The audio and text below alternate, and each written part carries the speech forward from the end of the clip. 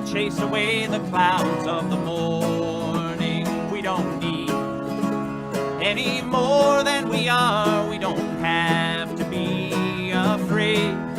There is a power in these legs and arms and the voices that we can raise, saying no, we won't go away. I have heard the crowds of the old and the young when the steel canyons echoed with the songs that were sung, and the streets were filled and the law was undone, and the fever of the people was breaking. We don't need any hand-me-downs. We're not looking for charity. We've been fooled, we've been jerked around, and there's only so much we can say. No, we won't go away. Oh, the time it will come all over the earth. We will lay down our tools, their concessions we'll refuse. When there's nothing left to lose, throw our bodies on the gears and stop this infernal machine.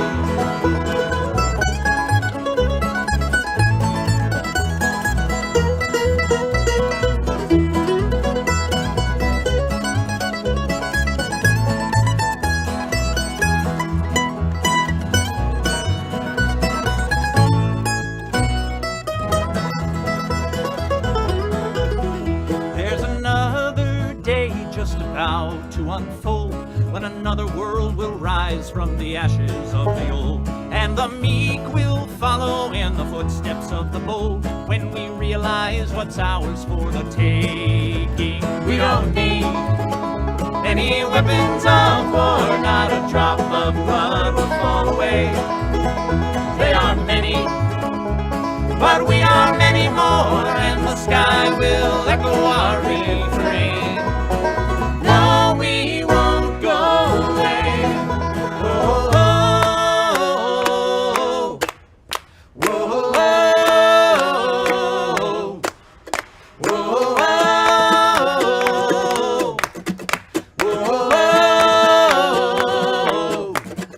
oh, oh, the time it will come all over the earth. We will lay down our tools, their concessions we'll refuse. When there's nothing left to lose, throw our bodies on the gears and stop this infernal machine.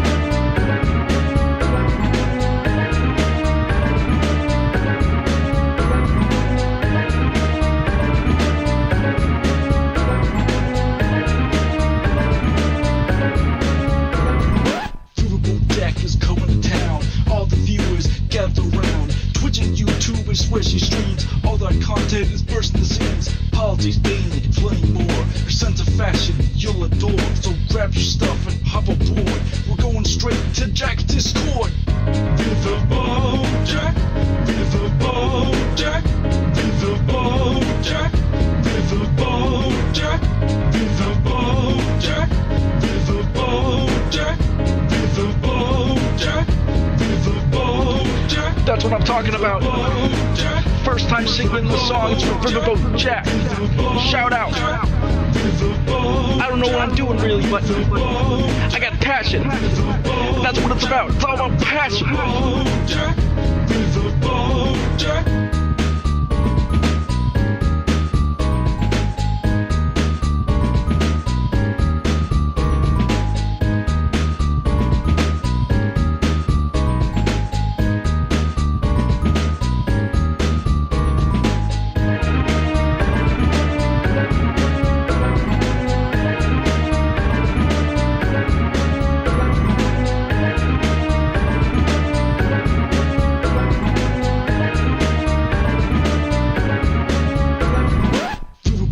Jack is coming to town. All the viewers gather around. Twitch and YouTube is where she streams. All that content is bursting the seams. Politics, gaming, and plenty more. Her sense of fashion you'll adore. So grab your stuff and hop aboard. We're going straight to Jack's Discord. Riverboat Jack, Riverboat Jack, Riverboat Jack, Riverboat Jack, Riverboat Jack, Riverboat Jack, Riverboat Jack, Riverboat Jack, Riverboat Jack, Riverboat Jack, Riverboat Jack, Riverboat Jack, Riverboat Jack, Riverboat Jack, Riverboat Jack. Hello, everyone. How we doing, folks? It's Jack in time, indeed. Hello, everyone. Hello, Two Dads Kissing. Hello, CMH006. Hello, Liz Galahad. Hello, Chillin' Millins. Hello, Irish Witch Hazel. Hello, John Bogardus. Hello, Nyanrat. Hello, Just to Be Here. Hello, Lemony, you fucking snicket. Hello, Quigley. Hello, Emlaws. Hello, how we doing? Black Star Chan X3. But what happened to the X2 and X1 versions? Hello, Psycho Salad 665. Hello, Michele Brigida. Hello, Vernal. Hello, Leo. Hello, Christina. Hello, Dr. Sahiba. Hello, Salmon Moose. Hello, Shakespeare. Hello, Dragonfly. Hello, Thistles for Eyes. Hello, No Name. Hello, Eddie. Hello, Banana Brains. Hello, Gamma 02. Hello, Nine-Tailed Witch. Hello, Salty Turtle Cupcake. Hello, Super Jet Guy. Hello, Trains and Bullshit. Hello, Gamer G. Sneaking that second hello out of me. Hello, Erica. Hello, Cute Dark Arts. Hello, how we all doing today, folks? Happy Labor Day indeed! A day for rest. I hope you all had a good, relaxing time in whatever capacity you find relaxation. Hello, Josh. Psycho Salad, thank you for the $2 super chat right off the bat. Waiter, more Matt Walsh brain rot, please. I have a very low tolerance.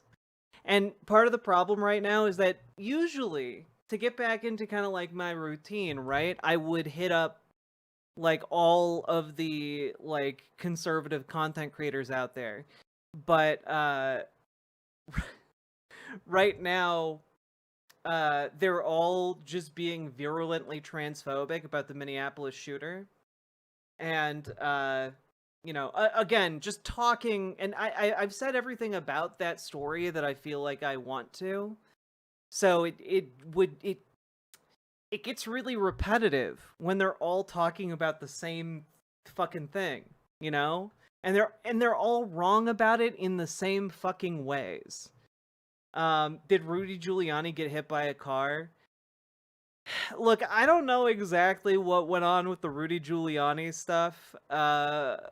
But my gut tells me that he tried to manhandle a prostitute and then got into an incredibly awkward situation around that. That is my, like, I have absolutely no substantiation for that.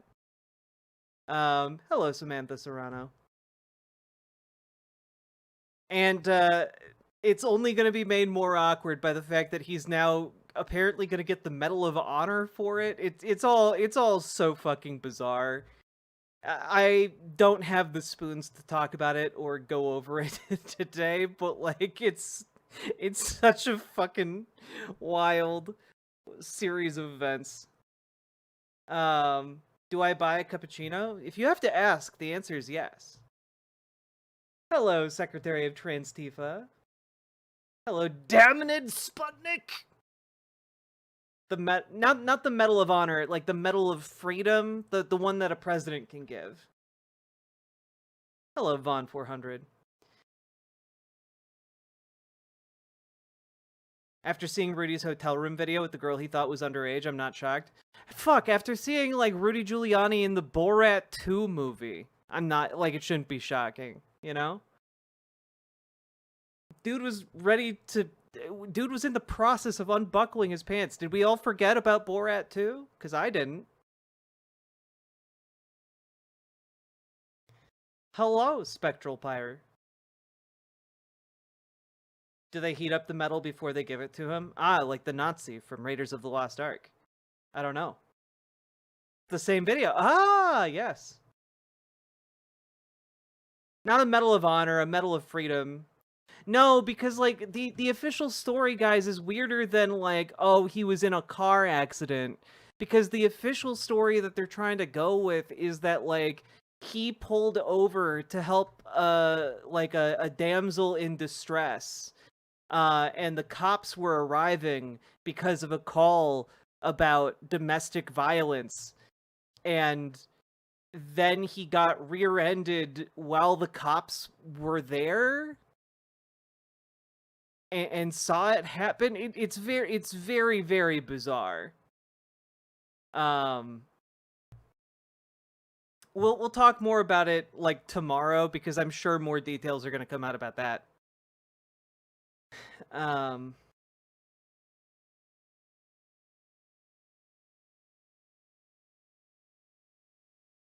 To help her with several $100s for services rendered. I mean, that's my assumption, yeah.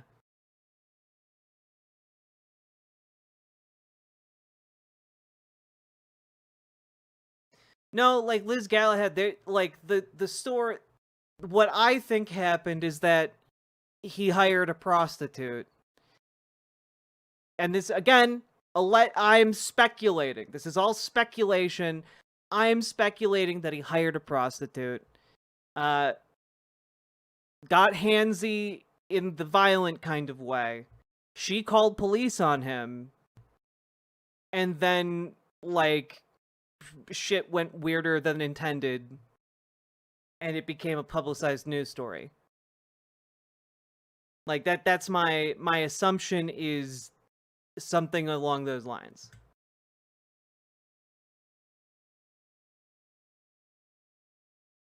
Could be totally wrong, but also Rudy Giuliani does not strike me as that kind of guy.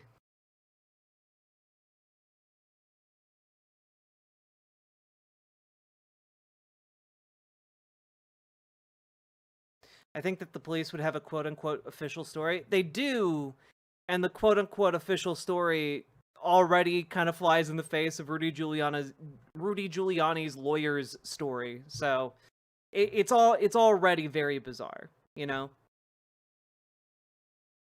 I'll just assume he tried to kidnap a sex worker then. I mean, it's not, you know, you are free to do that.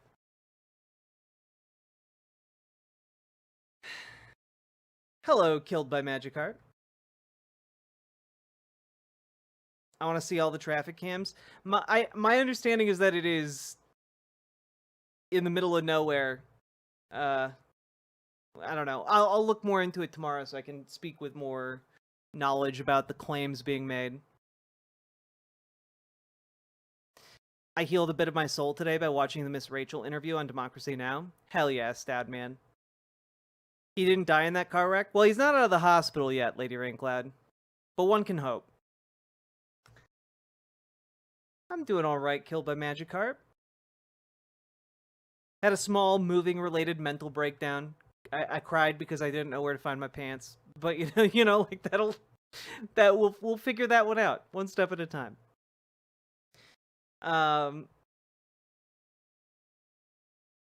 Let's see. Hello, Solazar. Just got back from PAX West. Had a good time. Hell yeah. Birthday in 10 minutes? Hell yeah.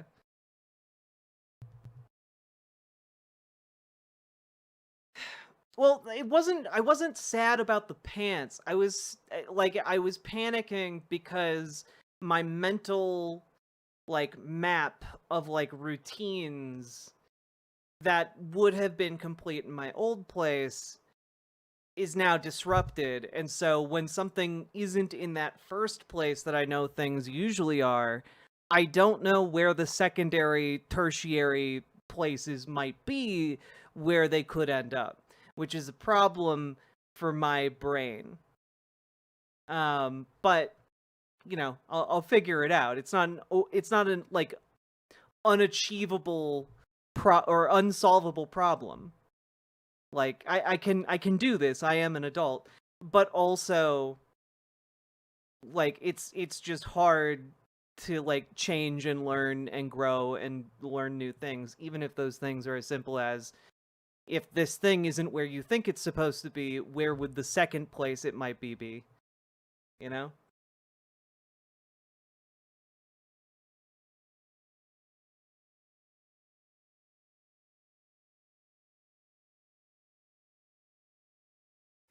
It's hard even when you just rearrange your current house. Exactly, Black Star Chan, you understand.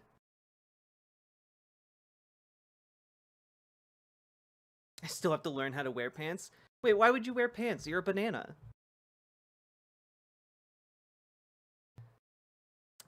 Got your own little banana pants. I actually like that idea a lot. Scratch that. You wear banana pants now.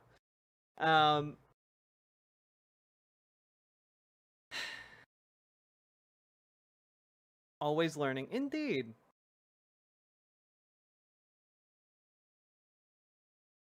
The Minecraft server somehow made a sentient bank? Well, I don't believe that. Its name is Bonk. To cover the little banana legs? Yeah, that's why the bananas needed pajamas. I used to rearrange the furniture when my wife was asleep. That would absolutely infuriate me. I imagine the pants would be width-wise, you know, like the shortest amount in circumference. You know, because we live in capitalism and we want to save on the labor and material.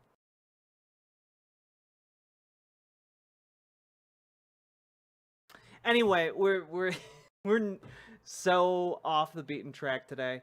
Hey, let's start with something silly. Let's start with something silly, you little billies.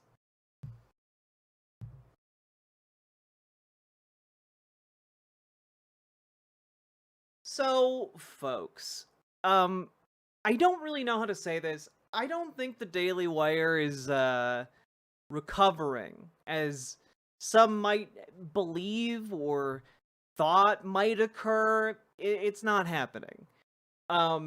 Because, and I say this because I was, you know, scraping the bottom of the barrel for content today, and decided to see what Ben Shapiro was up to, and I couldn't help but notice that there is a Let's Play video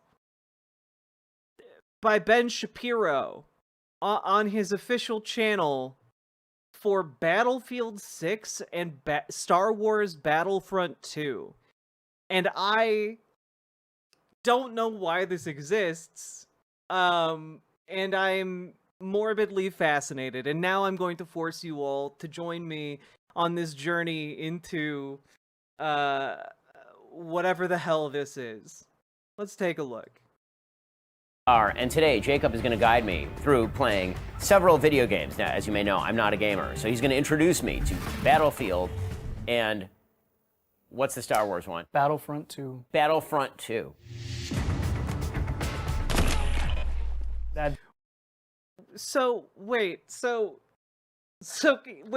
Ben isn't playing the games? Is Ben just watching someone play a game? Is that what's happening? Didn't last very long. Yeah. Okay, explain. All right, so this is Battlefield 6. It is not the full game yet. They decided to release a temporary. I'm so baffled by this. Like, does Ben not understand the concept of a video game? Like, has he never seen one before? Has he like Ben Ben isn't that old. Like, when Ben was a teenager, they were still making Battlefield games. Like, he would have played a video game at some point between then and now, or at the very least, he would have heard of a video game. It's the largest entertainment medium on the planet. Beta, so players can try it out before it comes out in a couple of weeks here. Okay. Battlefield has always been the competitor. Are you familiar with Call of Duty? Yes. So this is the competitor to Call of Duty. What Okay. makes it different, still a first-person shooter, but what makes it different is that they're larger scale battles with vehicles. So there's tanks, there's jets, there's helicopters, there's... Is that I do have to wonder. I do have to look at the description. Is this like paid, like a paid thing? Like, are they taking like a sponsorship from Call of Duty to do this? everything like that, and there's a lot larger teams, so it's like all-out warfare. Have you ever played Call of Duty? I have not. You have not. Okay. Yeah, look at me. So let's push X and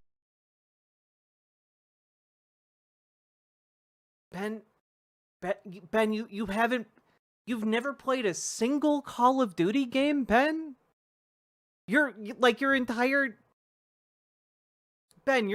job is like hyping up jingoistic American propaganda. Like, you've never played a Call of Duty game? I don't believe him. Yeah, fake gamer girl spotted over here. we'll choose Conquest.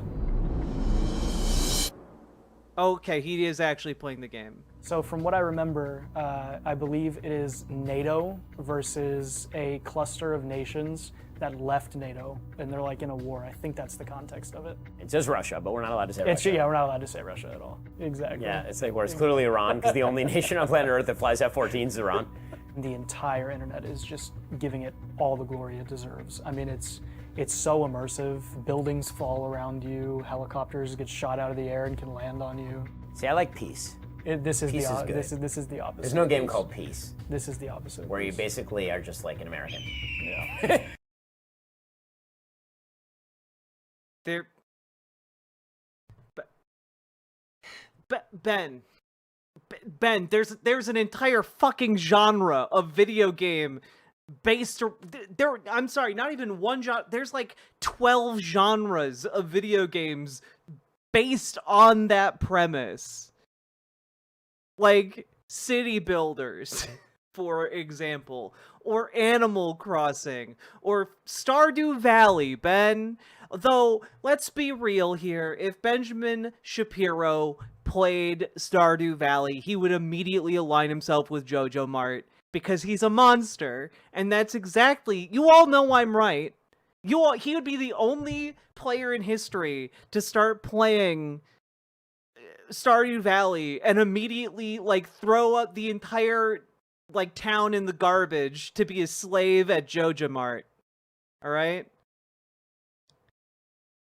God damn it, Ben. I never have to experience any of this. So what kind of gun do you want? Do you want a sniper? Do you want an assault rifle? You tell me, I don't know. I mean, Ben's old, so, like, you know, like, Harvest Moon was still around when you were a child, Ben. Let's push the L2, so your aim button.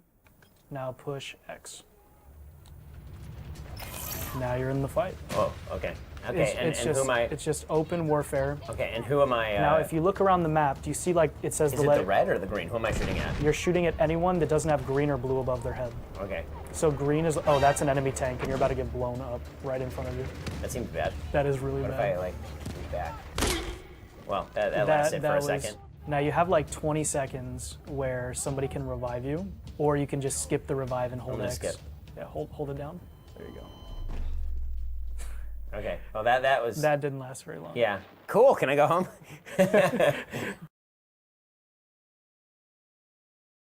Like, why? Like, he's clearly so eager to not do this, right? Like, he's here because someone told him, like, this might play well with the kids, right? But, like, he's like, haha, can I leave now? Am I free to go? Like this is some kind of Saw movie booby trap. And it's just like, just like play the game, have some intellectual curiosity about it. I don't know, like, it's at the very least interesting, right? Gimme emotes now. Madge. Two Dance Smooch, thank you for the tier 1 sub. But also, like, you don't want to do this. You don't want to be here, and you're bad at it. And you're being kind of like a bad sport about it, like some sour grapes about it. Who is this supposed to appeal to?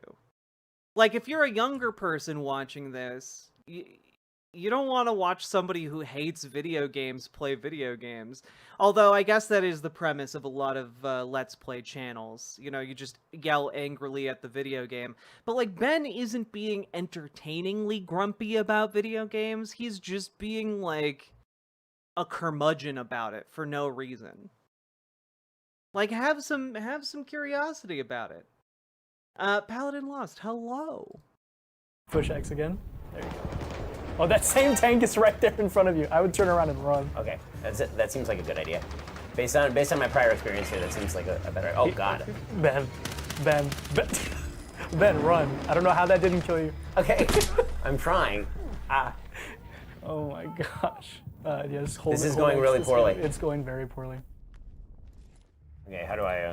Use the left stick, and it'll move your cursor around, and you choose where you spawn. So go to the letter D. Jaeger Larson, thank you for subscribing. Hover above it. A little more. A little more. Oh my god. A little more. Know the lid. And then just push X. Now you're in. There you go. Okay, can I run to the mountains? Someone sniped you from the.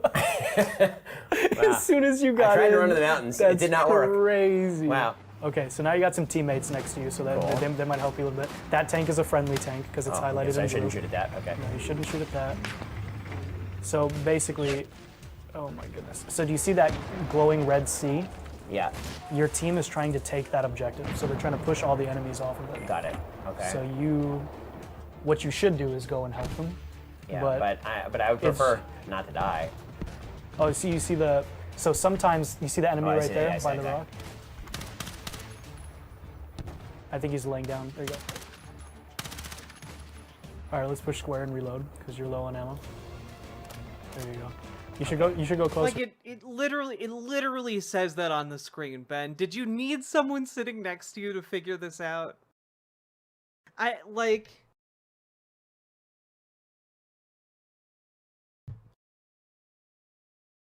Gee whiz, I don't know if I should do this. You know, it seems really intimidating. I've never played a game like this before. I've played a few games with my wife, but she always says it's not good enough. and you know, she's a doctor, so she knows a thing or two about what she's saying. And I just have to say, do you think that my balls getting stomped repeatedly in front of an entire legion of people, do you think that would help? With my wife, I mean. Do you think that would help? Watching me get my balls stomped. That's why I'm doing this. Literally, no one wants to see this, but you know, I think maybe it will get. I think my wife might like it a little bit. Who can say? Get into the action a little bit. What do you think about these graphics? They're amazing. It looks insane, right?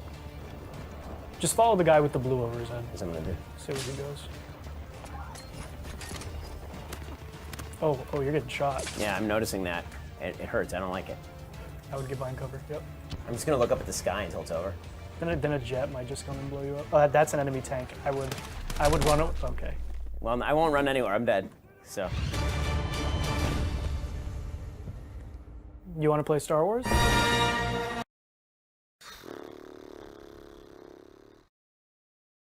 I'm not gonna lie, guys. This is so much rougher than I thought it was going to be. Honestly, I feel like we're all the ones with our balls getting stomped right now. I'm pretty sure this started because Ben was butthurt about Conan O'Brien saying something ignorant about him while playing video games.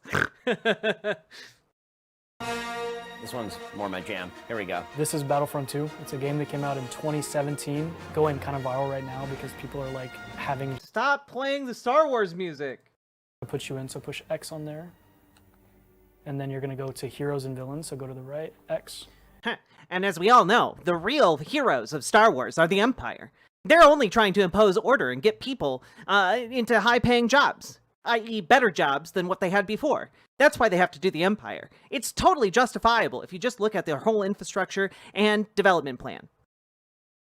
It's 2 teams of 4, and it's only heroes from Star Wars. So you got Darth Vader was only doing what was necessary. You know, if I had the ability to choke people into doing more things and being more productive, I would. That's how I would run the Daily Wire. the villains versus the heroes. That's cool. Okay. There's a bunch that you can choose from. And it's the same controls. Yes, but you're probably going to want to choose a character with a lightsaber, so instead of shooting, it's just the shoot button is, yeah. Okay. So you can choose Luke, Leia, Chewie, Rey, Yoda, Finn. I'm gonna judge him so hard based on his choice. Is he choosing Yoda? Yoda. Okay, push circle, and then just push X. There you go. Now you're in. Oh, sweet. Now, if you look on your right, you see those 3 things right there. L1 is a force push. L1, R1, you heal yourself. Okay. And R1 is a dash. So you got Palpatine just lighting you up right now. And Vader just running at you with a vengeance. So you'll come back in 6 seconds. Takes some getting used to. Could I block that or no? Yeah, so if they're hitting you with their lightsaber, Yoda blocks with the Force. Got it. Okay. Nice. Nice. Nice.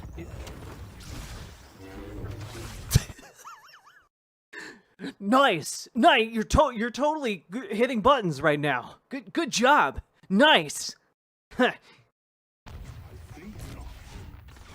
So Vader just picks you up and chokes you. Oh, man. Well, that sucks. Yeah. So Oh boy, that really sucks. Ben Shapiro is a grandpa in a boomer's body with a child's face. Total chimera. Sam Roker, thank you for the $10 Canadian. Very much appreciated. I got choked. I definitely wouldn't like that in real life. Not even once. Not even one little bit. Okay, I took off some. I took off. no, some that was good. anyways. That's You better. almost killed Kylo Ren. You gotta face him. Yeah. I'm not used to the facing. It takes. I'm used to the controls when I was a kid. Wherever you turned, your view sort of went. So exactly. like here, Like that's what I was Amos saying. and Like stuff, yeah, exactly. Like here, I'm not used to them being treated as independent controls. I could run to the mountains. That's true, but no, there's a timer if you go out of bounds. Okay. got it. Nice. You defeated someone. I think you just were sliding through the air and your lightsaber cut someone's I think it's probably the accidental death is probably the best form. True.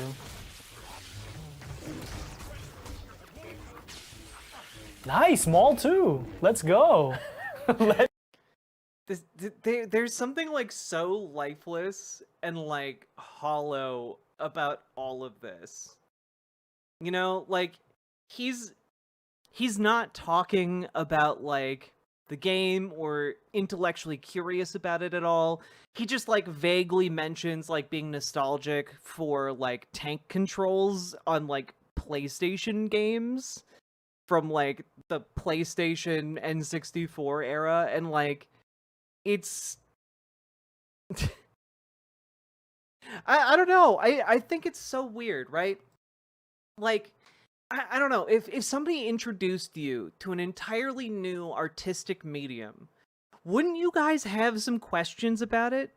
Wouldn't you guys have curiosity about it, how it works and the effort that goes into making that art? Wouldn't you have some curiosity? And the cool kid's philosopher, and I'm never gonna let that go, just is sitting there asking 0 questions about it. 0 curiosity. It is simply a product that exists. as if it sprang from the ground, fully formed. Let's go. Basically, I'm in the same general proximity as somebody. Exactly. Oh.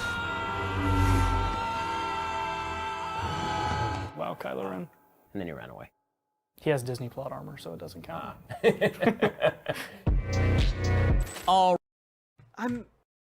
Wait, how does that... I'm sorry. He has Disney plot armor, so it doesn't count.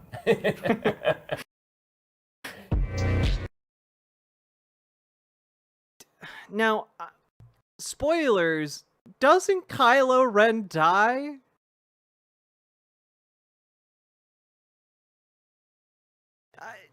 I'm a bit fuzzy. Doesn't Kylo Ren die? So, is the plot... What's the joke? If he dies, he doesn't have plot armor! God damn it. God damn it. I hate that I know about Star Wars Episode 9. I hate that. Alrighty, folks, we're going to play some more video games in just one moment. First, No, you can stop here, actually. clicking the link in the description. When he gets Say no more. when he gets lightning shot at him Yeah. and he pushes it back, if you hold block, Yoda will absorb it, and then you push the force push and shoot it back at him.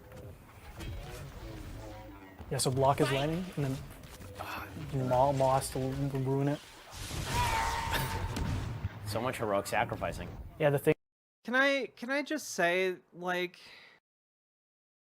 there's something about Star Wars Battlefront Star Wars Battlefront 2, we're just like throwing a bunch of action figures together and like just smacking them together. There's something both really innocent about that and like kind of like a pure element of play to it, but also just like it's so tired. It's like there was a time when Jedi were like interesting mystical beings, and now it's just a bunch of cool guys with swords, boom, boom, boom, boom, and then he absorbs the lightning because that's what all of them do with the lightning, and then he shoots him back, and it's just like, God damn it. Also, yeah, again, this Let's Play is pretty boring so far. The thing that sucked about this game was that, obviously, when it came out, Disney owned the IP. They just made Rey and Kylo Ren so ridiculously overpowered, and all the other characters just, like, balanced. Yeah, that was famously the only problem with Star Wars Battlefront 2 when it launched. It was famously that Disney personally intervened to make Rey and Kylo Ren overpowered. Definitely nothing about the microtransaction like payment scheme. Like it had nothing to do with fucking gambling boxes in the game. That certainly wasn't the biggest. See, I'm cursed with knowledge. Right? I'm cursed with knowledge specifically about a few niche subjects. And one of those subjects is video games. And like the fact that they're putting this out here on a video to a channel that has millions of subscribers and like even Ben Shapiro's too big of a dipshit about this, but they have somehow just like this conservative dweeb who's like spoon-feeding Ben like the game, I guess. And he's just like, yeah, Disney intervened to make Rey look so much stronger, and like that's stupid. That's the way a stupid person thinks about this. Because if you know anything about anything when it comes to development, that's absolutely not what happened. Can we just leave? The only character that's not balanced along with them is Darth Vader. Who said that? Oh.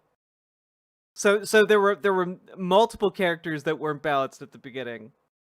You know, I wonder if the lack of ballot or the balance issues had something to do with the fucking gambling boxes that were attached to this game. I wonder. I wonder if it was deliberately unbalanced to support the gambling aspect of the game.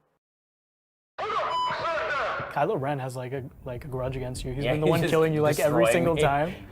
Wow, looks like they heard Kylo Ren there, so that's good. True. So your team has 7 lives left, and the other one has 15. You're wrong. You're wrong, John Bainbridge, because I'm holding you all here hostage. Because this is one of my niche interests, and they're pissing all over it. Yeah, so things are going poorly for I our mean, team. I mean, I've wasted like 5 of them, so to be fair, my team is at a significant disadvantage. you shouldn't like spam the swing if you're not next. You're hitting Leia. Oh, get him, get him, get him. Force push. Oh, nice. That was a pretty good exchange. I mean, he blocked it. But force push, force push, force push, force push. Nope, nope. Top left bumper. Oh. The force push is this one. I'm just randomly hitting buttons. The top. You hit his button smashing. Basically, Mortal Kombat. I mean, you had him sweating. He was like, Yeah, whoa, whoa, yeah. whoa. That was good. Yeah, you were so good at the game, Ben. You were like so. Your dick was so big at that moment. It was like you were just so good at it. So what do you think about Battlefront? Graphically, Battlefield is unbelievable. Like, clearly the best. Here, like, I enjoy the IP of it, so I enjoy seeing all the characters. But I felt like the gameplay is slightly limited. Yeah, Is that That's true. Yeah, am I wrong about that? Yeah, I mean, this game came out in 20, and it's the reason people. Oh, now you're on Well, also maybe you picked a shitty game mode. You know, maybe you picked like one of the worst game modes in the game. the dark side. Obviously Vader, right? Yeah, I mean, would like, choose him before someone else says X. There you go. Yeah, it's part of the reason because of that and other reasons. It's why so many people are like pushing online right now for them to like come an out updated version, for a newer one. It's gotten so much traction, and literally the only people who haven't like responded to it publicly is EA, who makes this game. Mm-hmm. Yeah, kind of like what happens with every popular game. They're the only ones. I mean, the investment in the video game industry is insane. It's like billions and Oh, billions it's of crazy. dollars. It's crazy. It's all people want to do now. The entirety of Gen Z and Gen Alpha are hooked on it. And right there, that is why this content exists. Yeah, all the kids are doing it these days. And it's true. All of you kids in your video games, I think it's time for all of you to Pokemon Go to the polls. You should go Pokemon Go to the polls and vote in 2026. That's me appealing to the Gen Zers in my audience. Nailed it. Do you feel sufficiently pandered to? Youths? Is Battlefront even still popular? It's old as shit.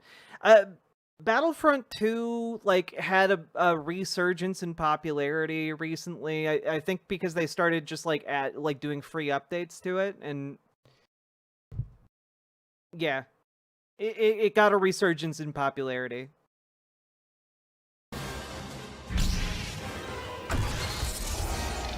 Let's see who's on the other team.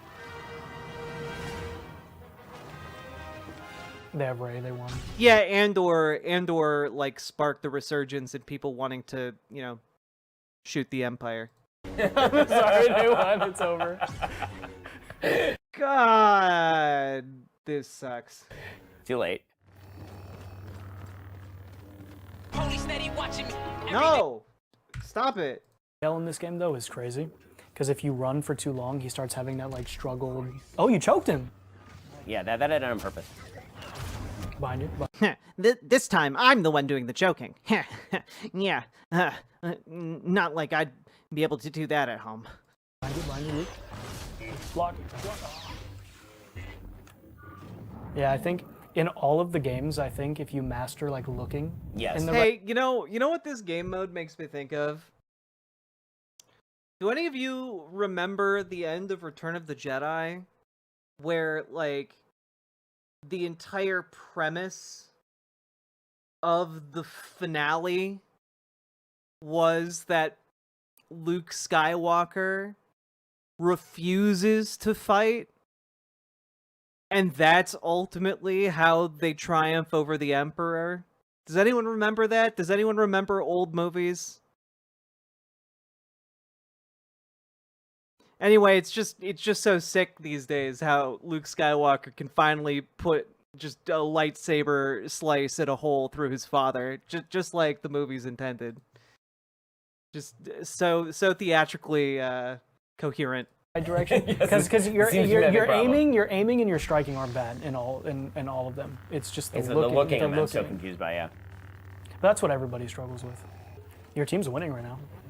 Yeah, somehow like Ben Shapiro is coming across like a 90-year-old man talking to like a 12-year-old, and it's bizarre because they're both grown-ass men. Standing here. You're just standing and blocking. Nothing's gonna get through. Oh, Han Solo. Ooh. Nice. Hitting his dead corpse. Why is he just staring at you? Choke him, choke him. Nice. Throw your lightsaber at him. Freaking Obi-Wan.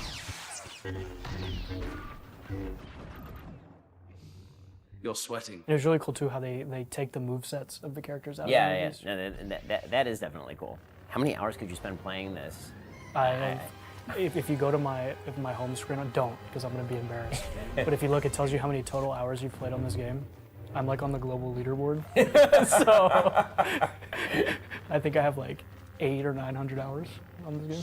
Jesus Christ. Nice. And like, no shame. Like, I've played a lot of video games. No shame, but like, you did tell him not to go show everyone that, and then you just said that out of your mouth hole. You're gonna win this game. They have 1 life left. And your team has 13. You won. Let's go. Wow. Okay. Our team won. Your Cool. team won. There you go.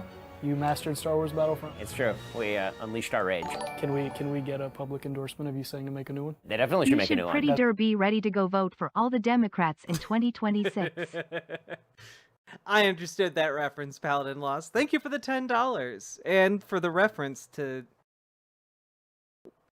the second most weird horse game on mobile. Jesus. That's what Come I'm on, we saying, need an upgrade. right? I know. Let's go. Well, that was me playing video games with Jacob. Jacob's good at video games. I'm very bad at video games. But if you want me to become a Twitch streamer and just do this for hours at a time while talking the complexities of international trade, I'm not going to do it. So, but you can tell me I should in the comments, and I still won't do it. But at least you'll feel better about yourself. Wow. Yeah. So anyway, this is maybe one of the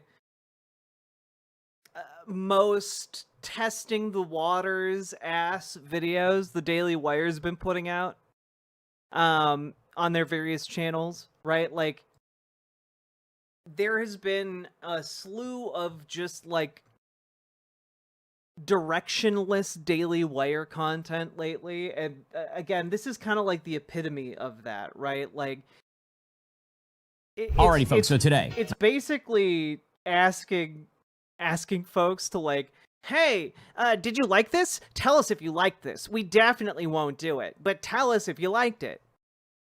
And similarly to this, I just want to like throw up this screen from Ben Shapiro's channel here, right? I have been a fan of yours for 1 year now. Thanks for all the entertainment. Hell You're the yeah. best riverboat captain I've ever sailed with. Thank you very much, Jobert. And thank you for subscribing for the last year. But like, look at some of these, right? Like, Ben Shapiro ostensibly is like some kind of political commentator, right? Like, he has 7.2 million subscribers. And the last 3 videos are Ben Shapiro doing this god-awful Let's Play. A video, Which Conspiracy Wins, where his face is right on top of Brigitte Macron has a penis. And the latest one is Ben Shapiro on 61 and Baseball's Place in American Life, which we're not going to watch this entire thing because I have zero interest. on the I feed. already kind of checked it out, and I cannot be bothered. Okay? I cannot be bothered. Let's see here. Yeah, it's apparently a show that's on Daily Wire Plus now called David Cohn's Film Room, which is maybe the least interesting name you could give like a film commentary / review show. You know, like it's a very bizarre thing to do. Here on the feed, we're releasing an episode that I just. Well, folks, here at Daily Wire, we have a show. It's called The Film Room with David Cohn. There we go. I got the right thing that I wanted here. Like, yeah. This does not look appealing at all. Is that Elon Musk's kid? But like, oh, the Crane Bros talk the Water Boy and Lady Ballers. 'Cause who hasn't desired that content? Yeah, it does kind of look like they got the Daily Wire pride flag going here. But like it's just short, embarrassing conversations about film that no one wants from these people. Like I looked up David Cohn because I was like, who the hell is this guy? Anyone want to take a wild guess at how many film credits David Cohn has, or what his expertise is? Anyone want to take a wild guess? 0? Well, you're wrong. You're wrong, everybody. You thought he only had 1 credit?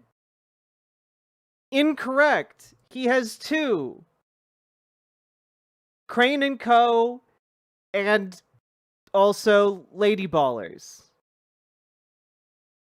where he was an actor named DeVita. And he wrote words for a show called Crane and Co. Have no idea what that is. And then he somehow got a show on Daily Wire Plus. And I found his personal website, and it looks like he has been a director on a handful of commercials. So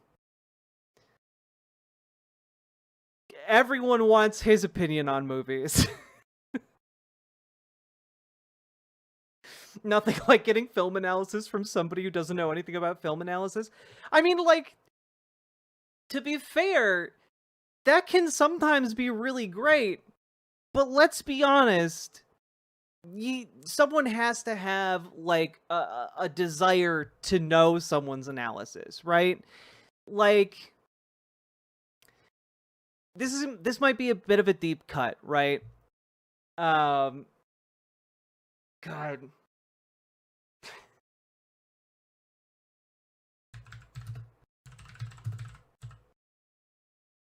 Is anyone here familiar with Dan Reichert from Giant Bomb, Game Informer, etc.?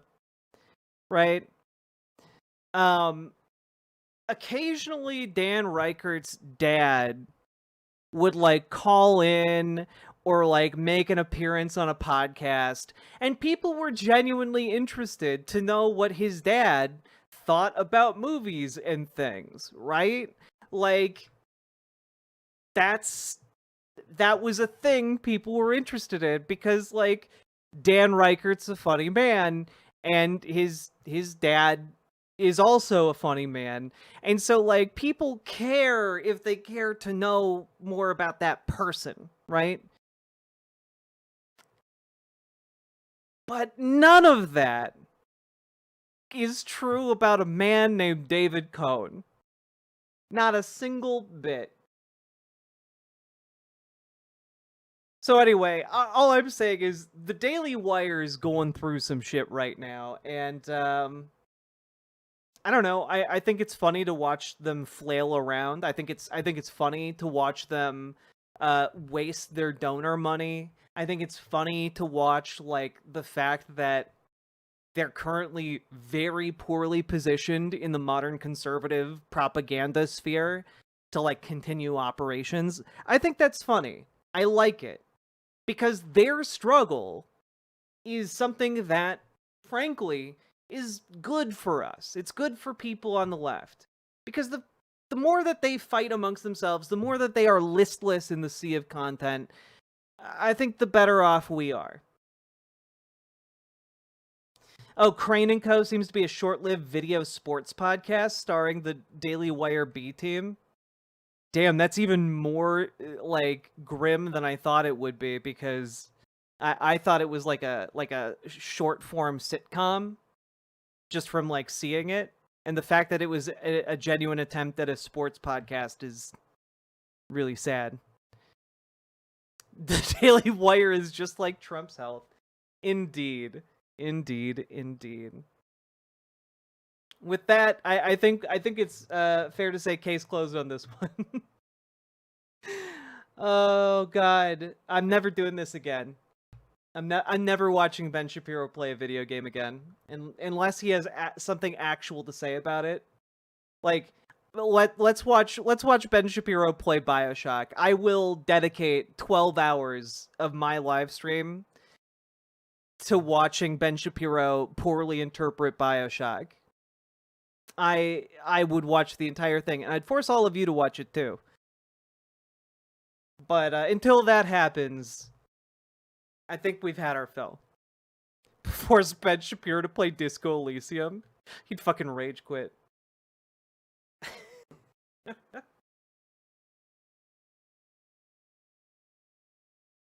Next week on Riverboat Jack, Dennis Prager plays Undertale. Dennis Prager would never. It would fucking fix him.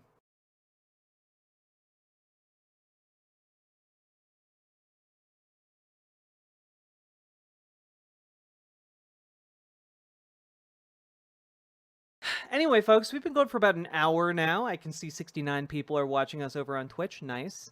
And also, folks, hit that follow button, hit that subscribe button, hit that like button, and consider dropping those subs, donos, memberships, super chats, etc. Because you know what? We are back on that grind, folks. We've got to make sure. We gotta climb back up like the algorithm momentum train, okay? We gotta share this stream around. We gotta climb back up because I took too much time off to move and go on like a vacation, and now I'm stressed out because we have half the reach we had before we went on hiatus. It got all bumpy in August. So do the things, help the channel. Let's go. Do you think he would slay Toriel? Ben Shapiro would play a genocide run of like hands down a genocide run of Undertale first time. You know? He'd kill Toriel, and he'd feel nothing.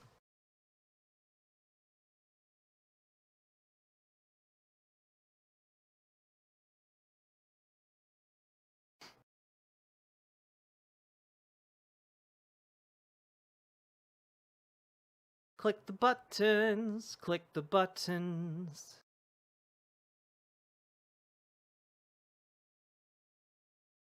Folks, click the butt. Click the butt. Click the butt. Click the butt. Click the butt. Click the butt. I'm Idaho.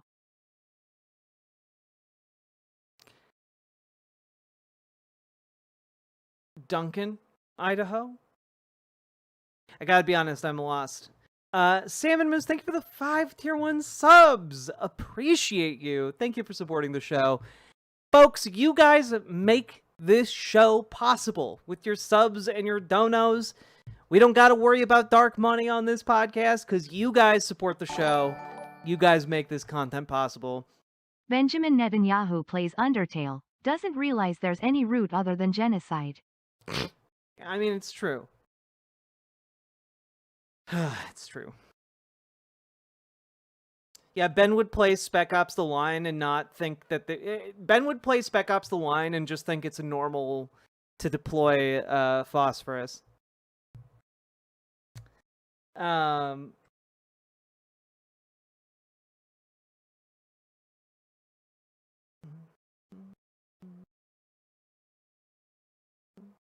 Not convinced Ben could get past 10 plus seconds of a Sans fight sim. Idaho?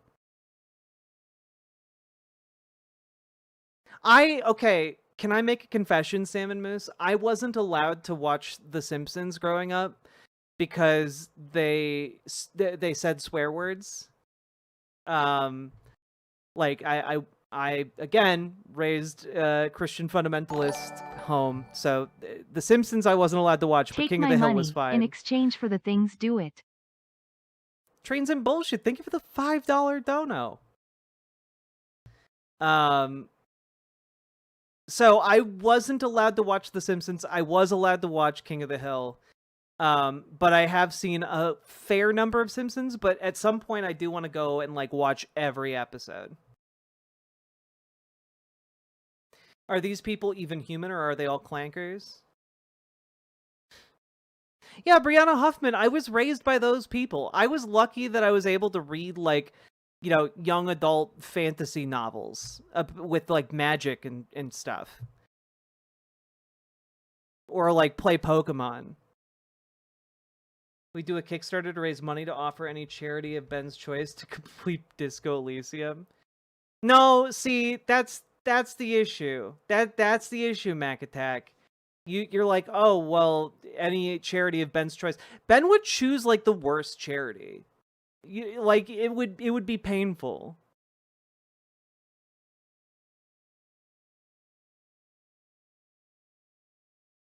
I also wasn't allowed to, I was allowed to play Pokemon and watch the Pokemon show. I wasn't allowed to play Magic the Gathering. And I played instead a Christian knockoff of Magic the Gathering. I think it was called Redemption. That was a wacky time. Peter Thiel plays Cyberpunk 2077, tries to make a real Atom Smasher. That would be the takeaway from those. Thank you for the $5 super chat, Psycho Salad. My mom was worried about me watching horror movies as she thought they would give me nightmares. Okay, but that's a valid worry for like a parent to have. Like kids see like scary shit and then like lose the ability to go to sleep for like 5 years, and it drives parents insane. You know, like that one's like a valid fear to have. You know, but like I don't know. Didn't Dead Domain do a Christian version of Magic the Gathering review? I mean, I would bet if anyone knows the card game I'm talking about, it's Dead Domain.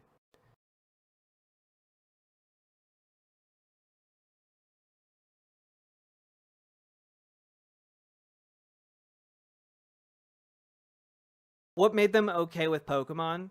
Well, because they were like little creatures, so it wasn't magic. Like that was literally the distinction, you know? And like if I'm reading about magic in a book, it can't be real. So like that also helped me be able to read about like magic. I think also cuz like Tolkien and C.S. Lewis had like magic in their books, and like my parents were like, well, they clearly weren't satanic, so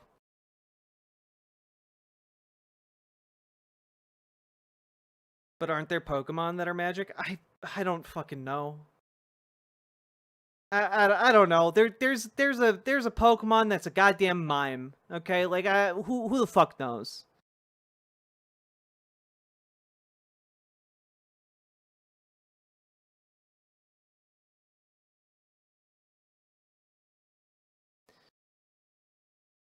Did they think D&D? I mean, they probably would have, but I didn't get into D&D until I was like, you know, in my 20s.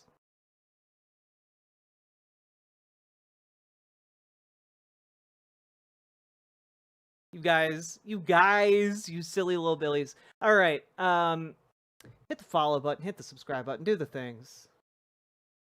Okay.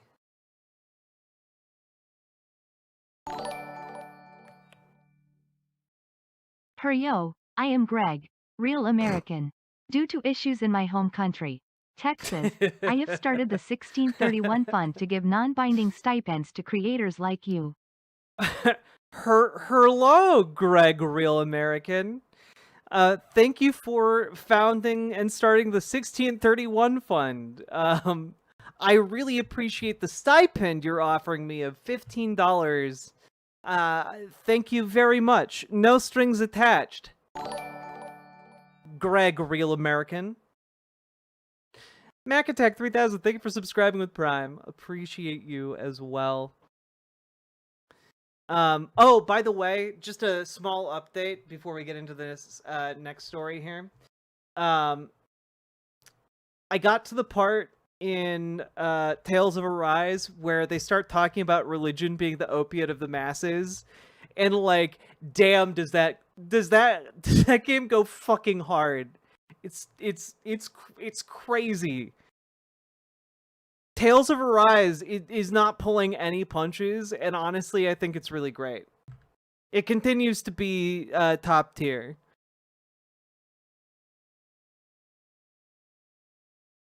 Tales of Arise is so good, Froyle.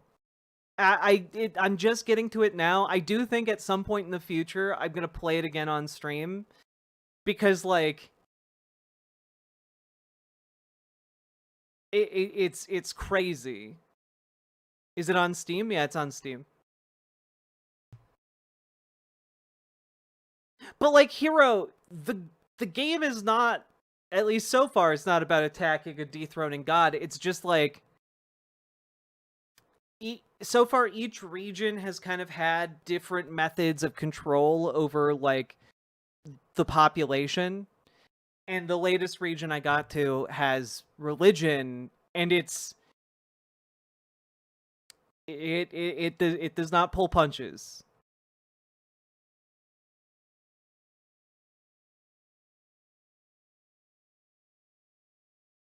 I love to defeat the god of nihilism with the power of hope and friendship. That's literally the plot of Final Fantasy IX.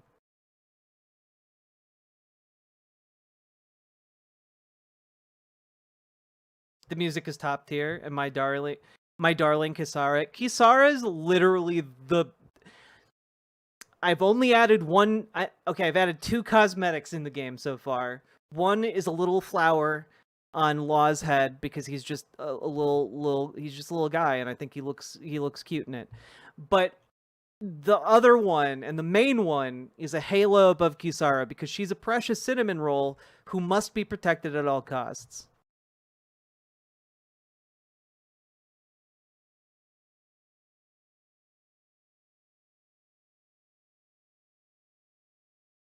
Ben wouldn't survive Final Fantasy IX for a few seconds. It's true. I grew up with Symphonia, and Arise felt like it was kind of moving too fast for me. I mean, that's fair. I think it does move faster. I think you do get adjusted to the pace after a while.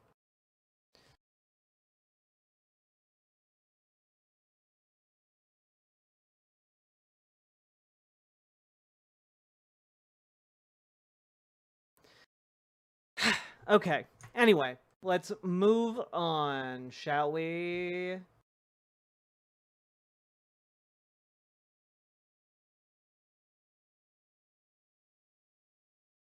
Okay.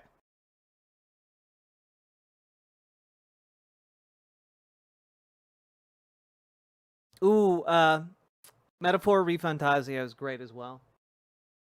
Let's see. Girls are... No, stop. Stop it. Stop it. All right.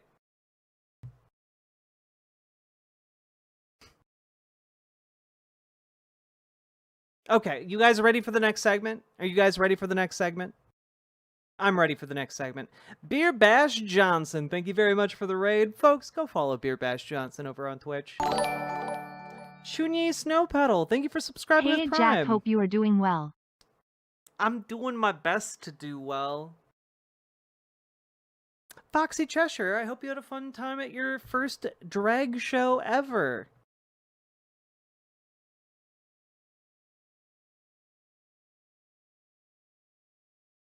Wait, the NFL is straight? Well, let's talk about it. Let's talk about it. You guys ready for the next segment?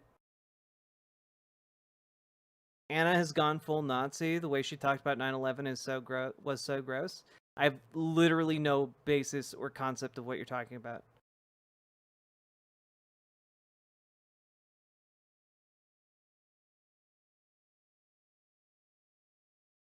Your brain needs action. That's fair. I'm ready. Thank you, Lemony fucking Snicket. All right. Here we go.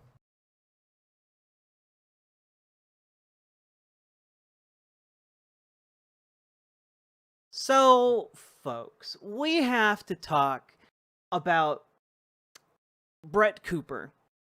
And by have to talk, I mean, I don't know. Like, she seems like she's going through some stuff in her personal life. And, like, her content has kind of gone down a little bit. And I was looking at what's over on her YouTube channel. And a lot of it is just stuff I don't care about. And one story in particularly stood out as a story that I don't care about, but I think is just kind of funny in like one of the most bizarre ways I can even conceive of, which is that she put out a video titled "The Male Cheerleader Debate," and what the fuck did I just watch? It's her episode 59, and the entire video is 35 minutes long, which is relatively short in, you know, online conservative content creator time. Over half of that is dedicated to a segment titled "The NFL is Gay." It is a 20-minute long segment about how gay the NFL is, presumably because of male cheerleaders. I don't know. Let's dive into it together, because I just find this absurd, and I think it's indicative that, like, conservatives are desperate to talk about literally anything that makes their audience feel like they're still under attack and still the victims, despite the fact that conservatives currently run the government and are shaping all of the policies around all of us across the country, and they still feel the need to fabricate some kind of outrage about football being for the gays. Let's take a look, shall we?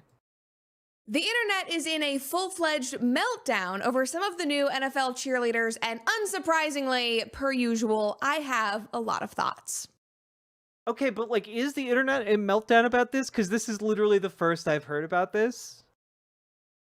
This is the first I have heard about this, and this video came out 11 days ago. So I haven't heard anything about people being mad about male cheerleaders in the NFL outside of Brett Cooper.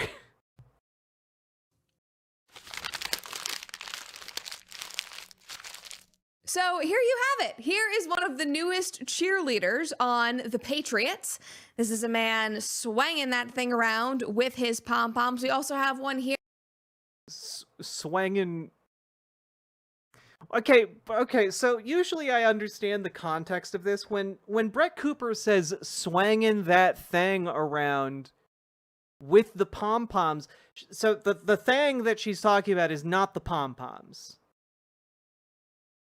Is she talking about butt? Or is she talking about the thing? And yeah, the front thing or the back thing. Cause like either way it's kind of weird. Like that's weird. That either way it's weird is kind of where I'm getting at here. On the Minnesota Vikings, and I have to say I watched that video and I thought, I mean, that makes sense. It's Tim Walz's state. Of course there would be a man running around doing jazz hands on a football field, because I mean, let's be real. This guy would make bank at any major Republican convention. This guy would become like, I don't know, make $100,000 at any kind of conservative gathering imaginable. Like, literally, in the gay community, conservative gatherings are known hotbeds for, like, Twinkie men to make bank. I'm just stating the obvious here. Obviously, we all saw Tim Walz at the Kamala Harris rallies running out like this. He's inspiring men on the football fields of the Minnesota Vikings. Anyway, sorry. Well, he's also like an award-winning football coach. So like, I mean, you can be salty about his mannerisms all you want. He's good at coaching football. I just had to make that joke. So NFL season is about to start. If there is a man in your life, if you're a woman who likes football, then I am sure you know this. Men are preparing to spend Mondays, Thursdays, Saturdays, Sundays. I don't know if I'm missing a day. I can't even remember, but they are preparing to spend those days watching football. They should be excited, but because of the men on the football field that you just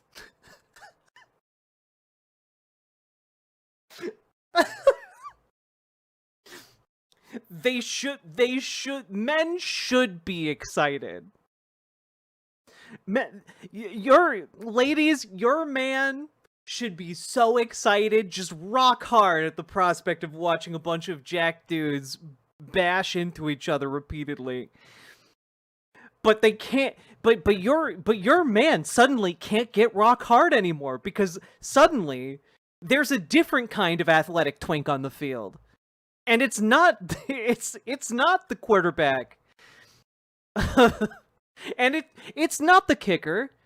It's a different man throwing that thing back. And when I say throwing that thing back, I'm talking about his ass. saw, they are instead online debating men in pom-poms. And that is the controversy that we need to dive in today. So the men in those two videos in particular have just completely taken over my social media for the last couple of weeks. Yeah, men historically have not approved of twinks dancing for them. No, sir. Don't look up the entire history of Shakespeare.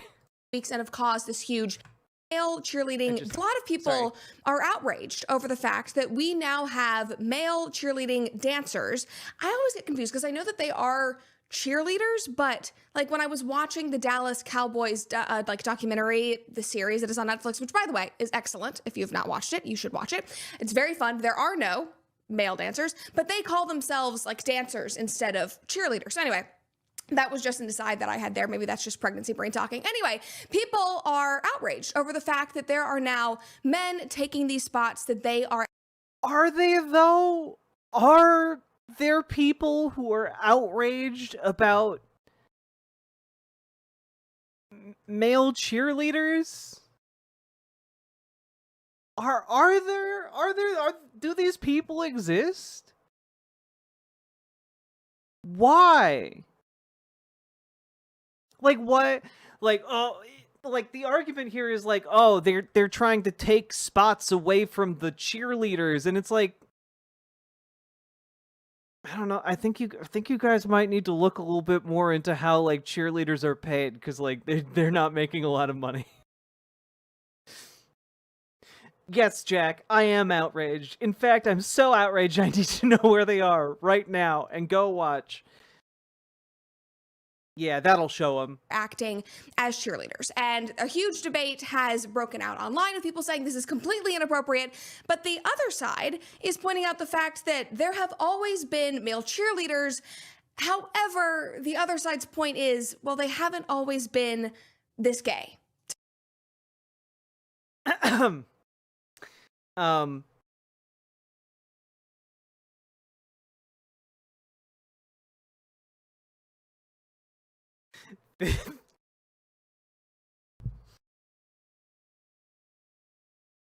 Yeah, you know, the same way there have always been men in show business, but they've never been this gay before.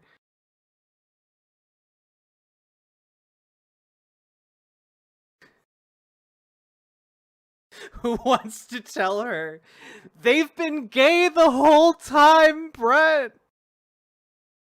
The male cheerleaders who were doing that in the first place. Much like very heavily homosexual professions, they've been heavily homosexual the entire time. Now, are all male cheerleaders gay? No. Would I wager a good portion of everything I own that most of them are gay? Absolutely. Absolutely I would. In a heartbeat. God. To basically just put it bluntly. And these people, like, when I hear Brett Cooper say this, what I hear is that, like, conservatives are mad that, like, they're finding twinks sexier. Like, that's the thing that I'm hearing. But anyway, I'm interested to hear where the other 18 minutes of this segment go.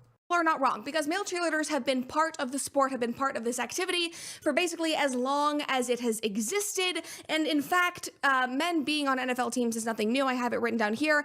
11 teams actually have male cheerleaders, but I think people are more so pointing out the fact that this right here in this next video is what we are used to when we think of male cheerleaders. Let's roll the clip.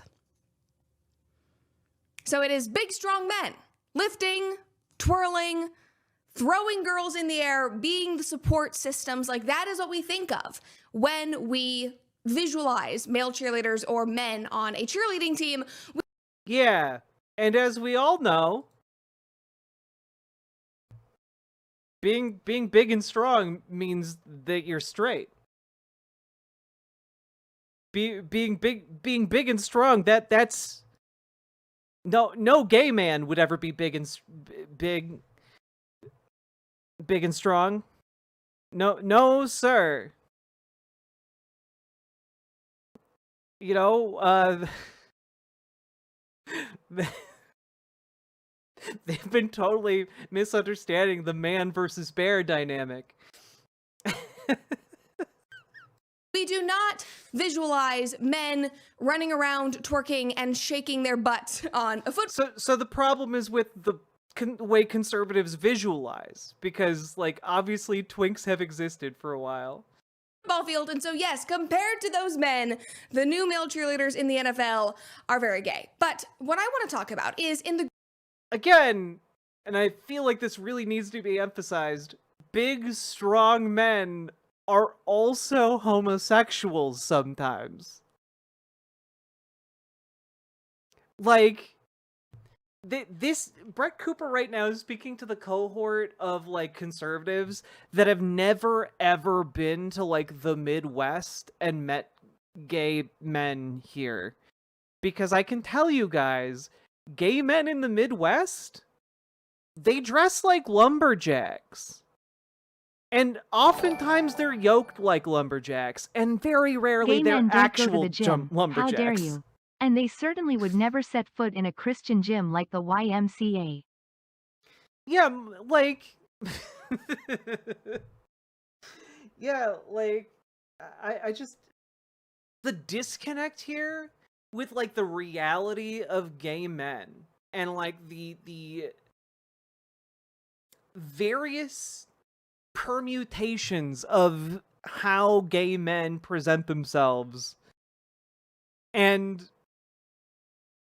what conservatives believe when it comes to gay people, it is shocking to me, you know? Wasn't there a famous artist who was gay and who drew massively jacked dudes? Was that Tom of Finland? Am I remembering that correctly?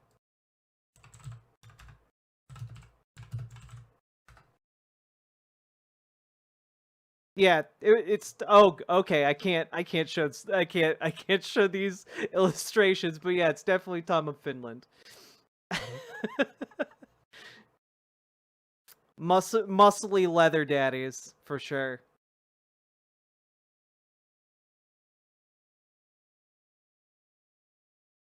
Anyway, grand scheme of this culture war that we have been living in, that we have been fighting in for the last 5+ years, are these boys specifically really the issue, or is it actually an issue with the bigger institution like the NFL? Now, I love Brett Cooper's mind. It's so fertile with terrible ideas.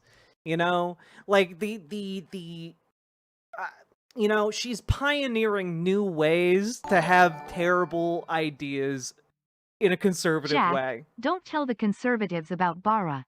We don't want them in the fandom. Don't worry, they'll never discover Golden Kamui. Thank you for the $10 dono, Paladin.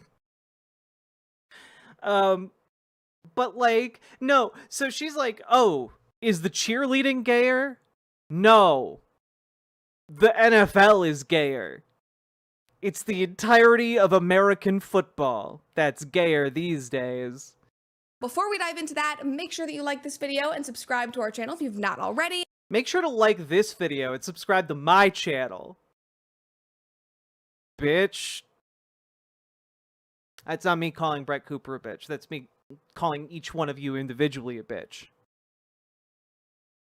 So, like, comment, and subscribe. And of course, ring that Bitch. notification bell to make sure that you stay up to date on every single one of our episodes. Alrighty. So to dive into this, just to go over the facts, the decision to have these male dancers just simply does not make sense for the NFL. Just based on the outrage, it genuinely feels like... How does it not make sense? Like, I'm sorry, how does it not make sense? Because, like, Brett Cooper even talks about at the beginning of this video about how, like, women are seeing their men, like, excited to watch football season. But, hey, what if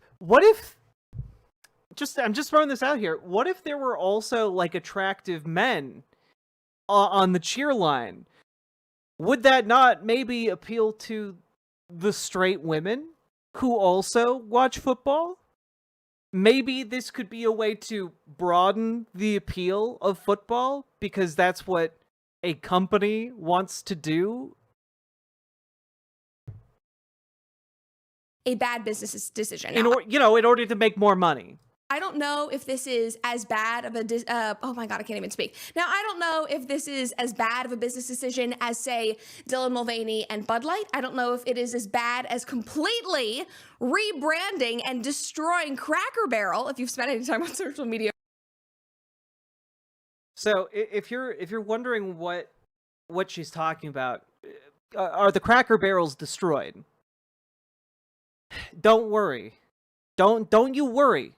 Okay, Cracker Barrel's fine. The restaurants still exist. Cracker Barrel changed its logo to just like that horrid yellow gold color, and it said Cracker Barrel, and then it was inside like a little graphic design. And they got rid of like the old-timey like illustration of a guy next to a barrel. And conservatives acted like that was literally an attack on their ability to exist. And all I gotta say is, like, damn, conservatives are babies. Like, damn, that the biggest problem in your life is Cracker Barrel's logo changing? Like, fuck. Clearly, like, your parents didn't love you enough or something. Jesus Christ. That's your big issue? I don't know. Like, maybe... like, grow the fuck up, right? Grow the fuck up. Logos change... Like, somehow, right? Like, all of these boomer-ass conservatives, right, are using Facebook, and where the UI changes like every other week, but God forbid Cracker Barrel changes a logo. You know, they're just, the UI is being tweaked to harvest their data ever more efficiently, but like heaven forbid Cracker Barrel changes its logo. You know, the place they only ever stop on road They trips. removed a white man next to the word cracker and she's complaining about it. Clearly Cooper is racist towards white people. Yeah. I feel attacked by my fellow honkas. And you gotta use I just God.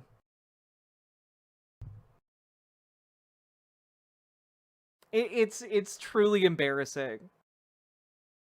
It makes me embarrassed as like a white woman to be associated with these people. You know, like I'm embarrassed to have anything in common with the folks who are crying, snot dribbling out of their nose over Cracker Barrel's logo. Like, damn, that's pathetic. Damn, that's pathetic.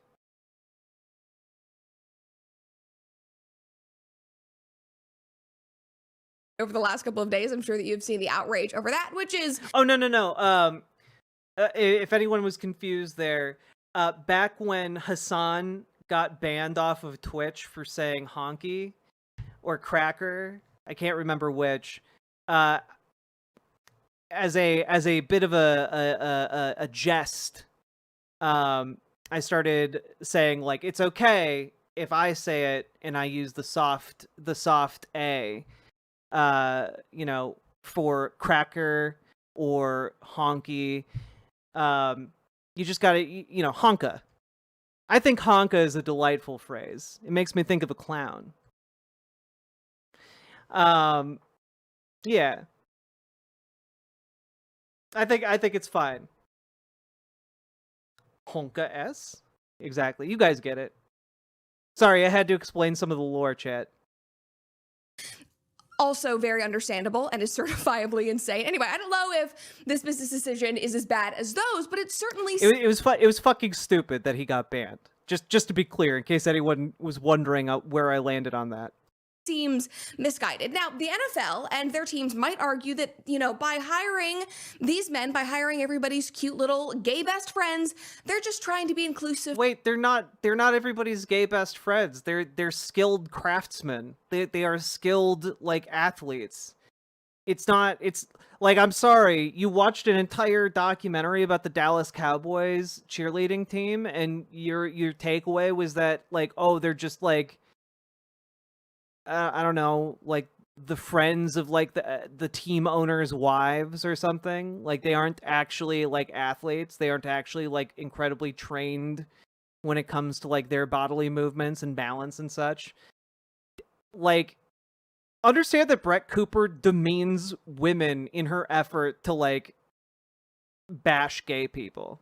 For the entire NFL and football audience, which, to be fair, is composed of 42% females, Behold, which you have summoned I the will stabbiest quacker. Hell yeah, Knifiest Duck. Thank you for the $5 dono. say did surprise me. So we have this here. Oh, yeah, you know, because you're sexist. 42% of the viewership is women, and you didn't... Maybe that's why they have male cheerleaders in increasing prominence. I wonder if these things are related. In terms of gender representation, 42% of NFL viewers in the US are women, and then they talk about where people are subscribing and how they are watching.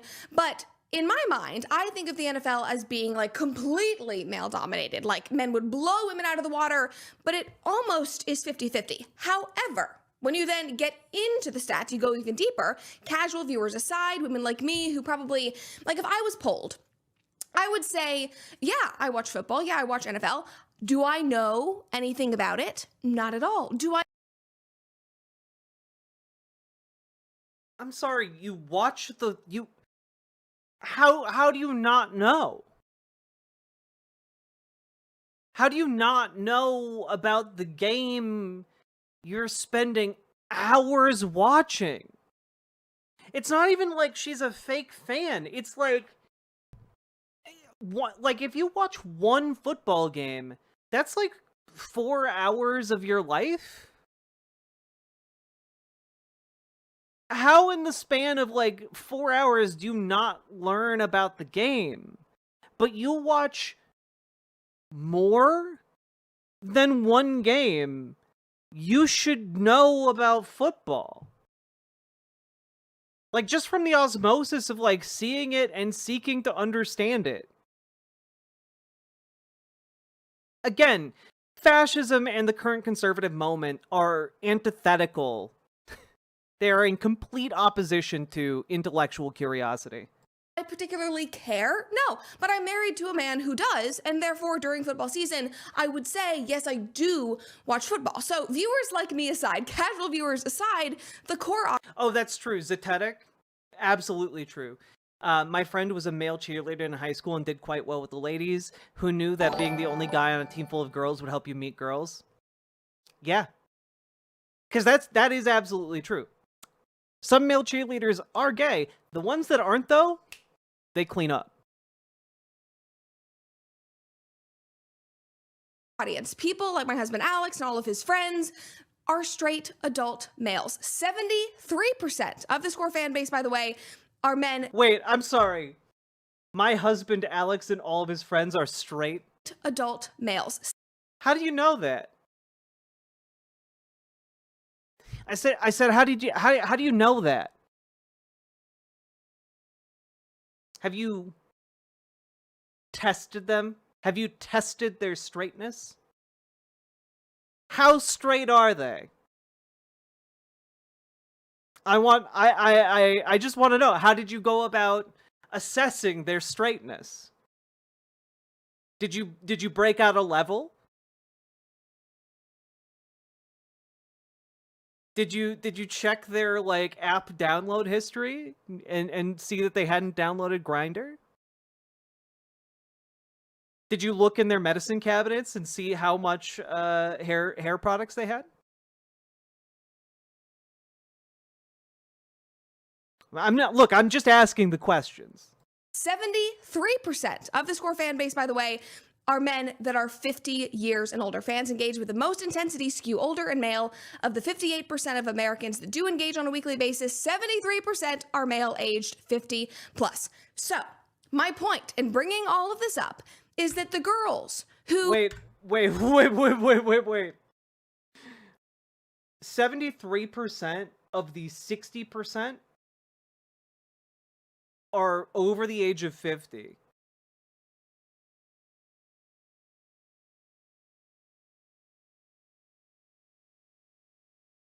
Okay. So one might consider that a large portion of the women who are watching are perhaps younger? Question mark? So, my point in bringing all of this up is that the girls who, watch RuPaul, might like theater, they want to see gay dancers, they want their gay best friend to be on the football field. That's not why they're watching a man gyrate his hips. They're not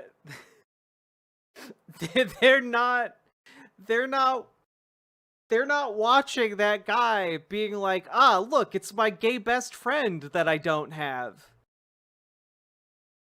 They're watching it because they find it visually pleasing. It's not difficult. It's not rocket science here. It's just men are hot. Women are hot.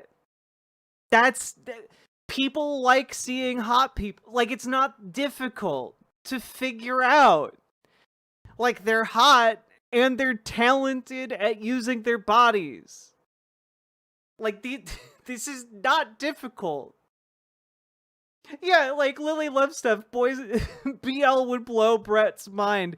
It's like, yeah, exactly. Like, Brett.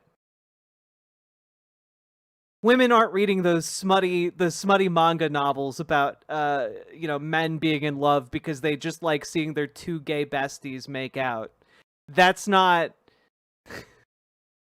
it. They are not. They just think men are hot. NFL's core demographic. So again, it just seems like a dumb decision. Maybe it's not. 42% is a core demographic, Brett. Jesus, like if 42% of the Earth stopped existing, that would be a colossal blow to civilization. If 42% of people stopped watching the NFL, they'd be fucked. They were saying, oh, you know, it's 50-50. Women will love this. All of the crazy liberal women who are the most liberal base in all. Hey, you want to know what has an even larger base among women than, like, that? It's women of all political persuasions who just like looking at hot dudes. At hot, physically talented dudes. That's a much larger demographic than, oh, well, all the liberal women just want to see their gay bestie. Like, what the fuck are you talking about? There is, like, this impulse in conservative, like, political analysis where they just want to talk, like, very, very, very, very much around the elephant in the room, and that is just sexual desire. People find other people attractive. And Brett Cooper just doesn't want to acknowledge that that might be a major factor in who watches the cheerleaders Women in the don't NFL. watch the NFL. Wait, they do? Well, they're just doing it for their boyfriends so women don't watch the NFL. I mean, it's very much that, Nomi Sunrider, right? Of history, they're going to love this. Well, they are not your core fan base, and your core fan base right now is absolutely enraged over this decision. Are they? Are they, though? Because I'm just throwing this out there. 50-plus-year-old men are often pretty open to experimenting or with potential bisexuality or various fantasies they might have had throughout their lives. And all I'm saying here is that you can note that of the 58% of people who watch football, 73% skew older. That tells you nothing about their sexualities. Tells you nothing about what they actually want to see, right? And I'm throwing this out there because I think it's true. A lot of guys kind of want to look at guys too, you know? Like, I'm sorry. I think that this is kind of a fact. Right? Like that there are a lot of older folks here in the United States that have repressed themselves for a very long time, that have various thoughts and feelings, and like they want to look at a male cheerleader sometimes. You know? No, Jack, never. Not even once. But, like, I don't know. I don't think that's weird. Like, I don't know. I just, the denial of this is, I think, in service to a greater and more profound denial of, like, individual attraction. Can someone help me normalize femboys without sexualizing them? I feel like I struggle not making it weird. Yeah, just, I don't know, just say hi. Be like, what's up? Do you like lifting at the gym? I don't know. I don't know. I don't know. Just like talk to them like they're a fucking human being. I think that really demystifies a lot of human interaction when you just like engage honestly with someone instead of trying to pretend you have a pre-written script for how to interact with someone. Like I think that like just acknowledging that you should leave your assumptions at the door when you start talking to somebody, I think that helps a lot.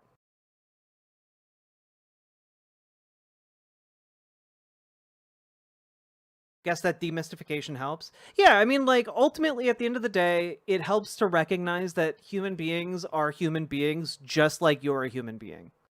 You know, you have that common ground, and, like, don't put them up on a pedestal, and you're usually going to be fine.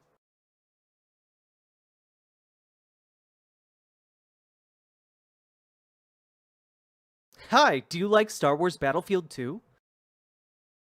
Now, in regards to wokeness and the culture war and what this decision, what hiring these men means for that, I have to say, I feel like I have a hierarchy of outrage. Like, there are things that really tick me off. You guys have seen that on the channel.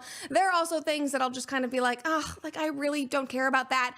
And in my mind, when I first came across these videos and I saw them on my feed, like, gay guys.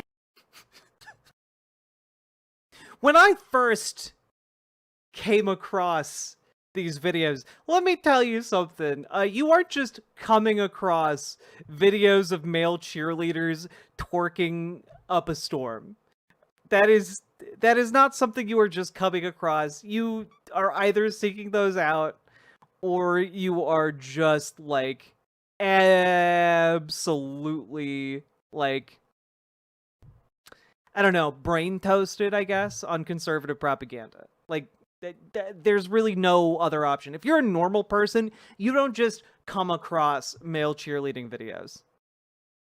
Finding a place to dance, in my opinion, was a significantly smaller problem than a man demanding that everybody call him a woman and believe him a woman and then taking a roster spot from a female athlete. It feels, you know, I love that she's like she calls cheerleaders athletes when it suits her, and like demeans male cheerleaders when it suits her. Like, are they athletes deserving respect or not? Right? Setting aside the transphobia for a moment. feels, in my mind, when I first stumbled upon these videos, when they first popped up, they felt like two separate issues. And I'll be honest, that's probably because of my background. Like, I'm probably biased because I grew up in theater and I was a dancer for so many years. I was around a ton of male dancers and gay men. That was very normal for my childhood and my teen years and my upbringing. However, as I sat with it and, you know, reevaluated. And then she came out as a bigot and lost all those friends, I hope.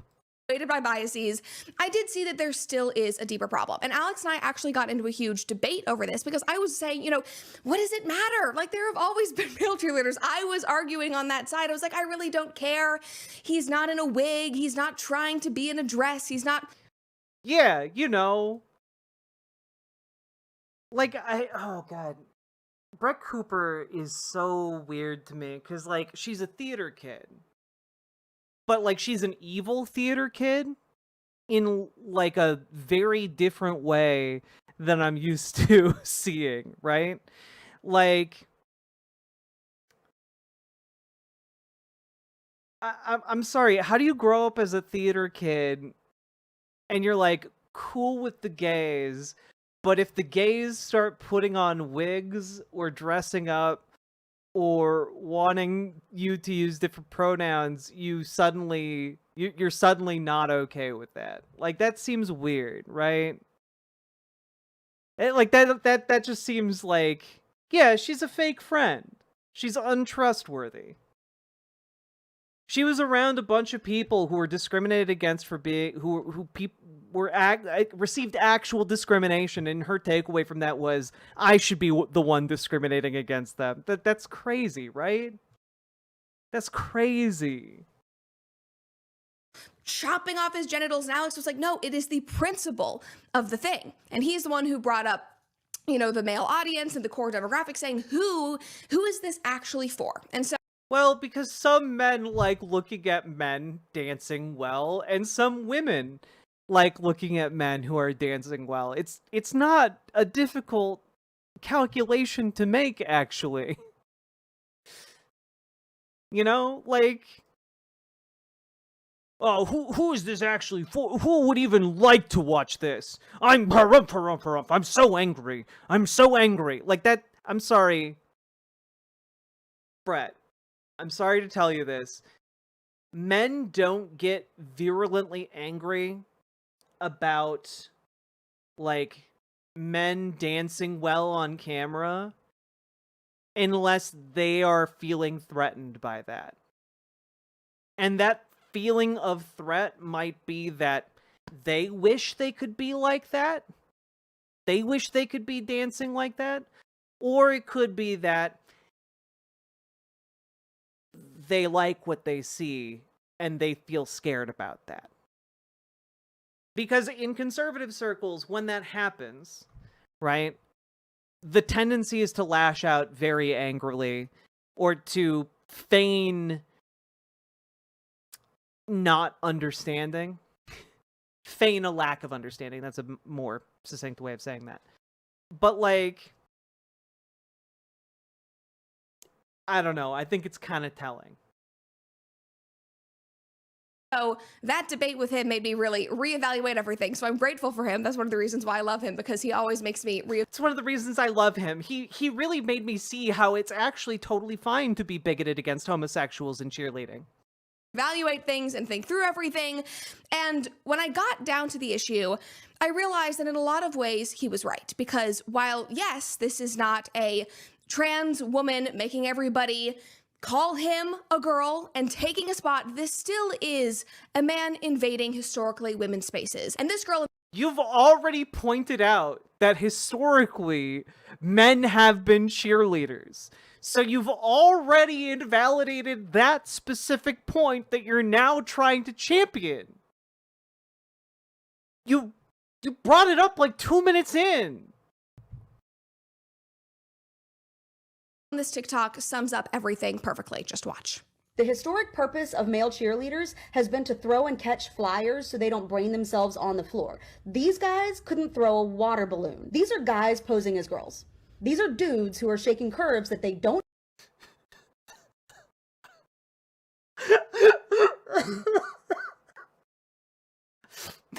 Oh, fuck. They're gonna bamboozle our men. Our men are gonna be seduced by these foul temptresses, these foul homosexual temptresses. Like, this is insane. Has been to throw and catch flyers so they don't brain themselves on the floor. These guys couldn't throw a water balloon. One, I bet these guys are strong as fuck. Number one. These are guys posing as girls. These are... Also, like, I'm sorry, but if you see a man in wearing tight pants and a long sleeve shirt, and you're like, he's posing as a girl, like, I'm sorry, that says so much more about you than it does about them. Like, that's insane. Dudes who are shaking curves that they don't have the way that a woman would. And one... I'm sorry. This man has curves. This man's got curves. Shut the fuck up. Once again, these are males taking a female spot on a cheerleading squad, because apparently the left believes that there is absolutely nothing that women should not have to sacrifice. Okay, question. Does the left own the NFL teams? Hey everybody. Overwhelmingly, what political persuasion are the people who own NFL teams? Oh, that's right, they're all conservatives. They're all goddamn conservatives. The left isn't making these choices. Business people are making these choices because they think having male cheerleaders is going to make them more money. That's the calculation. It's not hard to figure out. I love that Brett Cooper is treating this like it's a goddamn conspiracy. That, like, people like looking at attractive athletic people. That's all sports. To men. Now look, I know I'm not a cheer squad's target demographic here, so correct me if I'm wrong, but I cannot imagine that male NFL fans find anything appealing about a skinny little queer dude flapping his pom-poms in the breeze. I'm correcting you because you're wrong. Yes. Are you familiar with the hit film the largest hit film on Netflix currently.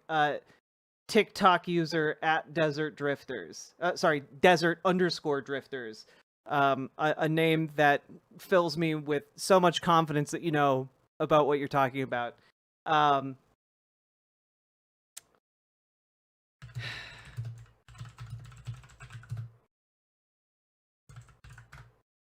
Can I just throw out that these are the male leads of the largest film in Netflix history. These are the male leads of the largest, most successful film Netflix has ever produced. Just throwing that out there. And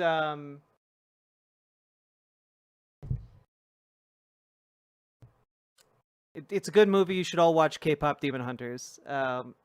But like, yes, people like pretty boys. People like attractive men. Like that's not a difficult concept to wrap your head around.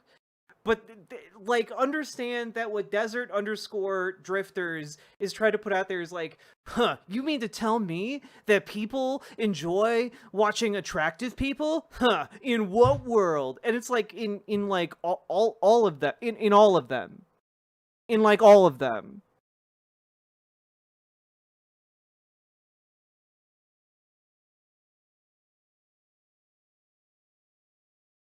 My outrage Adar tells me my viewers get mad at male cheerleaders. Quick to the anti-woke mobile. Also, wasn't Bush a cheerleader at Yale? Bush was a cheerleader at Yale. Yep. It's crazy, right?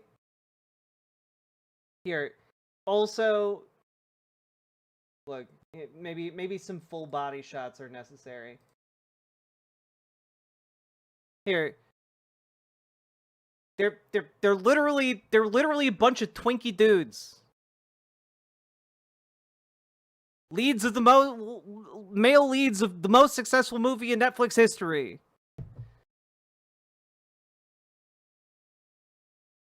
But sure, no one would ever want to watch a Twinkie dude dance well. Ignore literally all film and television history. It's just so bizarre. We're not even halfway through her argument about how gay the NFL is.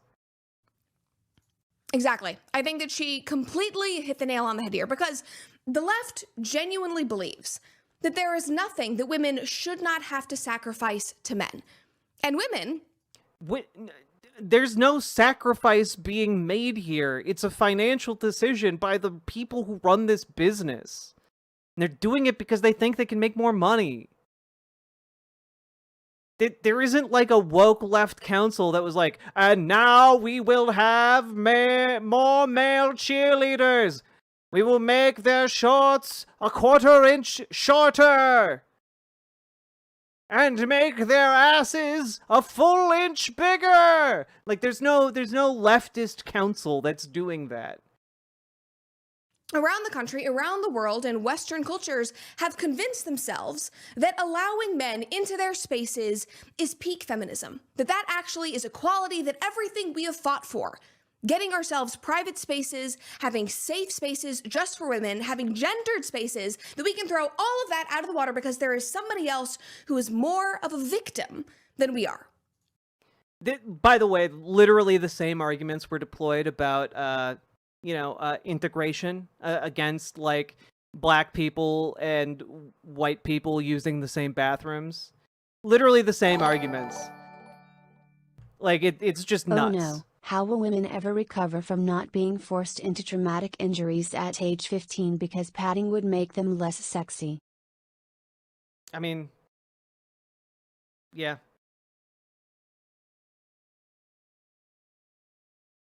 Also, sadly, women and men are probably still going to get horrifically injured at age 15.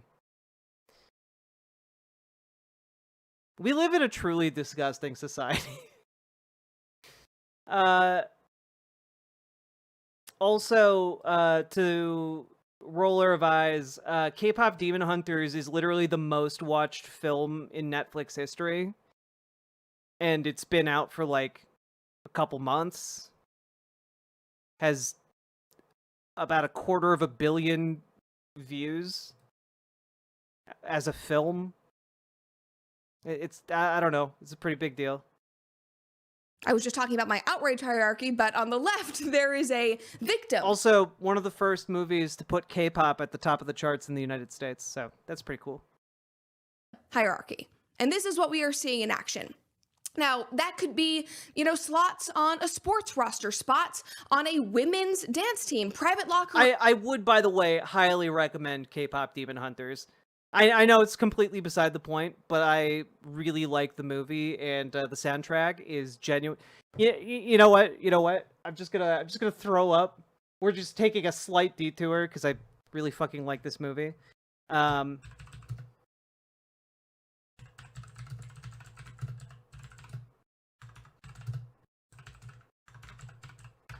Here, let's do.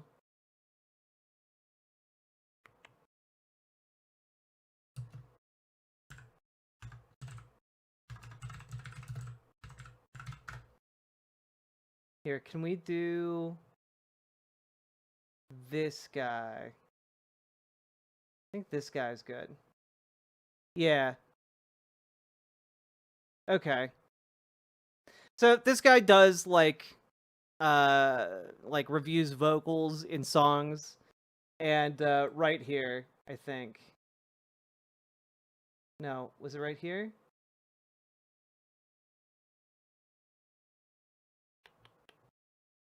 Somewhere in the middle here.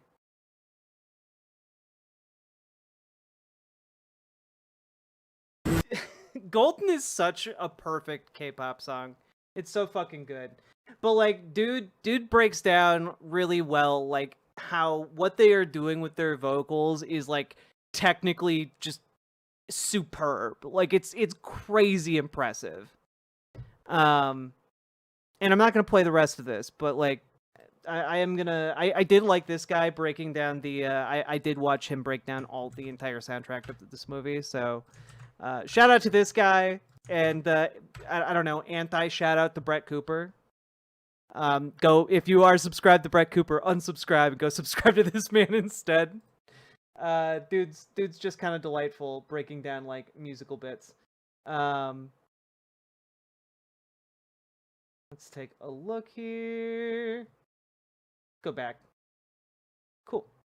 Rooms, dorms, etc., all of that. We are expected to just hand over and graciously offer to men, regardless of whether they wear a wig and a dress or whether they are just gay. And whether or not a man believes that he is a woman, it is still a man infringing upon a woman's female space. Now, thankfully, none of this is anything that you would have. All of that's insane because, like, it's not men infringing on women's spaces because, like, the football field is a co-ed space. Like, men play football on the football field and cheerleaders are also on the football field, and like that it's a co-ed space. And they aren't putting the male cheerleaders in the female changing room. Like, none of that makes sense. This argument is stupid and bad. Have to deal with if you attended Grand Canyon University. Now, Grand Canyon University is a private Christian university in Oh, thank God. Finally, people can learn how to be as uneducated as Brett Cooper. Look, you can learn how to be a nurse. Look at this nurse with her degree at the university, joyously denying healthcare to this man. Ho ho ho! You had gay sex 30 years ago? I'm not helping to treat you based on my religious principles. I hope you enjoy dying in hell!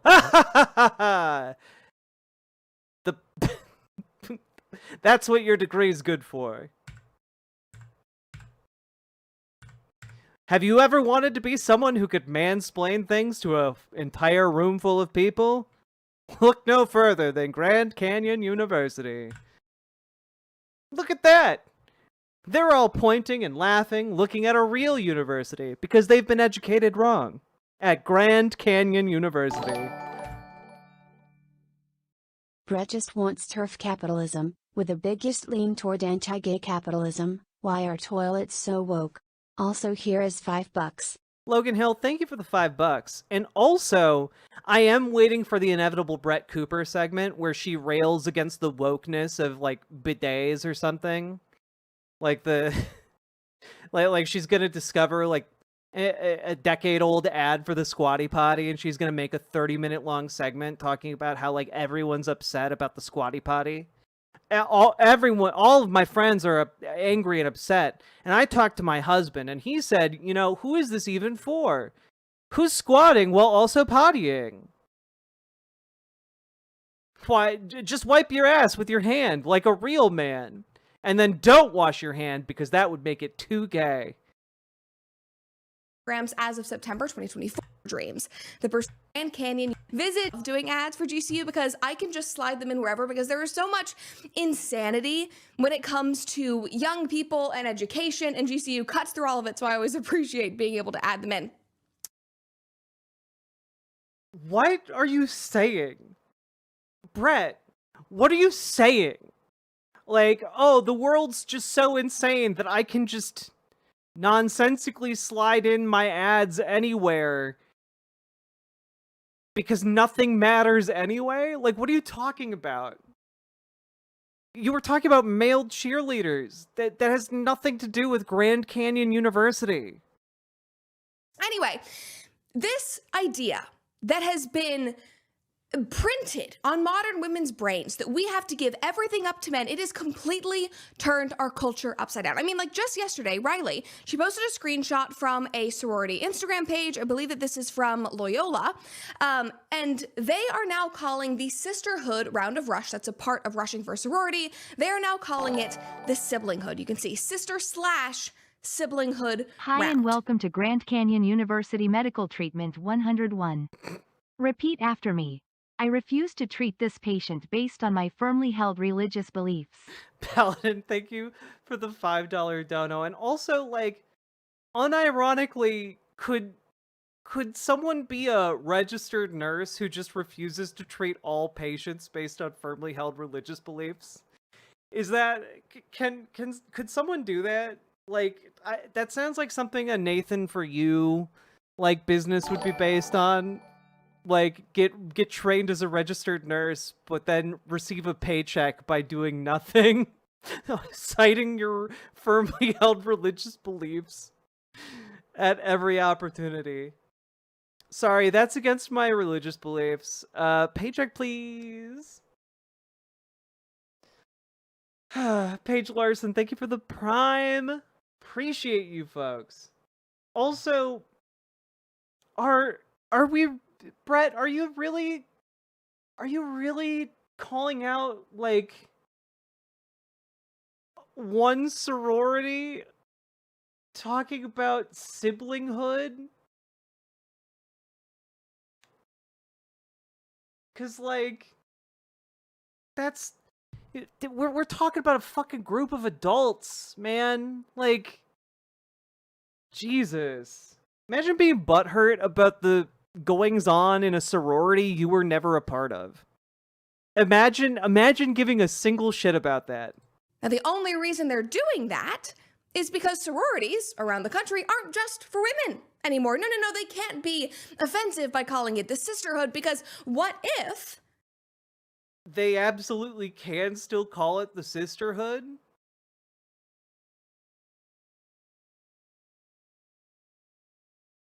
Imagine being upset because you imagine that sororities aren't talking about sisterhood anymore. This is all just vibes-based outrage. This isn't even based on real shit. a man wants to join? What if a man puts on a dress and decides that he wants to rush for a sorority? Well, then, of course, as women, we have to accept that. And not only accept it, but we have to graciously open our arms and pretend like all of this is normal. Wait, but sororities don't accept everyone who pledges to the that's not how that all works, actually. That's not how that process works. Right-wingers want to take away women's votes, but no, the real threat to women's rights is the word sibling being printed on a single poster. Yep. Also, she's trying to be upset about siblinghood on a Instagram post, but like if a trans woman is joining a sorority, that's still a sisterhood. They don't start calling it a siblinghood. They still call it a sisterhood because trans women are women. You know, if you're a normal person and not like a complete like bigoted freak like Brett Cooper, like a trans woman's just a woman. So like it's still sisterhood. Now, I also want to say that this is not just a women's issue. And this is why I said I don't think that it's just about... Foley. Due to my religion's dedication to the notion of reincarnation, I absolutely refuse any life-saving treatment, as I feel I am denying my patients a better life.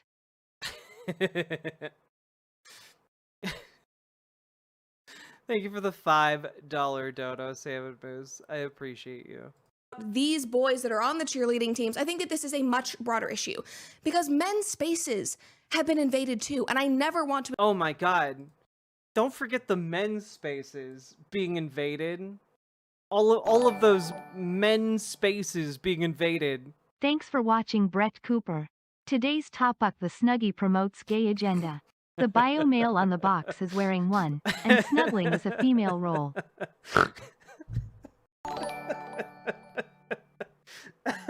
Brett Cooper is part of the very prestigious sorority Kappa Upsilon Nu Theta.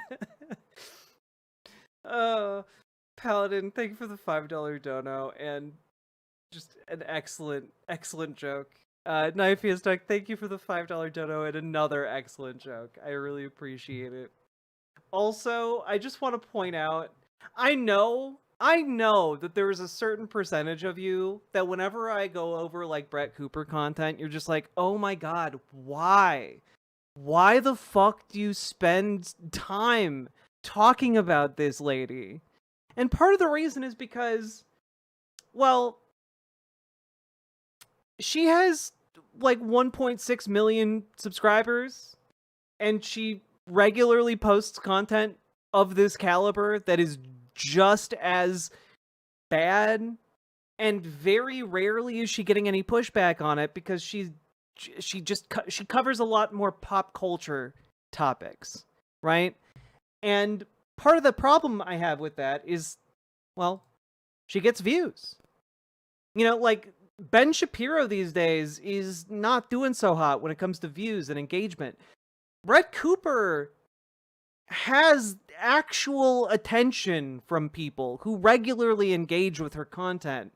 This video that we're watching, where she spends 20 minutes talking about how the modern NFL is just so gay and how could anyone be interested in watching hot guys dance, has 250,000 views. And because like the way she organizes her content, like there's not as much pushback, and I want to provide some of that pushback. Is it just because she's pretty? I don't think it's just because she's pretty. I think it's because she like taps into more pop culture issues. You know, like she regularly talks about like Justin Bieber or like, you know, the latest celebrity trials or what have you. And I have no interest in really talking about that content, but underneath that layer of her content, she frequently talks about other topics, and I think that those are worth engaging with.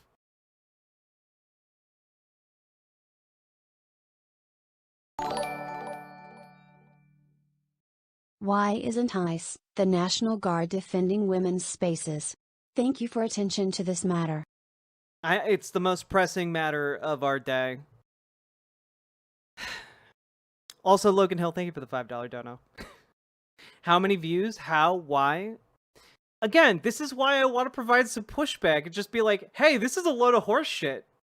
Like, I want to point as many fingers at Brett Cooper's content and just be like, this is a load of unadulterated horse shit. You know? To ignore that. I mean, think about the destruction of scouting. What happened to the Boy Scouts, especially? I mean, that's a great question to ask, and unfortunately, the answer is a lot of like child grooming. But I have a sneaking suspicion that Brett Cooper is not going to talk about the proliferation of sexual misconduct and grooming and abuse, and is instead going to talk about how the Boy Scouts now allow girls to be in the Boy Scouts, and it's just called the Scouts now. After women were invited in. However, Girl Scouts remains intact. We didn't just get rid of Girl Scouts and have a non-gendered scouting program. No, Boy Scouts was what fell. And Girl Scouts... Well, Girl Scouts still allows anyone to join. Like, boys can now join the Girl Scouts. That was Matt Tatiahu. I guarantee you, I did not pre-watch this. That's remained. The YMCA is opening up and allowing women to join.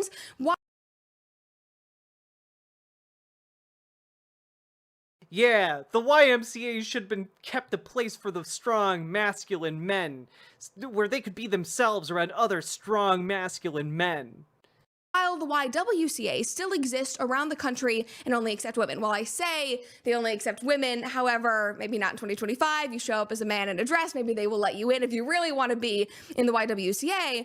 But the point stands the same. Girls on boys' high school football teams. I remember doing an entire comment section episode about that, about how ridiculous that was, how unsafe it was, how important it was for... Also, what's wrong with a non-gendered program? Well, she thinks that having non-gendered programs is degeneracy.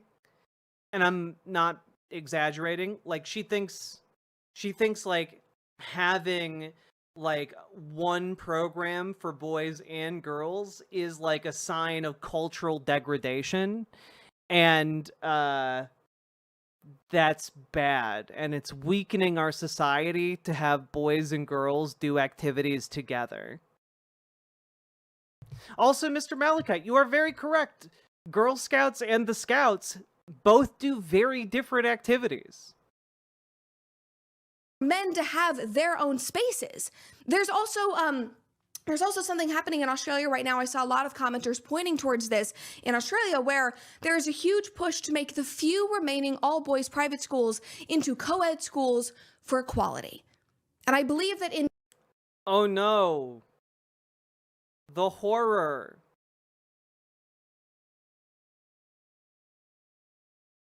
What will all those all-boys schools do now? They'll have to put a stop to their boys-only activities.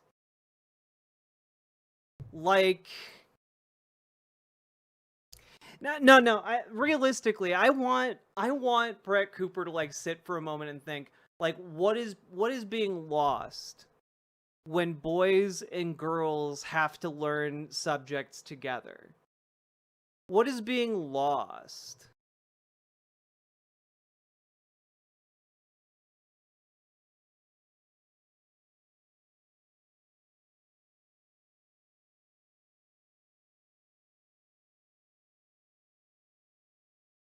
Those all boys private schools are terrible experience because they're all boys. Yeah, it kind of seems to me like rather than providing the boys with something really special that gives them a leg up in the world, it actually harms boys because they then don't know how to interact with girls because they're being raised specifically to view girls as like a separate, secret thing that they're not allowed to talk to, instead of just, equals who are also human beings just like them.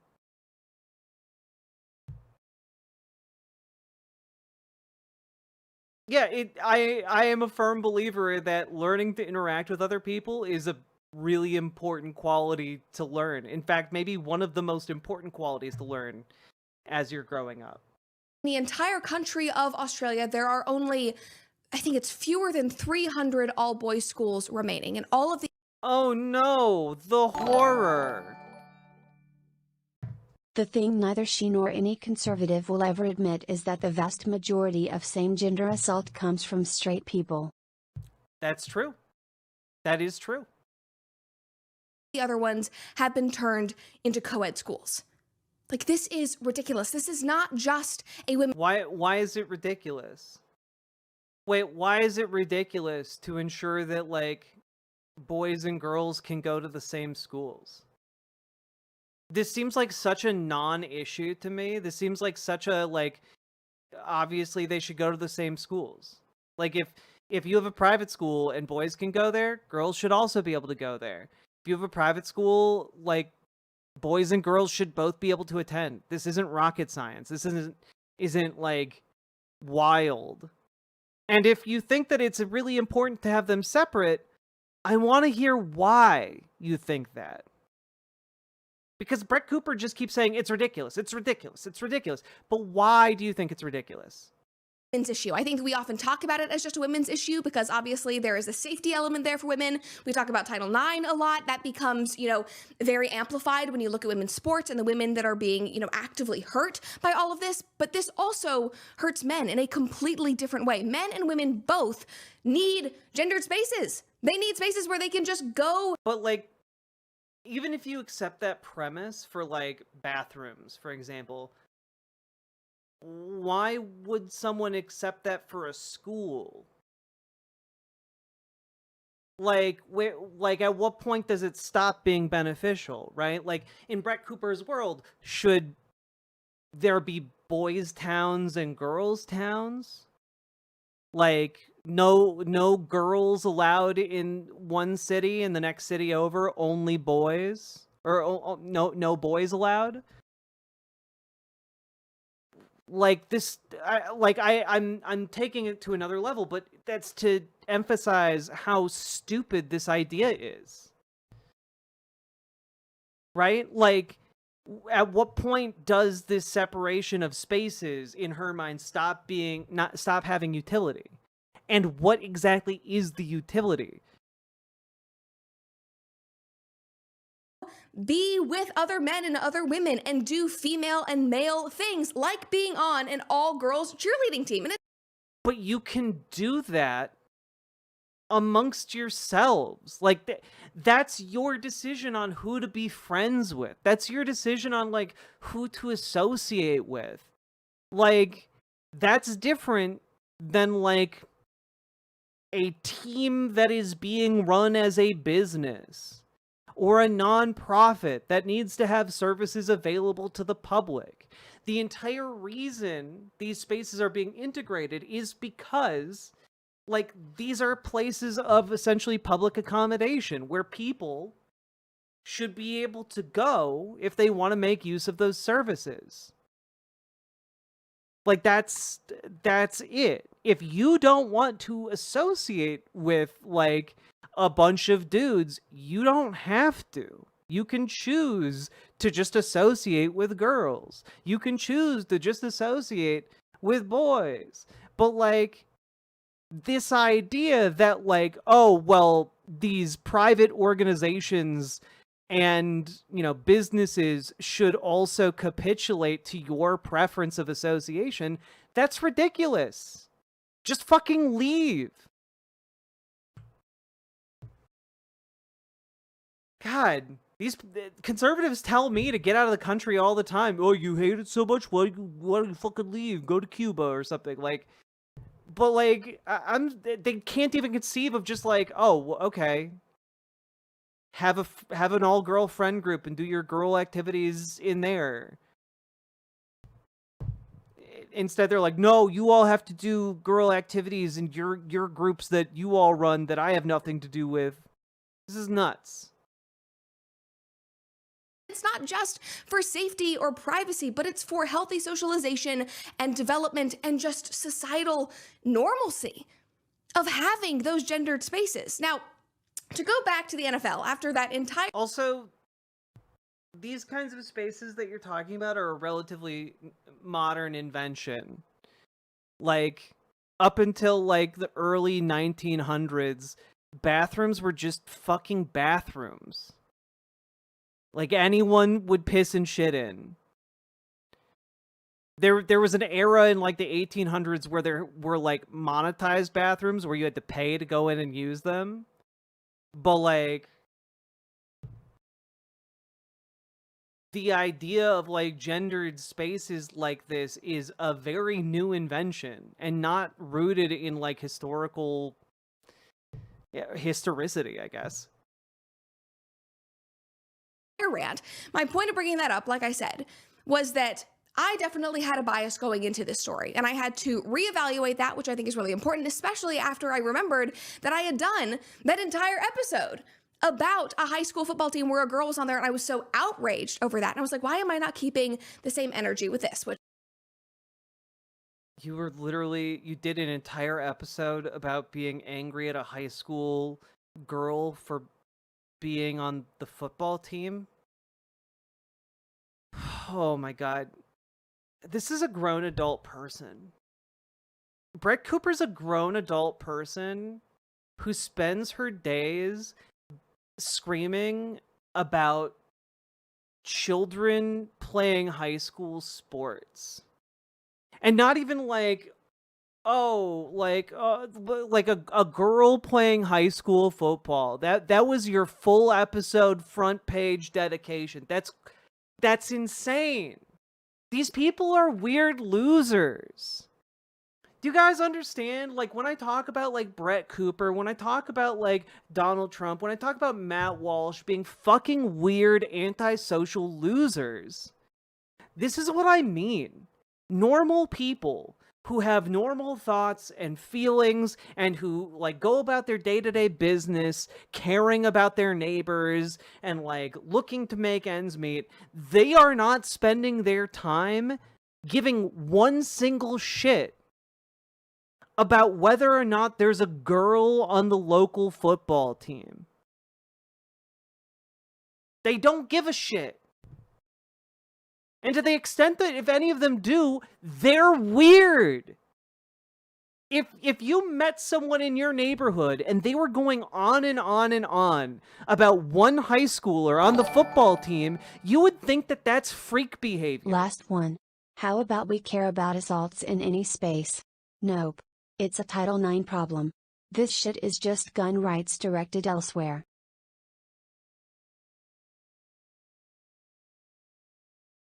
I'm not sure I follow Logan Hill. I think I understand the thrust of it, but yeah, it is just all constant misdirection. You know, care about anything else other than the encroaching, military occupation of your local area. You know, don't think about that. Don't think about it. obviously was because I was a theater kid, so I'm glad that I, reevaluated that. But to, scale back and look at this from a bird's eye view, back to the NFL, the point is, in my opinion here, the girls who are fawning over drag queens and their gay best friends, they are not watching the Minnesota Vikings. They might see this on TikTok. They are, though. Like, statistically, some amount of them are. And some bean counter at the NFL has, and in the various team or companies and orgs of the NFL, they've decided, oh, wait, this will bring us X percentage more, viewership. And so they're adding male cheerleaders. That's it. That is the calculation. I can go, oh my gosh. To Brett Cooper, it's an insane, unbelievable thought that liberals or left-leaning people might watch sports. It's insane. And it's because they cannot conceive of left-wing people as actual human beings. yes, snaps. This is so amazing. They are not tuning in to watch your football games. They do not care. It is their boyfriends who, even if they are Democrats, I assure you, even the most liberal male NFL fan, that man does not want to see a twerking man gyrating on their TV on the sidelines. Like, keep that.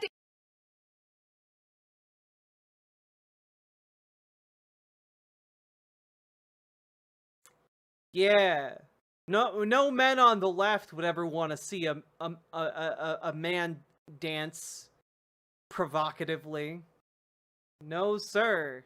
Dancing, working man gyrating on their TV on the sidelines. Like, keep that dancing for Beyonce's backup dancers for a Taylor Swift tour. That is totally fine. That is permissible. Wait. So let me get this straight. The liberals in your mind, they love seeing the hot male backup dancers twisting and gyrating at a Taylor Swift concert, but on the football field, they hate that. They just get so mad about that. Keep your man dances for T-Swizzle.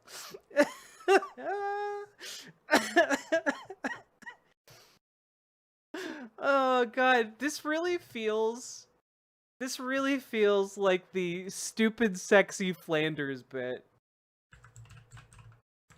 Is that a reference people get? Is that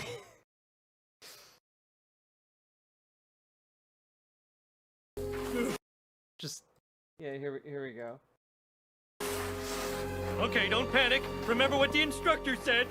If you ever get into trouble, all you need to do is... Feels like I'm wearing nothing at all. Nothing at all. Nothing at all. Why did Stupid, sexy socialists watch Flander. women hitting balls and running on a field just yesterday? You're a scented kitten. Thank you for the $5 tip. Oh god. That is normal in that space. Nobody would bat an eye.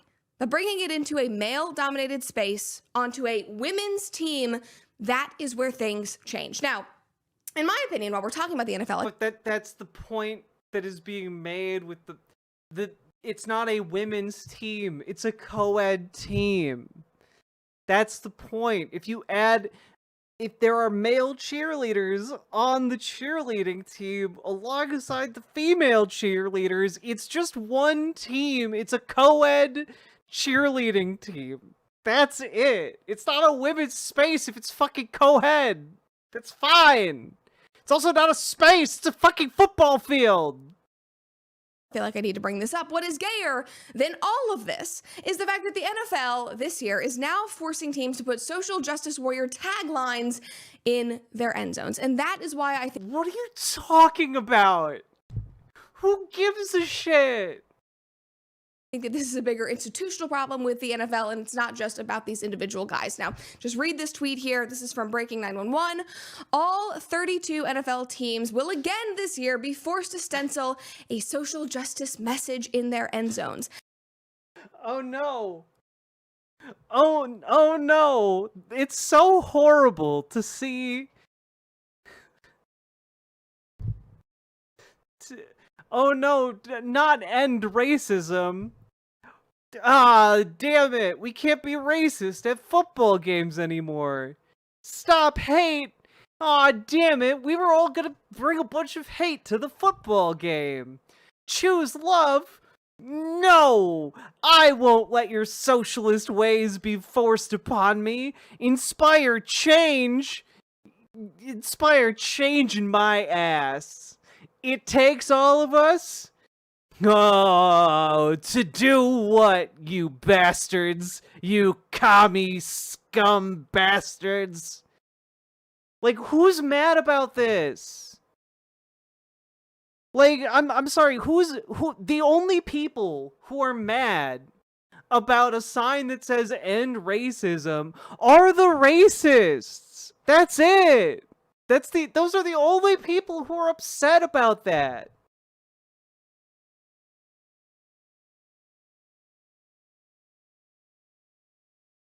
Like, it's kind of one of those things where, like, you know how sometimes you see, like, a have a good day, like, sticker or a sign or something, and, like, it doesn't make your day better.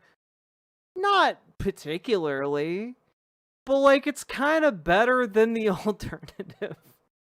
It's kind of better than, like, people, like, telling you to fuck off, right? I don't know. I think this is fine. I think, hot take, I think ending racism, probably a good thing. They must choose from the following options. End racism. Oh, yes. Stop hate. That's so profound. Choose love. Inspire change. It takes all of us. Hell yeah. Guys, if you thought we had fully eradicated wokeness in 2024 when Donald Trump won, no, you would be sorely mistaken. So, if you're, okay, so just genuine question. Okay, and this goes out to all of the conservatives who hate watch my show, you know? If you see a sign that says end racism and you're like, that's woke, is ending racism itself like a woke concept? And if so, does that mean if you are not woke, you're on the side of racism? You're on team racism? Like, and I'm asking this because I'm genuinely, like, a bit confused on this when it comes to your side of things. Because I think a lot of conservatives seem to paint themselves as, like, heroes of some kind, like, oh, we've gone too far with this woke messaging. But, like, are you guys actually racists? Or are you just mad at people talking about racism? And if so, why are you mad? Like, either racism is a problem or it's not. And, like, if you think that racism just doesn't exist, like, then why are you mad about saying end something that you think doesn't exist? Like, I don't know, like, if somebody said end tooth fairies, I'm not gonna get upset about that, because tooth fairies ain't real. So what are you upset about? When we make fun of the liberal lawn signs, we're coming at it from the leftist critique of these people don't really care about intersectional issues. They're just hiding behind identity lip service difference. Indeed. God. I read this tweet and I literally feel like I am still in 2020. Now, if I was a team, I was looking at this and I was reading all the comments, I would be picking the most vague of these messages. I think I would be doing inspire change and it takes all of us, because what is it? What are we trying to do? What change? Wait, so why would you want to be vaguer? Why would you not want to be more specific and talk about, like, ending racism? I think, you know, I have a pretty, like, normal educational background. Like, ending racism it would be a good thing. Martin Luther King Jr., like, with the civil rights movement, did a good thing. Like, John Brown did a good thing. Like, the war to end slavery, ending slavery was good. These are good things that moved us closer to ending racism. Like, I think that's good. Does Brett Cooper not think that was good?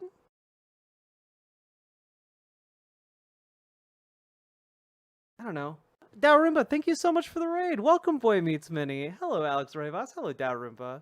Change are we inspiring? It could be anything. It could be anything at all, so I cannot wait to see. And, like, I think that Brett Cooper probably is racist, but, like, I want to know how these people justify it to themselves. Like, what is happening in their brain pans? what these individual teams choose to do, and I will judge them based on what message they stencil into their end zones. I just want these teams to know that I will be judging you based on what you choose. But you've only argued against, like why should these teams care about you watching the sport? Your entire argument throughout this segment is that women don't really watch football, and the NFL should disregard the thoughts and opinions about that women bring to the sport, because none of it matters. And you also said you don't really understand football either, so like, who gives a shit if you judge them for the slogans that are stenciled on the field when you're not even one of the core demographics, Brett? That was literally one of your own arguments. Now, this is not the teams deciding to do this on their own volition. The NFL mandates these messages via its Inspire Change initiative. And the decision makers include the commissioner, Roger Goodell, SVP Anna Isaacson, and the Joint Committee. So just know that those slogans are there because it's a fucking NFL event. Yeah. Everything that you are seeing in the NFL, if you are a man and you are going, what is happening to my... No. The individual teams are making hiring decisions about male cheerleaders. Each team can decide to have male cheerleaders or not have male cheerleaders. That's why, as you acknowledged earlier in your video, 11 teams have male cheerleaders, which is not, I'll note, all of the teams, because it's not mandated by the NFL. My favorite sport, what is happening to this institution? It all seems so backwards. That is a top-down approach. Matt Walsh has been a staunch defender of football. If you go on his X, he's always debating with people over sports. There are a lot of people on the right who basically say that the right should give up on sports, that they should give up on football and walk away because it's all so woke, it's so gay, it's a ridiculous hobby, we shouldn't care. And Matt makes a really important argument to say, no, this is an integral part of American culture. This is an integral part of men's lives. This sport, playing this sport, loving this sport, whether it's football or another one, that is integral to our culture and to men's lives, and we should not just give up on that. And another thing that Matt often points out that I think is really important is that, yes, while the institution is so crazy and while the teams will do ridiculous things like hire a male cheerleader and have him gyrating on the field, most of the players that you see, like, they are men of faith. They are family men. They are vocal about their faith. I feel like I've done so many.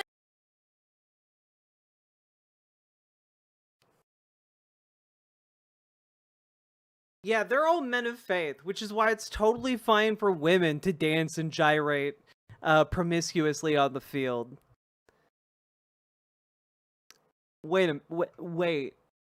So it's only fine for the women to be dancing promiscuously on the field because the men of faith are on the field.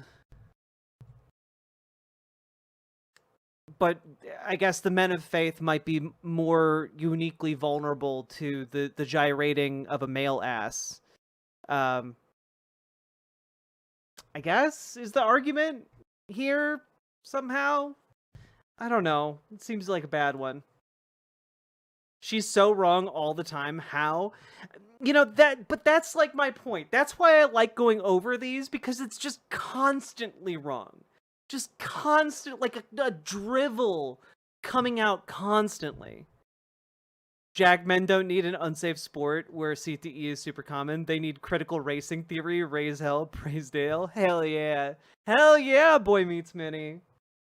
Many episodes over the past, couple of years about incredible coaches, incredible football players who are incredible examples for our culture and for our society. So I just want you guys to keep that in mind, because while the NFL might be insane, there are still great things about football. And if I could offer the NFL any advice, it would be that...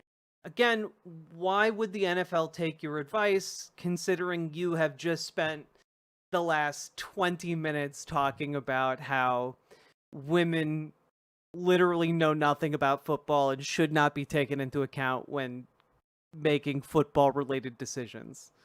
But okay. They should be mandating that everybody use Balance of Nature supplements, because that would be far healthier. Well, that was a really smooth transition into an ad. And I guess that's just the end of the segment. Get started with your free debt analysis in just 30 seconds at PDS. Since this episode has been all about the gays thus far, I thought we could take it a step further and talk about a show that I just watched on Netflix. Now, I'm okay. We don't need your media takes, Brett. That was already way too much time to dedicate to Brett Cooper. But you know, sometimes I just gotta indulge a little bit. You know, it's Labor Day. What better day to give birth to such a terrible segment? God. Anyway, Brett Cooper is still terrible. And I feel like I ate too much pizza. Both literally because I had pizza before stream, and also I just feel this just feels gross in my brain. This made me homophobic. Oh, her arguments were that good, huh? God. That was terrible. Thanks for letting me indulge, chat. Now, folks, we've been going for almost 3 hours now. If you've been enjoying the show, hit that follow button, hit that subscribe button, hit the like button. It's very important that you guys hit the like button. And please consider dropping those subs, donos, memberships, super chats, etc. Because, folks, you guys make this show possible. Could not do it without you fine fellows, fellies, and Navidads. There we go. Nailed it. God, I'm just full of non sequiturs tonight. Thank you for tolerating me. But folks, hit that like button. If you haven't hit the button yet, hit the like button. Hit the goddamn like button. Hit the like button.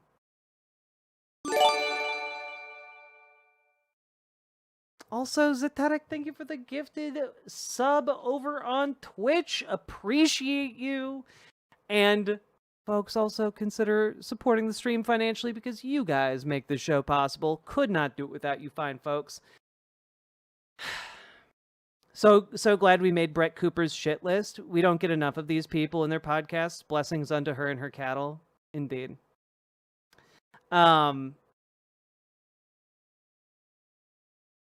God.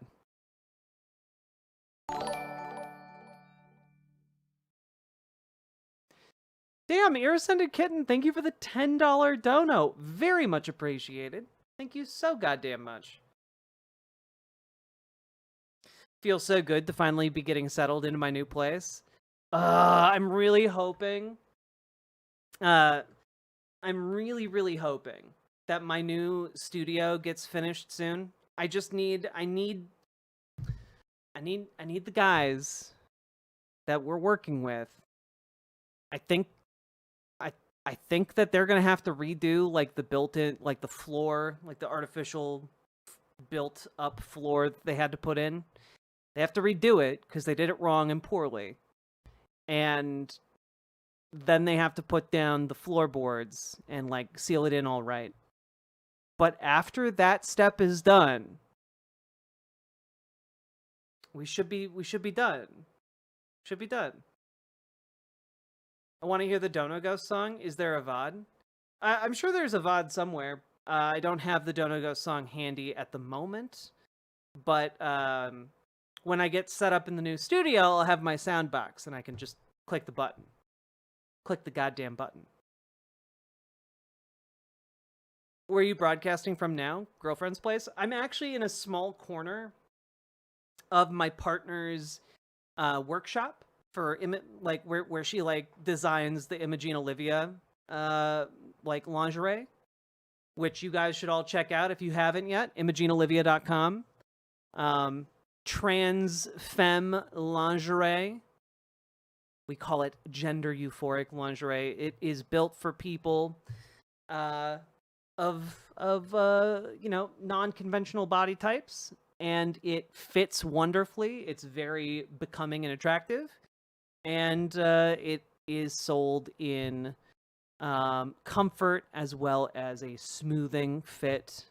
Our first style. We're gonna be launching new colors and new styles in the near future. Real excited to bring those to the market.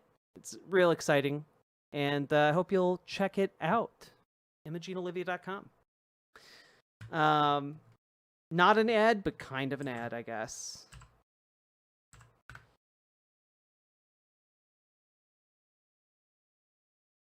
Whew. Jack, I was seriously worried about what? They put the drywall in place before the floor concrete was done. There's a ton of moisture in concrete, and it's a closed space. It gets into the drywall and can cause other issues. Oh, absolutely. Good night, Dragonfly. The panties are super cute and comfortable and durable.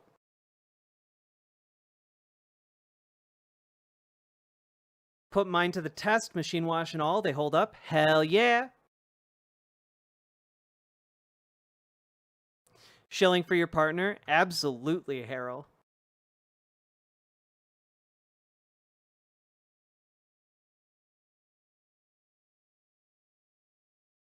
Oh, they didn't put the drywall in before the floor concrete was done. They did let that dry appropriately. But yeah, no, the flooring, like the concrete that they put in. Well, actually, I don't know that they didn't pour new concrete. They are building a wooden, like, I don't know what the term is, but like a small wooden platform to serve as kind of like the new floor, because the floor has to be raised up. And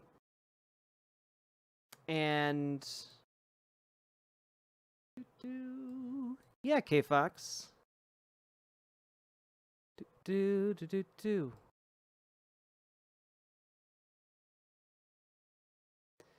Also, K-Fox totally fine if there's a hiccup in getting videos up. I understand how that can go. What's the reason the floor needs to be raised? Because the original plan, right, was to knock down a wall between two storage rooms, right? And after that wall was knocked down, we found out that for whatever reason in this old house, the concrete had been re-poured in the second room. And so the other room had a higher floor than the first room. And by like maybe half an inch, quarter of an inch, you know? And then we realized after the wall got knocked out and there was more light that the next wall that was going to be the wall of the studio was crooked. So we had to have that knocked down and rebuilt to be actually straight. And that third room had another layer of flooring. So, yeah, a new floor across almost the entire, a subfloor, thank you, Sterling Nash, had to be built across the entire thing.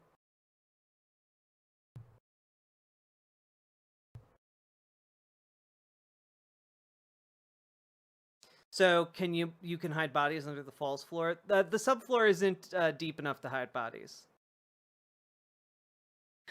So yeah, it's been very frustrating. The studio was supposed to be done back in March, and it's September now. So you know,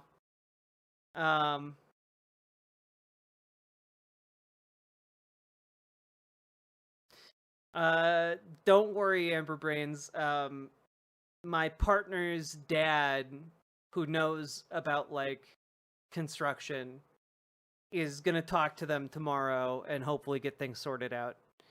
And mostly, he's also gonna be like, "You better not charge for this because like, you guys fucked it up." And they fucked up like a lot of things. So hopefully, even though it sounds like a lot of work, it's gonna wind up being less money than it sounds like.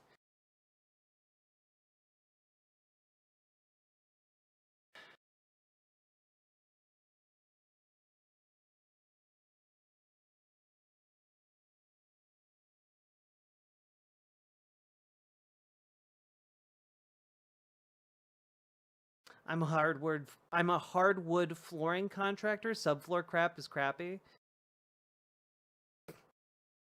Michael Dzangle, I think we got it covered, but honestly, if they keep screwing up for another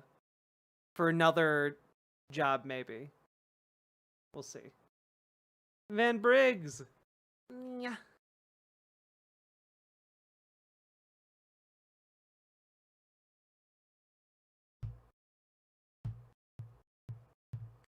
How old is the original portion of the house?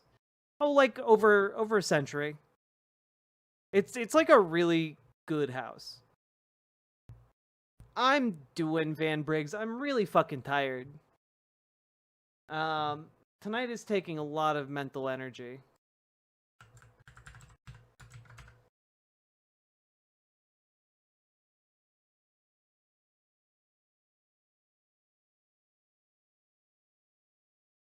Sapphire Rose, that's okay.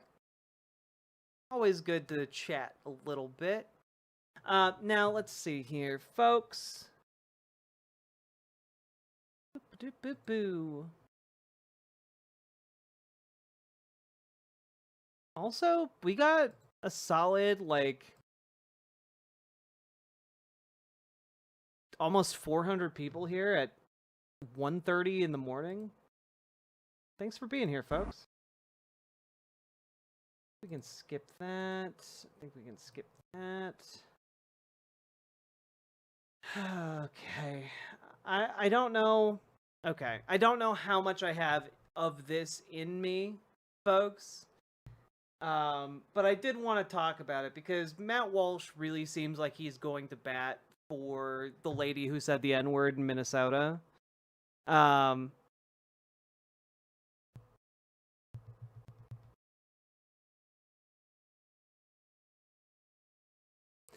They've taken Thomas Sowell in. What?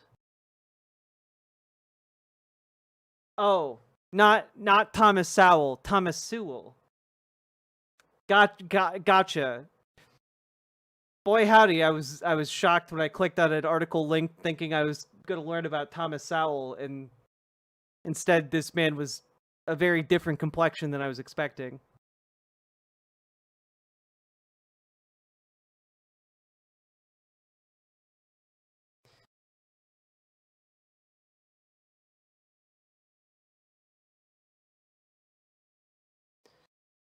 Whew.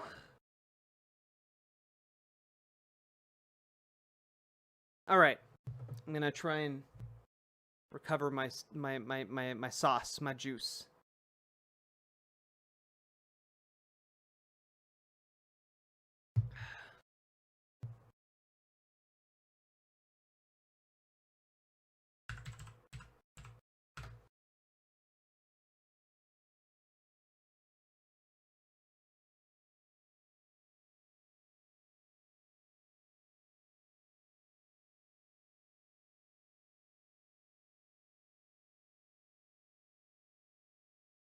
Ba-ba-ba-da-ba. Ba-ba-ba-da-ba.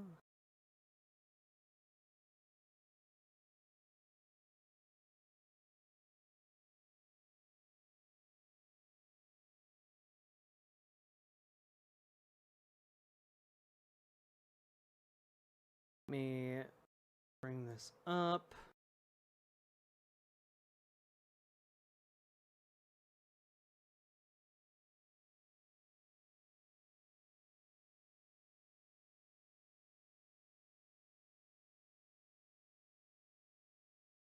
Cool.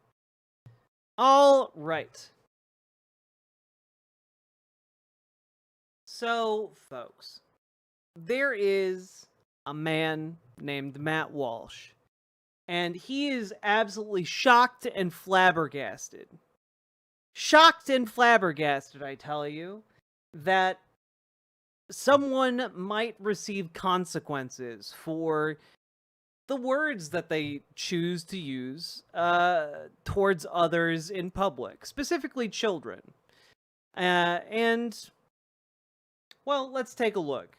How's he feeling about this?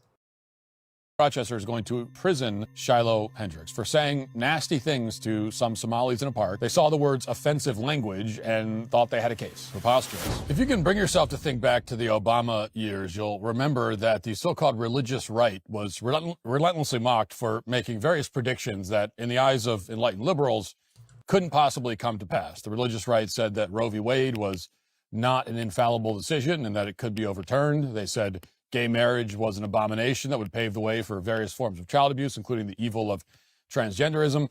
They said religious freedoms would be suspended and that LGBT activists would use the power of government to force Christians to violate their deeply held beliefs. They said that abortion would give rise to a broader culture of death where euthanasia became commonplace, especially in godless places like Canada and California. All of these predictions, of course, have turned out to be right on the money. Yeah, 100%. Oh, what? Yeah, exactly. Hey, you remember when people were saying Obama was going to put people in the Hobbit homes? Like FEMA was going to roll in and just put people in holes in the ground to live in, little dirt hovels. We all remember when that happened for real. And now we are cursed with the mole people living underneath America, every day chipping away at the very foundations of this great country. The goddamn mole people. Much everyone, regardless of their political affiliation, can see that now. The religious right is owed an apology by many, many people. But not from me. Specifically, they actually owe me an apology. But there's one prediction of the religious right, one that was endlessly derided for pretty much the entirety of Barack Obama's presidency, that still gets a very bad rap, even though it was also an accurate prediction. And I'm talking about the alleged moral panic about the possibility that Democrats would soon implement a variant of Sharia law in the United States. Oh my god. Okay. I would never in a million years have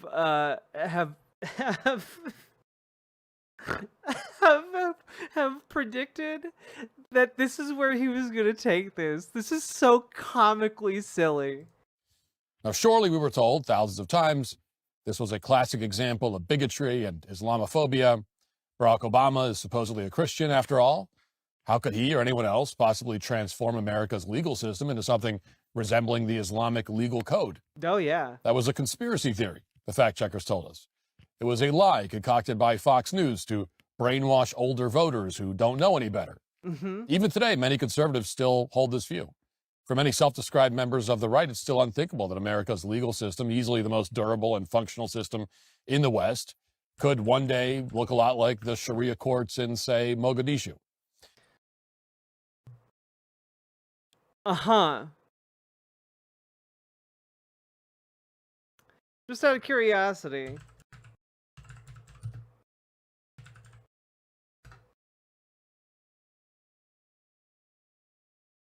Just out of curiosity here.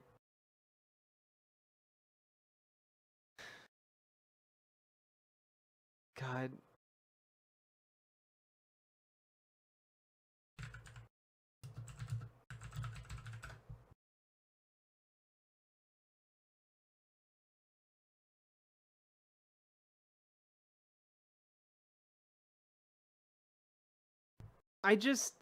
One of the things that I am constantly baffled by, right, is the idea that, like, Sharia law exists in the American Midwest. Like, how washed do you have to be like, yes, you know, when we accepted refugees from Somalia, they recreated Somalia's legal system in Minnesota. How? Through what mechanism? And also, what laws did they get passed to make the Midwest laws as applied in Minnesota or the city of Rochester or wherever, what laws were passed to make it Sharia law? I would love to know. Something tells me, I have a sneaking suspicion, that Matt Walsh is going to explain none of those things. Now, the problem is that for reasons that were never fully explained to the American public, we have imported hundreds of thousands of Somalis into the United States. Well, actually, the reasons were explained pretty clearly. And for example, here in Minnesota, we approved to accept refugees here. Our elected government approved that. And we have, by and large, liked that because we're not assholes. And when you're talking about numbers that large, then inevitably transformation will occur. This transformation won't simply involve the construction of mosques, the establishment of Somali sporting leagues, the commencement of regular Islamic celebrations in the streets, and all that. Yeah, and you know what's going to happen next weekend? There's going to be a Greek fest. Oh no, are we importing too many Greeks to America? Oh no, they're going to have a festival celebrating the Greek Orthodox Church and Greek cuisine and culture. They're probably even going to play Greek music in the streets of Minneapolis. Oh no!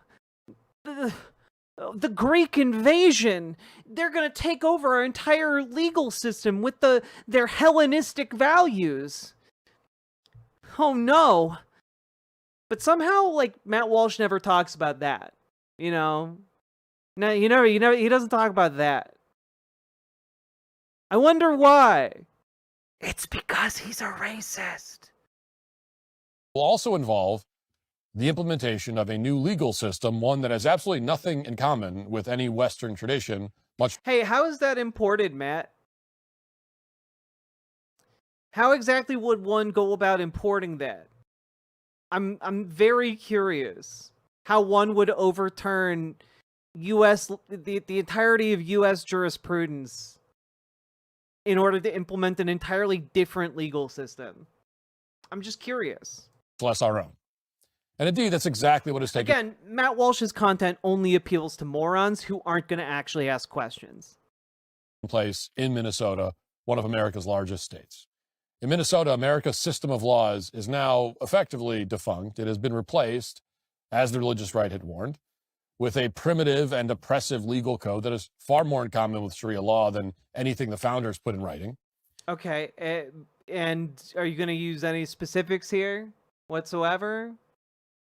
I'm really curious, actually.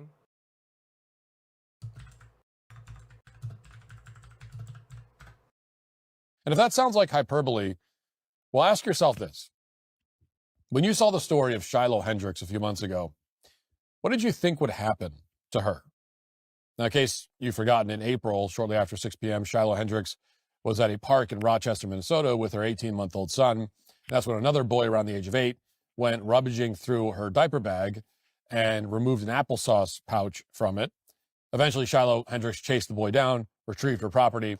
By the way, that boy had special needs. And this lady just kept screaming racial slurs about him and at him. So, I don't know. That seems pretty fucking weird to me. Like, for a grown-ass woman to be chasing down, like, a child on the spectrum, just did the research. Screaming slurs. She's being charged with disorderly conduct for drunkenly screaming slurs at a child. That's perfectly legal. Don't spoil the segment, Nomi Sunrider. We're getting there. We're getting there. But thank you for the $5 super chat. Though not before she uttered, apparently, a few racial slurs. And that's when a Somali man, who was also there, started filming. Now, we'll play some of this just as a refresher, although... You know, because he understood that a woman drunkenly yelling slurs at a child is probably something that needs to be documented for the future court case. Slurs will be censored. And of course, you've already seen this video, but here it is again. Did you call him a child? Did you call the child a word?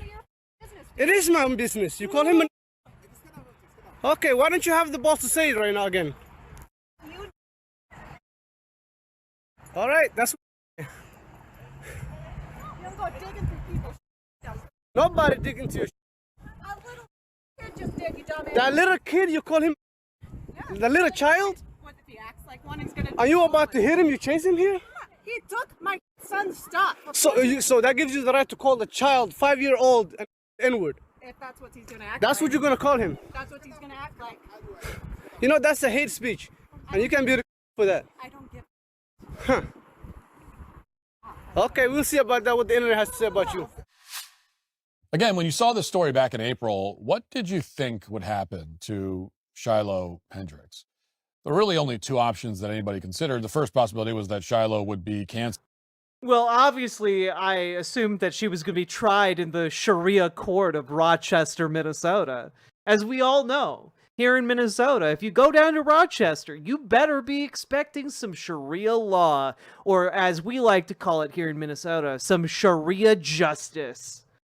Sold by the outraged mob, her life would be destroyed for saying a few naughty words in frustration. The other possibility was that... I love how desperate Matt Walsh is to downplay this. Like, bro, if you're that desperate to downplay this, join her in solidarity. Just say the N-word on camera a few times. Look, stand in solidarity with her, okay? You think it's no big deal. Like, live your values. Just a few naughty words. Conservatives would do the like he uses the same phraseology that like someone would use about like a 3-year-old saying the word butt. right thing and fight back. They'd raise hundreds of thousands of dollars for Shiloh and send a very clear message that cancellation campaigns don't work anymore. That's not because conservatives support the use of bad language in public parks. That's 100% what it's about, though. Like, Matt Walsh, you support that. You support this woman saying the N-word. You support that.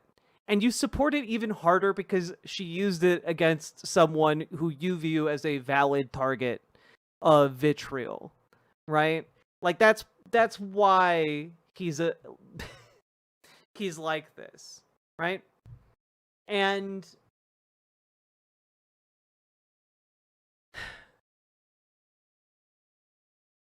let's also be real here.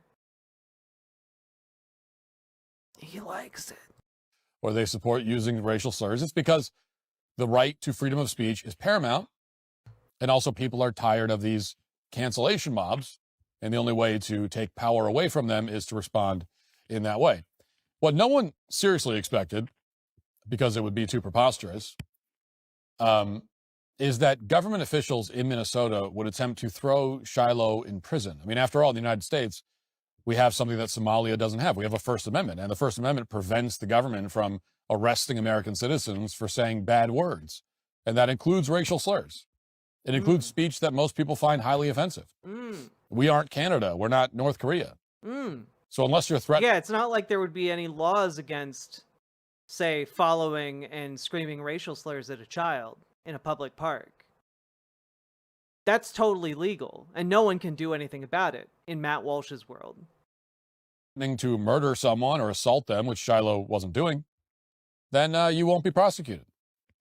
That's how things work in the United States. That's how... Like, I'm sorry, can we just, like, pause for a second and, like, imagine a world where what Matt Walsh is saying was true, right? In his world, you as an adult have the right to follow a child around a park and call them racial slurs and swear at them with foul language, call them racial slurs, etc. Like in Matt Walsh's world, there is nothing wrong, or rather, there's nothing illegal. There's nothing the legal authorities can do if someone were to follow his children around the park screaming racial slurs at them. Like, that doesn't sound right? Like, that sounds like maybe this is not the case, and that there are actually laws that may in fact bar someone from doing that. Seems like it. Seems like it. Things have always worked here. So how could anyone put Shiloh Hendricks in handcuffs over this? Well, that would have been a reasonable question, say, 20 years ago.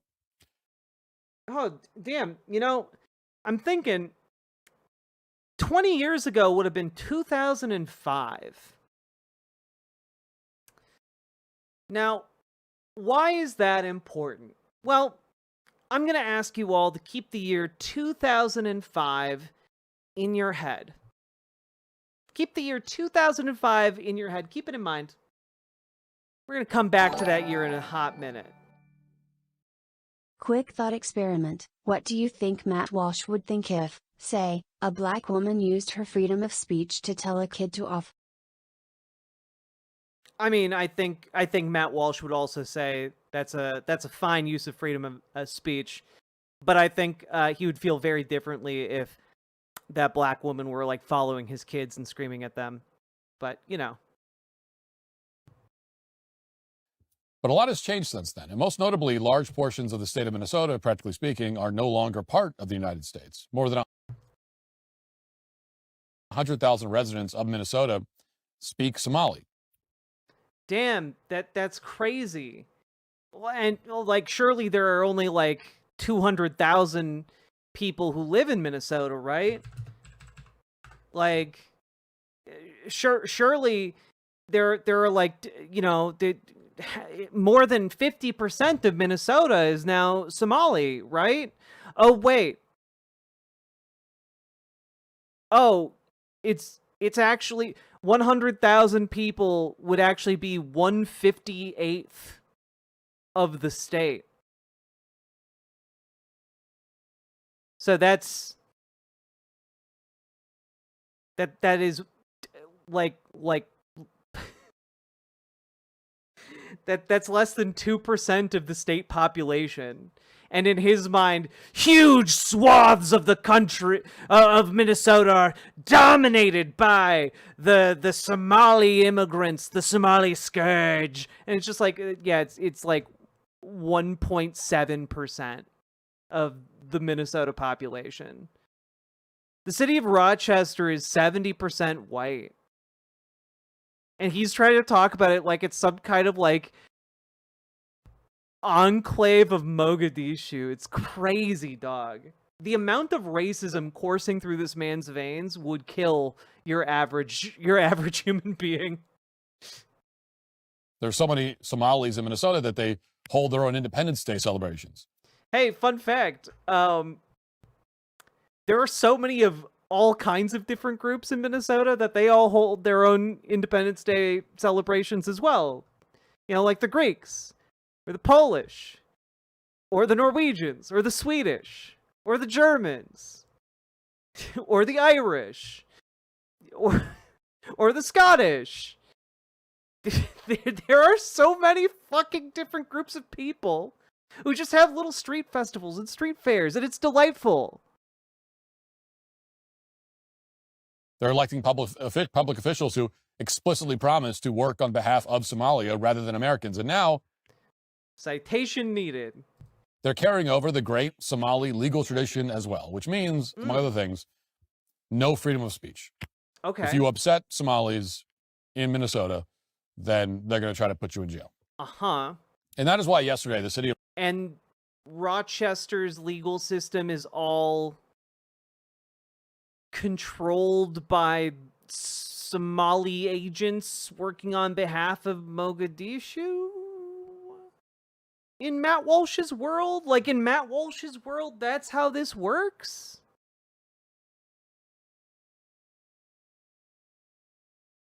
I want him to, like, sketch out, like, go full Glenn Beck, put up a whiteboard and sketch out how you think this works, man.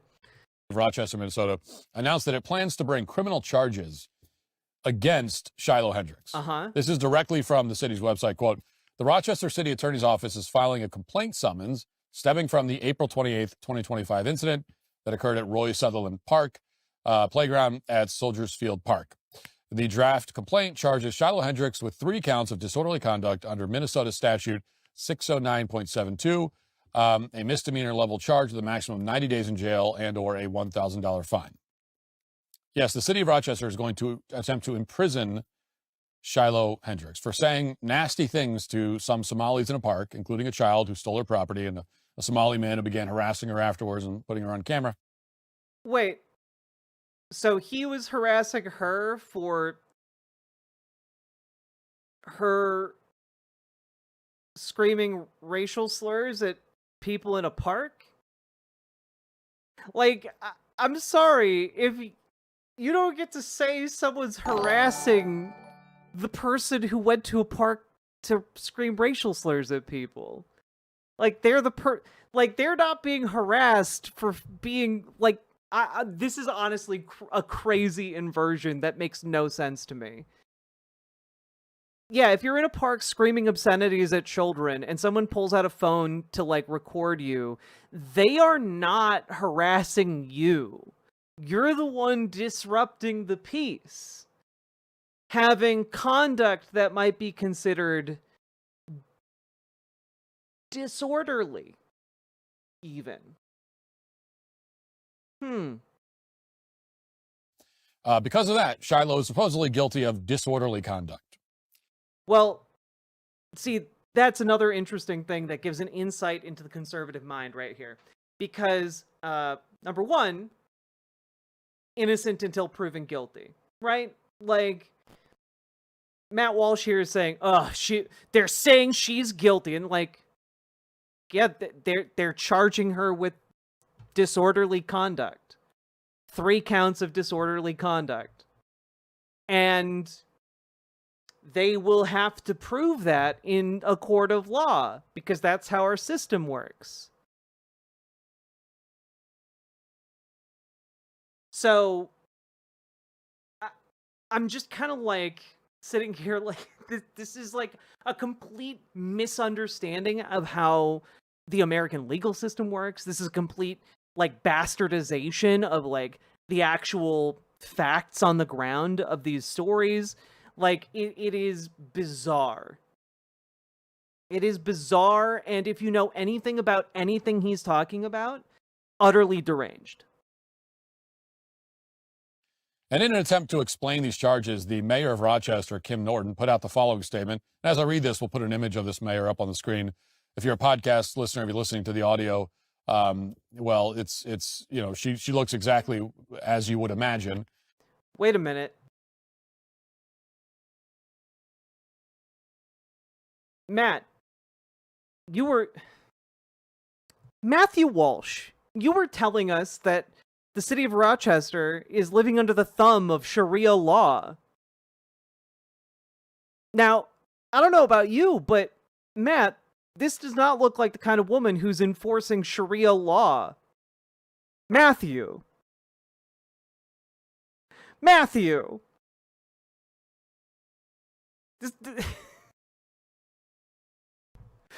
What are you talking about? Oh yeah, this very average looking Midwestern white liberal mom is absolutely like the vanguard of Sharia law here in the States. What are you talking about, you deranged racist fuck? But here is the statement, quote, "This was a situation that deeply affected many people, especially our communities of color, and caused real turmoil in our community. We acknowledge the lasting impact this incident has had, not only on those directly involved and across our community, but also in the broader conversations happening at the state and national level. These moments remind us of the complexity and far-reaching impacts of situations like this. The city..." Yeah, as we all know, every white woman is an agent of Sharia law now. "Remains committed to staying engaged and proceeding with transparency and care, continuing efforts that support accountability and progress in Rochester." Now, meanwhile, the city added that, quote, "This matter involved a large amount of evidence and required careful consideration of potential charging options across multiple offices As the legal process moves forward, the city recognizes not only the significant attention and emotion surrounding this case, but also the complex and lasting impact situations like this have on communities of color and our broader community. If you're a homeowner, you need to listen to this. In today's You want to be a homeowner? Don't move to Minnesota with all their Sharia law up in there. is being prosecuted for political reasons. By their own admission, the city was concerned about the attitudes of various demographic groups before deciding whether to bring a criminal case. Specifically, no, they were looking at the evidence and the charging options, because I'm fairly sure that the question at hand about what to charge Shiloh Hendricks with was related to whether or not to go with multiple counts of disorderly conduct or to go for a harder harassment charge. Harassment being a more serious charge than disorderly conduct. And they ultimately went with the slightly less serious disorderly conduct charges because they're easier to prove in a court of law, essentially. we're worried about what Somalis thought, and because Somalis were deeply offended, they've decided to suspend the First Amendment effectively in Rochester. Well, actually, no. Not at even a little bit, actually, at all. And we'll talk about that in a moment.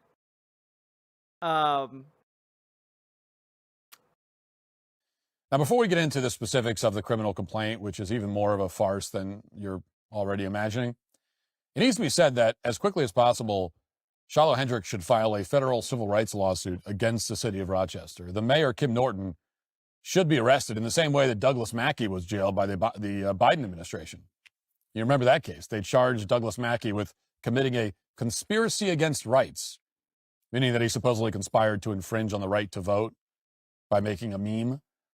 Well, Kim Norton is actually engaging in a much more obvious conspiracy against rights. She's openly admitting that she's attempting to eliminate the First Amendment rights of women like Shiloh Hendricks. Well, that's actually not what's happening here. And Matt Walsh might know that if he looked up the actual charges that are at play. Specifically, let's just take a look here at what she is being charged with. So, Shiloh Hendricks is being charged with disorderly conduct. Now, what does that mean? Well, essentially, if you are engaging in an act like fighting in public, you know, you throwing some punches in public, or like you're disturbing like a city council meeting, or you are like in a restaurant and you're just screaming obscenities at the top of your lungs, or if you are, and I'm just going to quote this here from Sheridan and Doulis, PA, attorneys at law, engaging in offensive, obscene, or abusive language that incites anger, alarm, or violence, whether on public or private property. That can also constitute disorderly conduct. And I have to say, here are a couple of examples that Sheridan and Doulis give. A heated argument in a restaurant that escalates into shouting and disturbs others. Playing excessively loud music at 2 a.m. that disrupts neighbors' sleep. Publicly using abusive language towards someone in a way that incites them to respond with aggression. Like, say, calling a child the N-word and following them around a park. That might, in fact, very solidly fall under disorderly conduct. Now, Matt Walsh, of course, says, like 20 years ago, we didn't have this problem. And, well, that's a bit difficult, considering that, well, the disorderly conduct statute in Minnesota was passed back in 1994. So, that might be a bit difficult, because in 2005, the 20 years ago that Matt Walsh is talking about, this statute had already been on the books for almost a decade. So, Yeah. Crazy. Hey, I found your channel when Mehdi Hassan debate was happening. Love your work and your lives are awesome. Keep it up and stay awesome. Lots of love. Christians Against Dinosaurs, thank you for the €5. I appreciate it. Personal anecdote, used to live in a Midwestern city, and when a hateful white fundy church posted threats against our South Asian church for how we dressed in Indian clothing, the Somali imam and Muslim neighbors came to the next few services to make sure we were safe, and some haters did come by to start shit, but we made those losers back down. Yeah, like, I don't know, like, Muslim folks in the Midwest have been nothing but lovely to me my entire life. Even when I was, like, growing up in as a fundamentalist Christian, like the Muslim community out here is genuinely really welcoming and kind. Very, very chill. And it enrages me to see this man like just absolutely be the lowest tier scumbag racist about them. Well, it becomes extremely obvious when you look at this criminal complaint. We'll put that up on the screen here. These are the 3 counts. They're all the same, but they all apply to separate, quote, victims. And here's what they say, quote, on or about April 28, 2025, within the city of Rochester, Shiloh Hendricks, while in a public or private place and knowing or having reasonable grounds to know that it would or would tend to alarm, anger, disturb others, or provoke an assault or a breach of the peace, did wrongfully and unlawfully engage in offensive, obscene, abusive, boisterous, or noisy conduct, or in offensive, obscene, or abusive language that would reasonably tend to arouse alarm, anger, or resentment in others. Yeah. Yeah, that's pretty like textbook disorderly conduct. Yes, saying something that other people resent is a crime now. Yes. Yeah, I'm gonna read the specific statute here. Crime. Whoever does any of the following in a public or private place, including on a school bus, knowing or having reasonable grounds to know that it will or will tend to alarm, anger, or disturb others or provoke an assault or breach of the peace, is guilty of disorderly conduct, which is a misdemeanor. 1. Engages in brawling or fighting. Or 2. Disturbs an assembly or meeting, not unlawful in its character. Or 3. Engages in offensive, obscene, abusive, boisterous, or noisy conduct, or in offensive, obscene, or abusive language tending reasonably to arouse alarm, anger, or resentment in others. And, like, pretty textbook, like, saying the N-word is going to check those boxes.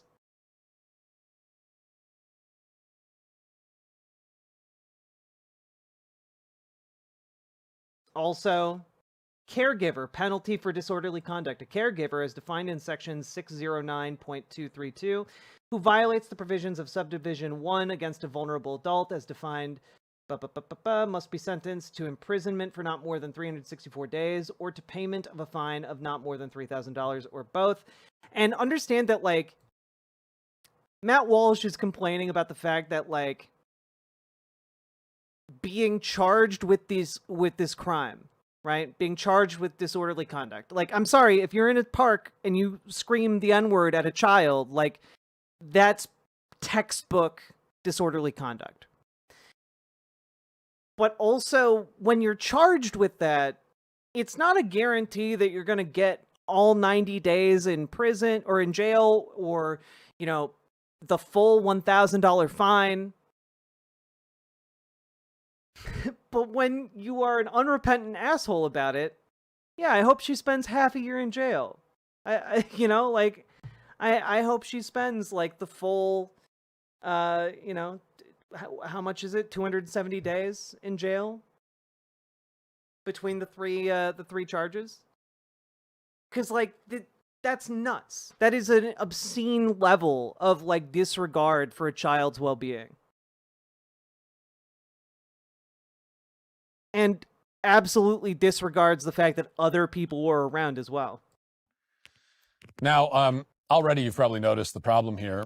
What this law is intended to outlaw, very clearly, is behavior that's so disruptive that it causes an unreasonable disruption. Yeah, screaming at a child on a playground racial obscenities would rise to that level, man. To other people's lives. So, for example, if you're playing loud music at a party at 2 a.m. and people can't. Man, that's so crazy. That's exactly the example given on Sheridan and Dulles, PA attorneys at law. It's so weird that he didn't read the third example in that result about publicly using abusive language towards someone in a way that incites them to respond with aggression. Or shouting in a way that disturbs other diners, because that would also apply here. You know, other park goers. And it can happen on public or private property. Weird. Weird how he selected one of the examples and not the other. Can't sleep, then that would qualify as noisy behavior that disturbs others and breaches the peace. Along the same lines, if you block the doorway of a building and tell everyone that they'll have to fight you if they want to enter, then you could be accused of alarming others and provoking an assault. So those would be reasonable examples of disorderly conduct under this law and under... Well, you know, the great part about our legal system, Matt, is that she gets to go to court and argue that she had completely reasonable conduct when she called that 8-year-old child the N-word in a public park, and then doubled down when asked about it and said it again. Really any law that deals with disorderly conduct. What happened in this case is that after the Somalis and liberal women of Rochester saw the viral video, they went looking through the law to find some way to charge Shiloh Hendricks. And well, also, there were people there who filed police reports. They're the people who are listed in the charges. That's why there are 3 different charges, Matt. Then they deliberately interpreted this particular law in a highly literal and frankly demented manner. They saw the words offensive in a highly literal manner, i.e., based on the statute of the law. Oh man, you interpreted the law literally. You were supposed to imagine that it didn't apply to the racist white lady. What the hell? language and thought they had a case.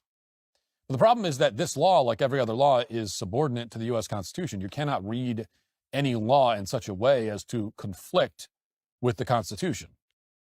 As applied to Shiloh Hendricks, that's clearly what they're doing here. Shiloh Hendricks did not disrupt anybody's life. She didn't cause a breach of the peace. She did. There were other children on the playground. There were other parents around there. Like, she was screaming racial slurs at children in a public park on a playground. Like, I'm sorry. If you think that didn't disrupt the peace, I would encourage you to go and try it. Go, Matt Walsh. Matt Walsh, my challenge to you. If screaming racial slurs at children on a playground isn't disrupting the peace, I encourage you, join the Shiloh Hendricks protests by going to your local park and screaming racial slurs at children, following them around. And I'm sure if your hypothesis is correct, no one will have an issue with that. No other person will have an issue with that. It'll be totally fine. And they definitely won't also press charges against you. Except you're not going to do that because you know that that is fucking insane behavior. There's no evidence that anybody was unreasonably alarmed by her actions in that park. No one felt that their physical safety was in jeopardy because of Shiloh Hendricks. And she didn't go to the park. Why would you assume that?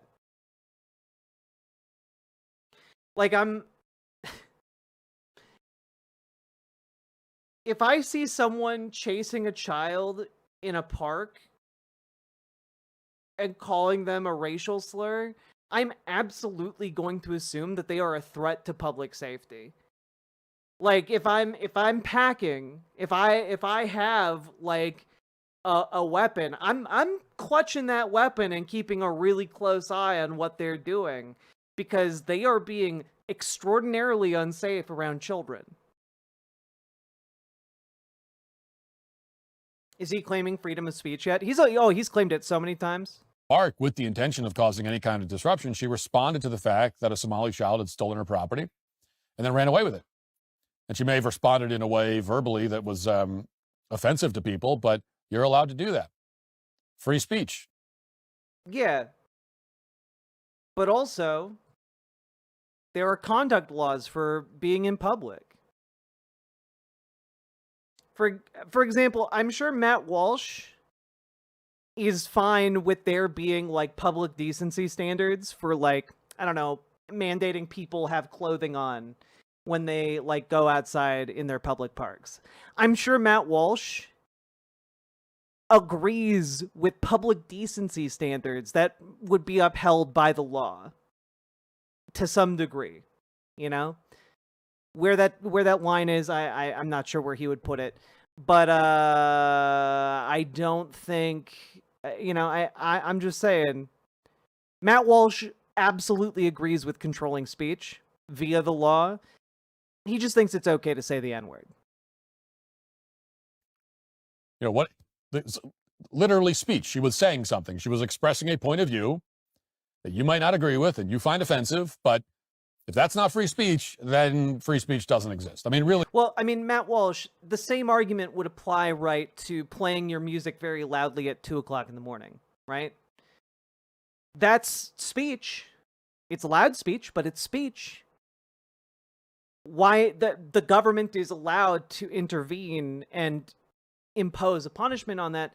Because it's disrupting other people. Like, that's how that works, right? And if free speech doesn't protect the person who's using their freedom to play music loudly, and that music is just conveying words, like, free speech doesn't protect them from disorderly conduct violations. The same way free speech doesn't protect someone from, say, being charged as a public nuisance for chasing children around a park, calling them racial slurs. It is that simple. If saying the N-word in the park is not free speech, then we don't have free speech. Matt Walsh, put your money where your mouth is. Do it right now. I want you to I want you to film a Daily Wire video on your channel demonstrating your freedom of speech. And this whole point is actually confirmed in the text of the complaint. So let's put that on the screen here. And as you can see, it states that a man identified as SHJ was in the park with his 3 children. One of them, YJ, is 8 years old and autistic. The man, SHJ, told police that his son approached a diaper bag that belonged to someone else, and he took an applesauce pouch from the bag. And then YJ climbed the playground equipment in an attempt to get away from his father and from the defendant. It was only at that point, according to the complaint, that defendant became very angry and shouted and repeatedly used a racial epithet. The rest of the complaint simply describes the video that we've already seen.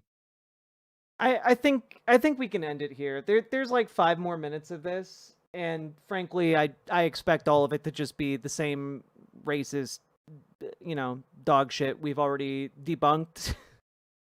Like, I don't want to spend another 5 minutes just being like blisteringly angry, with no additional like insight to share. But this is pretty disgusting. This is disgusting to an extreme degree. And of course Matt Walsh isn't going to say it, but like, we all know he wants to say it. And I really just wanted to cover this because I'm from Minnesota. I cover issues in Minnesota, and like, Matt's just full of shit. He's just full of shit on this one. And like, every part of his discussion of this is full of shit. Every single part.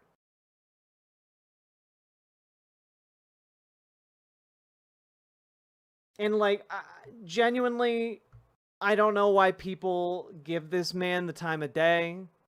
He's a radio shock jock who, like, hosted Nazi diaper wrestling, who's worn the Confederate flag and, like, burned books on camera. Like, he's genuinely just a hateful monster.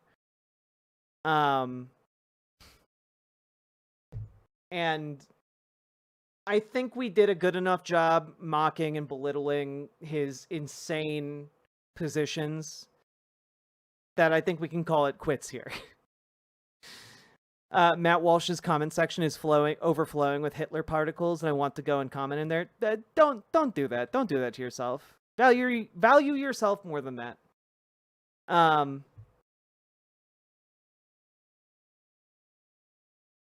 God. All right. I am going to go use the bathroom. We've been going for about 4 hours. But please hit the follow button, hit the subscribe button, hit the like button, folks. Consider dropping those subs, donos, memberships, super chats, etc. And I will be back in a few minutes. I have to use the bathroom. I'm so sorry. BRB! Doodle-doo-doo-doo.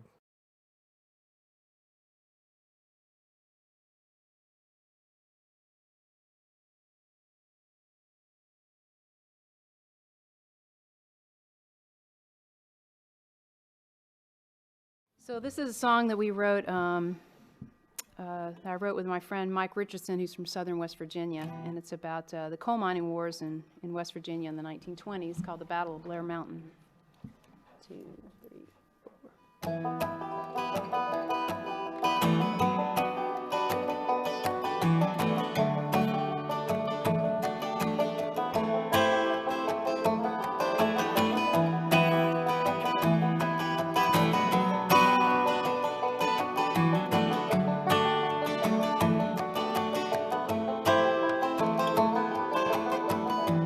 Find a vein, drain the black gold. Open to God that the timbers hold. Like my father before me, it's all I know. We live only to harvest the coal. Harvest the coal.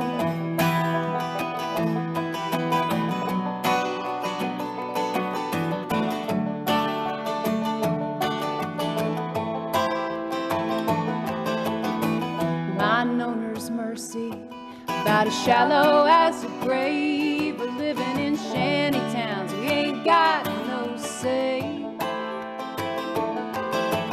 14-hour shifts, such a meager wage. And Mother Jones can't help us now anyway. Anyway,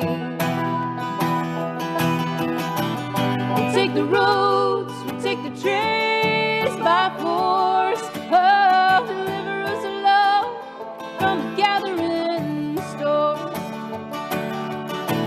Lay down your Bibles, take up your guns. Blair Mountain, here we come. Oh, here we come.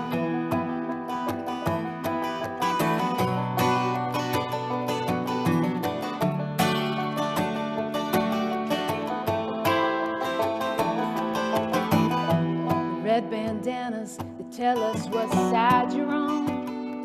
Yeah, we're the rednecks of the Union 1921. We'll leave tonight at 13,000 strong and take the fight to Blair Mountain before the dawn. Before the dawn. We'll take the roads, we'll take the trains by force. Oh, deliver us alone from the gathering stores. Lay down your Bibles, take up your guns. Blair Mountain, here we come. Oh, here we come. Oh, oh, oh.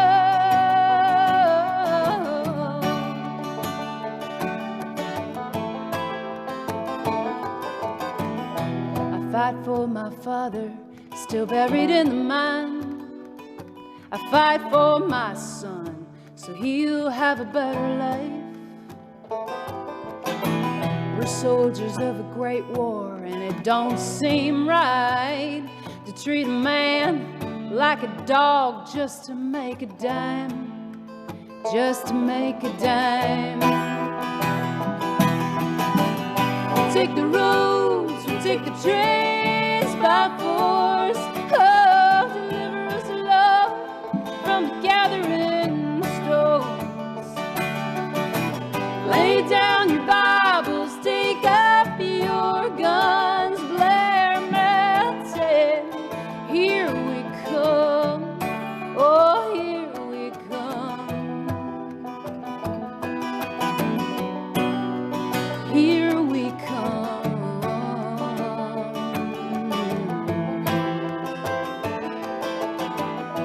So find a vein, drain the black gold. You better hope to God that those timbers hold.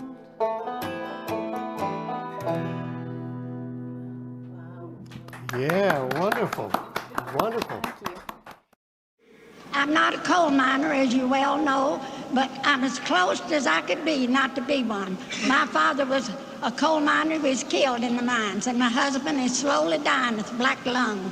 And my husband and me was in the strike in the 30s in bloody Harlan County, and I do mean it is bloody too. And they tell me, these miners say, we're going to stick it out unless Duke Power signs the contract till hell freezes over.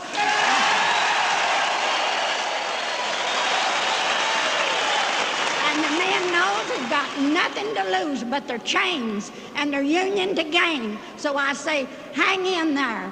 And now this song I composed in the 30s. And as you know, I'm old, that's 40 years ago, and I can't sing very well. But you can ask the scabs and the gun thugs which side they're on, because they're workers too. Come all you poor workers, good news to you I'll tell.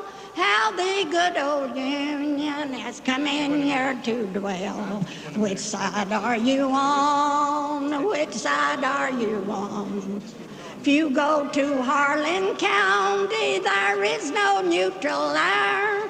You'll either be a Union man or a thug for J.H. Blair. Which side are you on? Which side are you on?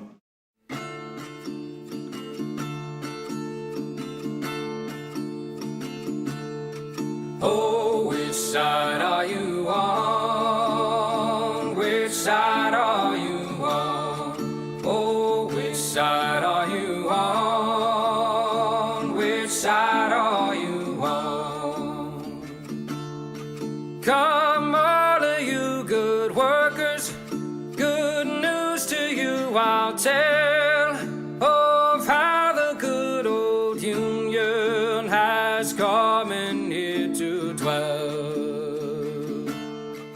Oh, which side are you on? Which side are you on? Oh, which side are you on? Which side are you on? My daddy was a miner, and I'm a miner's son, and I'll stick with the Union till every battle's won. Oh, which side are you on? Which side are you on? Oh, which side are you on? Which side are you on? They say in LA County there are no neutrals there. You'll either be a Union man or a scab for the boss, beware. Oh, which side are you on? Which side are you on? Oh, which side are you on? Which side are you on? Oh, workers, can you stand it?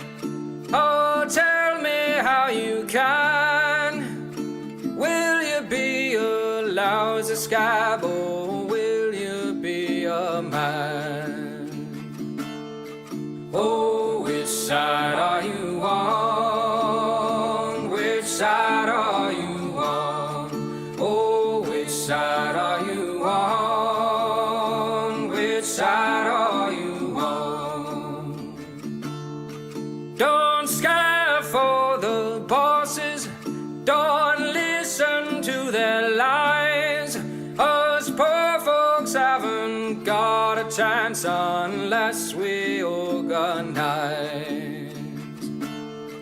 Oh, which side are you on? Which side are you on? Oh, which side are you on? Which side are you on? Oh, which side are you on? Oh, which side are you on? Oh, which side are you on? Oh, which side are you on? In 1948, the natives were expelled from the land of their ancestors, their homes and cities shelled. From the traitors in Transjordan to clandestine British demand, by the settlers' Zionist army that rampaged across the land. Oh, Palestine, we hear your desperate plea that once again across the land your people can be free. Oh, Palestine, your people live in fear. We demand your emancipation from the river to the sea. In 1967, Israel did invade to conquer and to colonize what little had remained. The people of old Palestine, once again their fates entwined with the Zionist occupation of their homes and weary minds. Oh, Palestine, we hear your desperate plea that once again across the land your people can be free. Oh, Palestine, your people live in fear. We demand your emancipation from the river to the sea. In 2023, they've come a final time to destroy your homes and families with a murderous, lethal design. The bombs overhead are falling as our leaders continue their lies. The sky does glow and the blood it flows as we hear the children's cries. Oh, Palestine, we hear your desperate plea that once again across the land your people can be free. Oh, Palestine, your people live in fear. We demand your emancipation from the river to the sea. We stand with your emancipation. Your people will be free.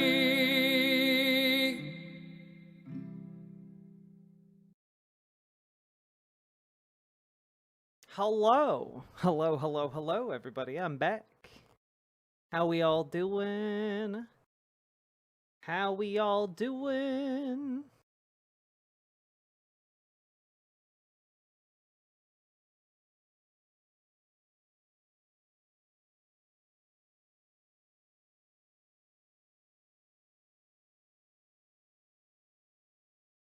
A bit annoyed, but I live. Hell yeah. Thanks, Mr. Fluffy Wolf. I do my best.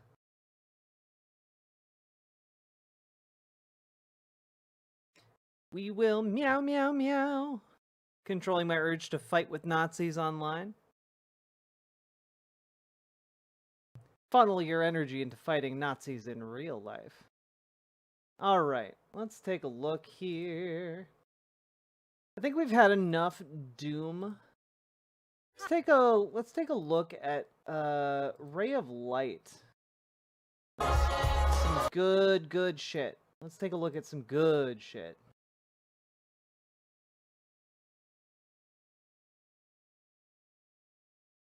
You guys ready for a little bit of hopium?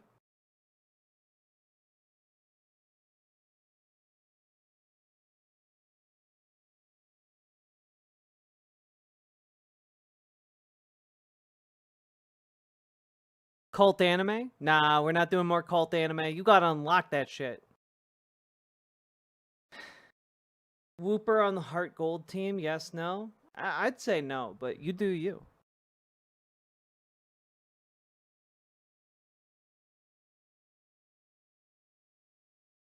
No, we're not doing analog horror. We're doing hopium. Alright.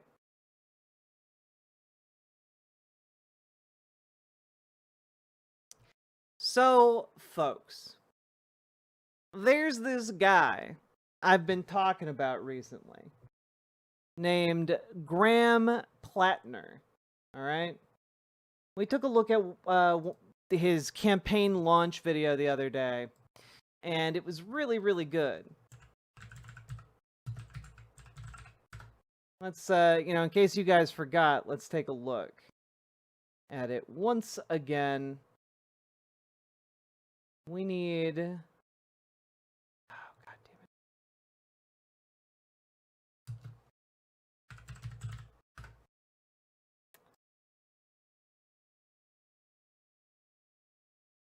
Of course, it doesn't come up correctly. Damn it.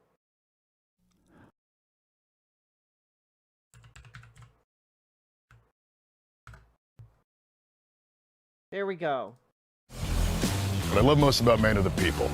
I have never met people who are more hard scrabble, even in a place that requires you to work like 2 or 3 different jobs. We have watched this state become essentially unlivable for working class people, and it makes me deeply angry.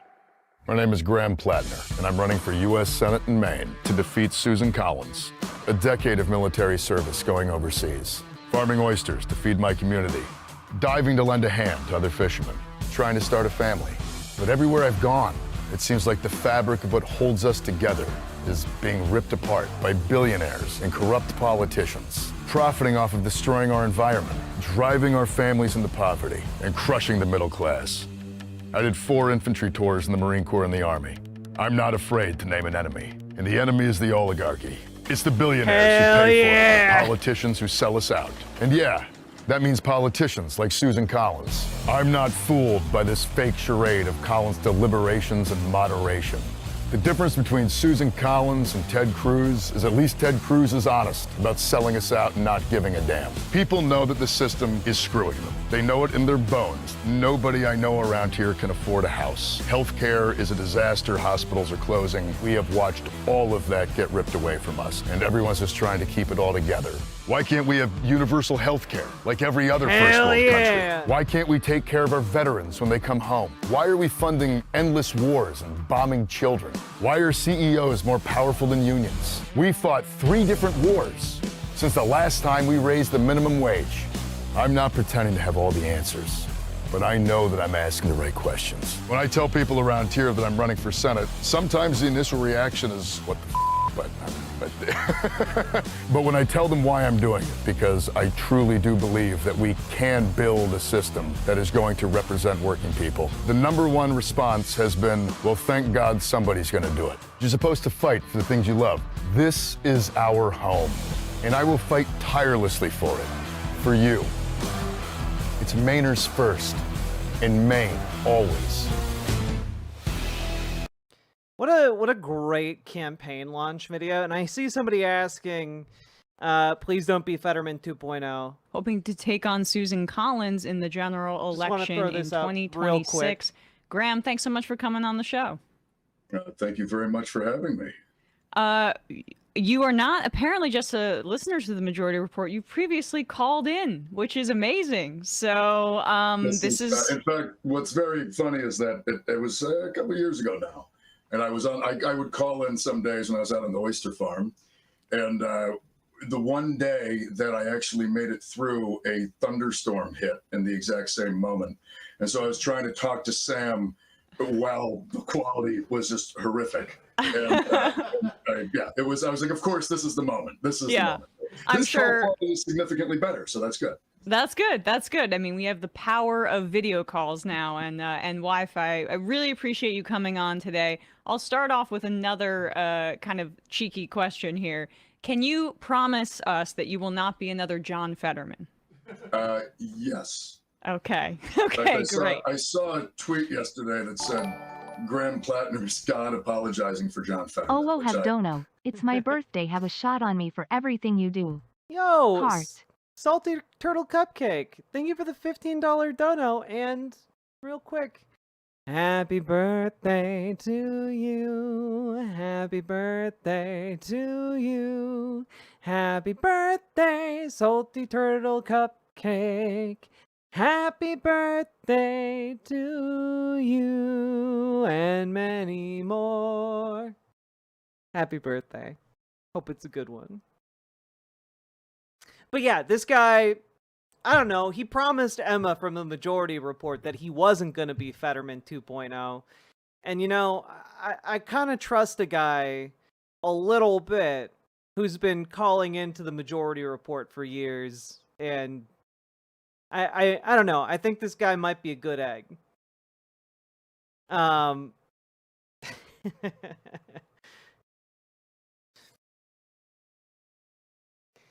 But let's take a look, because something else really great happened in the world of Graham Platner's Senate ambitions to overthrow Susan Collins. Earlier today, he attended a Fight the Oligarchy rally, or Fighting Oligarchy rally, alongside Bernie Sanders. And he delivered just like a phenomenal speech at this rally, while also receiving Bernie Sanders' endorsement. And I think this is great. I think this is wonderful. I think this is one of the few good things that is currently happening right now, and we should celebrate all the wins we can get.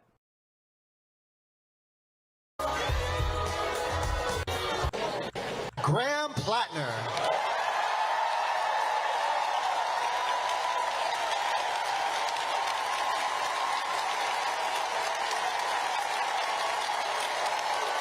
Also, I see someone asking about the Happy Science cult anime.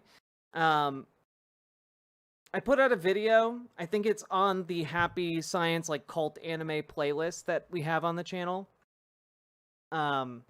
That first video should kind of give you the entire rundown of what it's all about.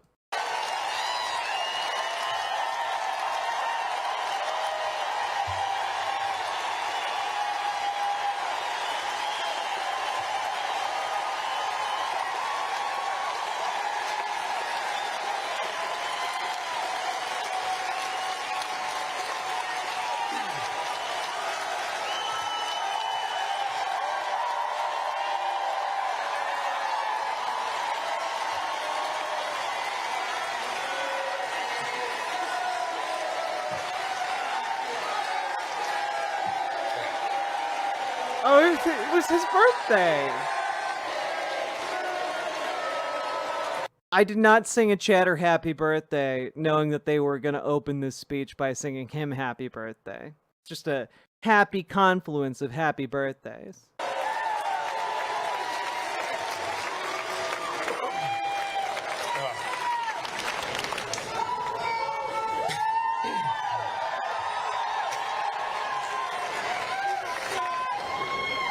Well, until recently, I thought that Harbor Master of Sullivan, Maine was going to be the extent of my political career. And now I am here.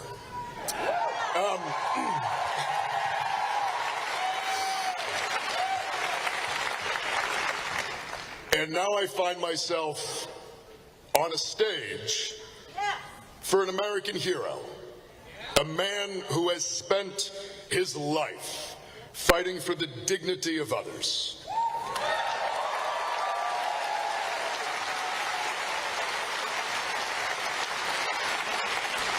A man who has had the courage to speak truth to power, to take on anyone who stands in the way of creating the country that we deserve.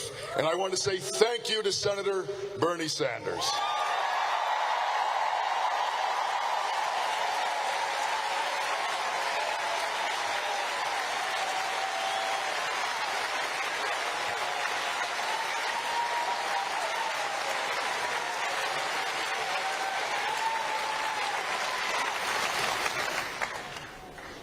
So I grew up here in Maine, and piecing it together has always been a part of life. Working multiple jobs, seasonal jobs, this is not a new thing for us. But in the past few years, it's really beginning to feel like hard work is not enough. Our hard work isn't enough to keep our hospitals from closing. It is not enough for us to afford health care, to be guaranteed a living wage, to afford groceries, to afford a home, to afford dreams of a future defined not by struggle, but by joy. Did he win? The race hasn't happened yet. The race is in 2026. People my age and younger are being driven out of this state by an affordability crisis. Even those of us who have been lucky, who have succeeded and have built good lives, we see our friends and our families unable to afford the basics of what used to be called the American dream.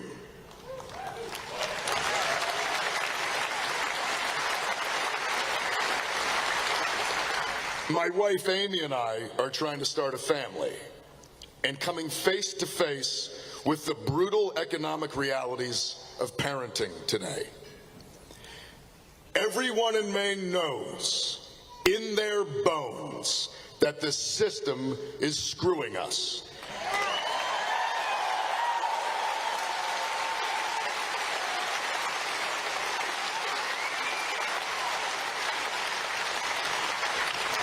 And we know it because we can see it.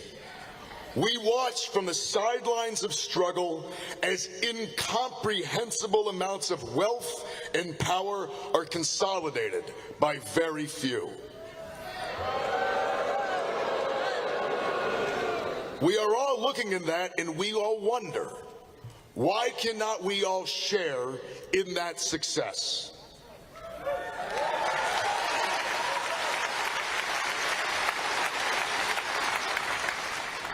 Now, I grew up in rural Maine, and I did 4 tours in the infantry. And I am not afraid to name the enemy. And the enemy is the oligarchy.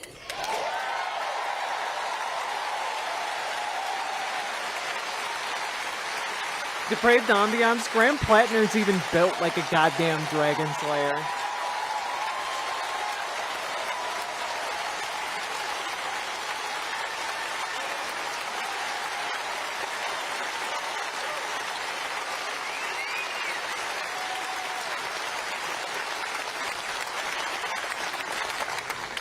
Well, that answers the next part of this speech, where I was going to ask you if you knew what that meant.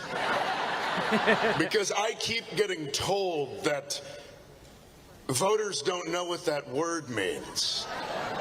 And I'm gonna tell you guys, like, some of that messaging of like, oh, voters don't know what oligarchy means, like, that does trickle down. Like, my liberal mom was repeating that talking point, and I had to push back on it, and I was like, no, mom. People understand what oligarchy means. Like, people aren't dumb. You know, they understand when you draw the line between this word and, like, the people keeping them from putting food on the table. They understand what oligarchy is and who the oligarchs are. From the standing ovation, I assume everybody knows what it means, because we know what's happening when we're getting robbed blind. Yep. Bingo.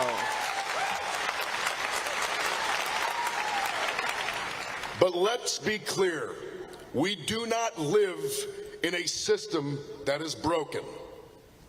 We live in a system that is functioning exactly as it is intended.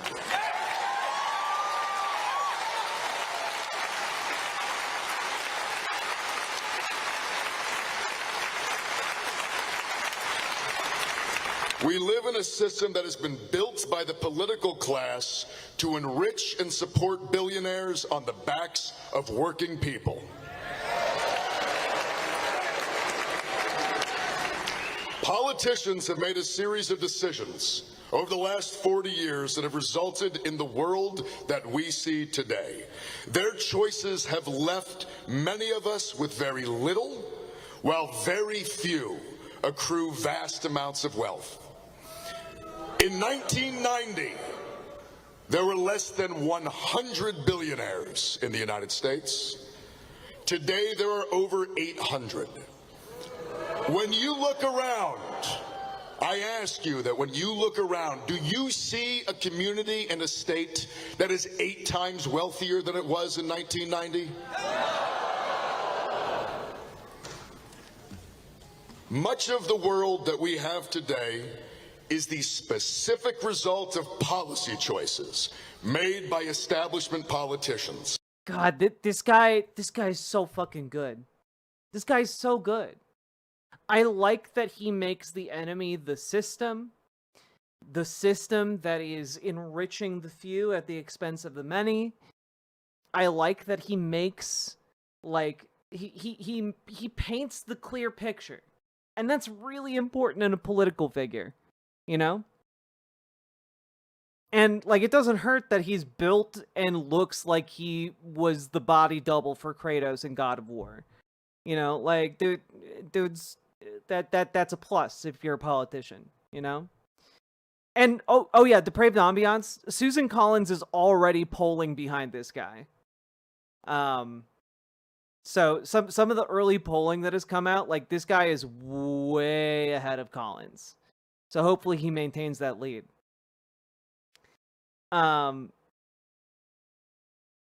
Susan Collins should be very concerned because she doesn't bring any kind of fucking excitement to the table. She brings money to the table. That's it. I will phone bank for this man if needed. You can volunteer on his website right now, actually. And volunteer and donate. But, like, he paints the clear picture. Like, hey, billionaires are over 8 times wealthier. Are your communities 8 times wealthier? No. No, these policies are benefiting them, and they're screwing you. These are important connections to make. And the shameful truth of all of this is the blame cannot simply be left at the feet of one political party.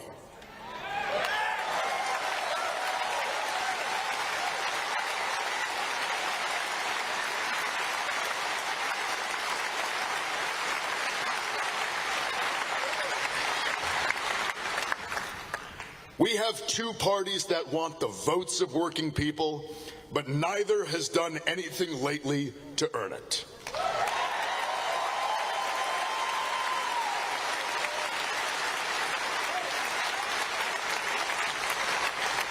No one is owed allegiance.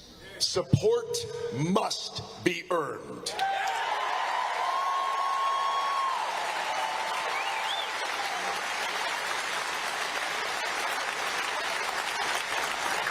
And that will never happen as long as Democrats are part of the same corporate apparatus that the Republicans are.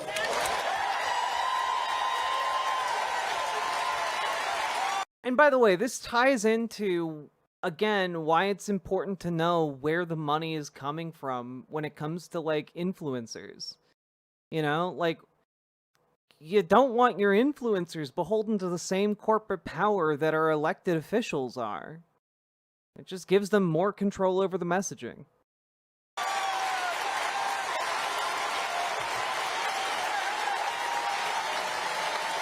He's one of us. He's absolutely one of us. Dude was serving in the goddamn infantry for 4 tours. Like, yeah, he's one of us. Dude's an oyster farmer. He's one of us.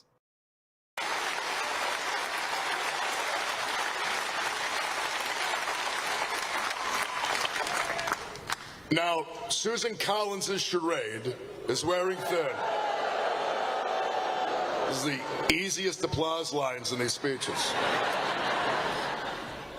No one cares that you pretend to be remorseful as you sell out to lobbyists.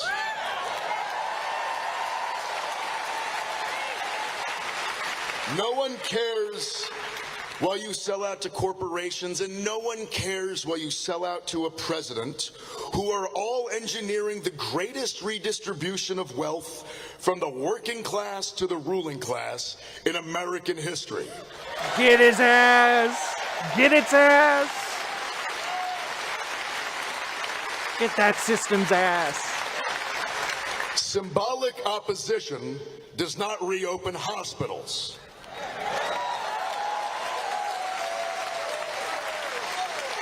Weak condemnations do not bring back Roe v. Wade.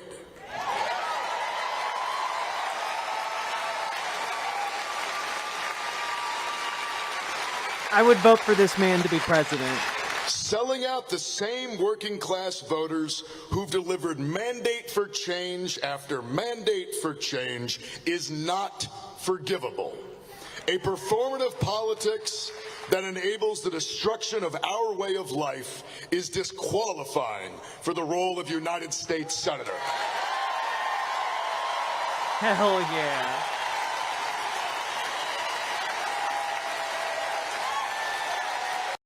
I'm not gonna lie.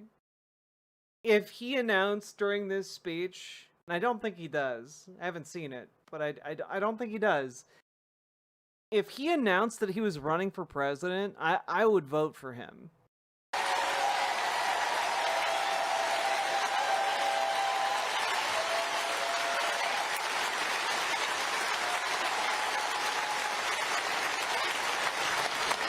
Maine deserves better than Susan Collins.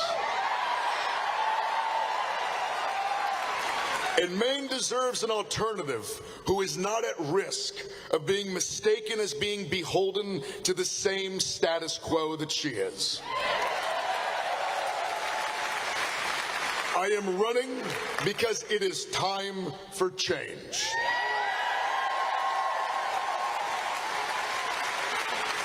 Because I believe in a better democracy and in a better system.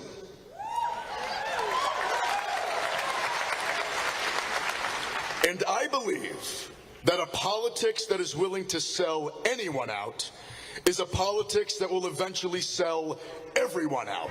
Yep. If you can throw trans people under the bus, you can throw any other marginalized group under the bus until there's no one left.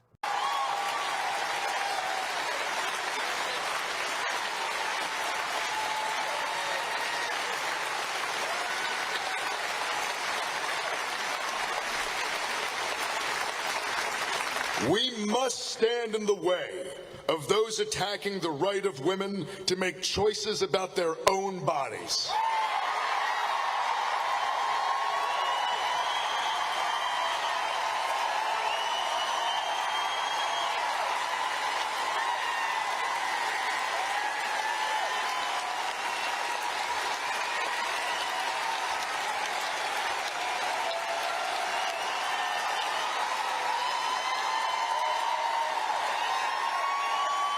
Dude's bringing down the house.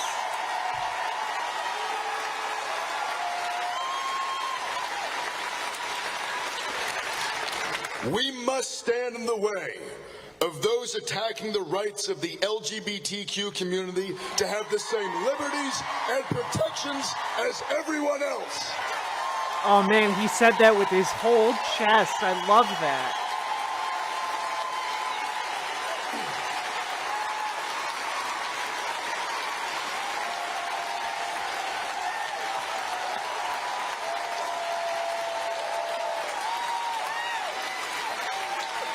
This guy has the juice, chat.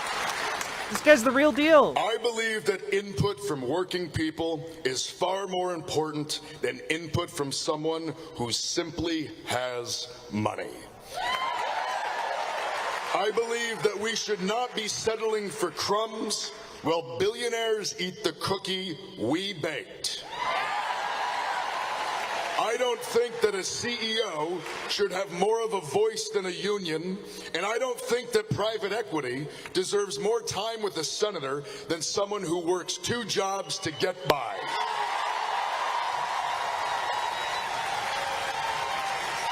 Get that filthy money out of this house.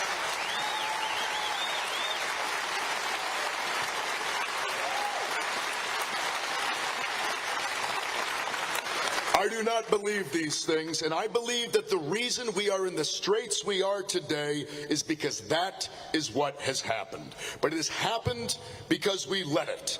And the world that we live in today is not how it has to be.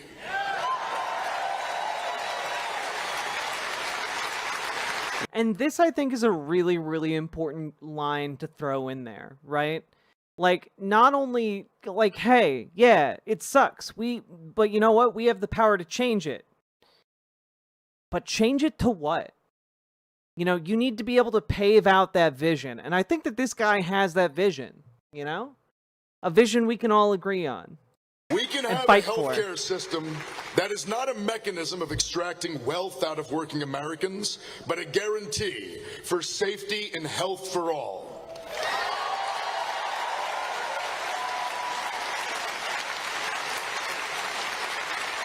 Major life events like buying a home or getting a college education can be points of joy and pride, and not relegation to a lifetime of debt.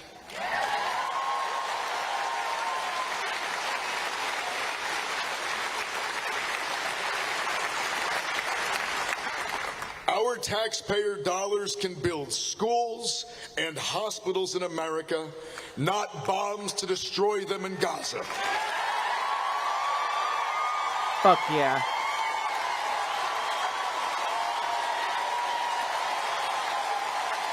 Dude's a fucking real one. Give this man like 10 years in Congress, and he could literally have the White House.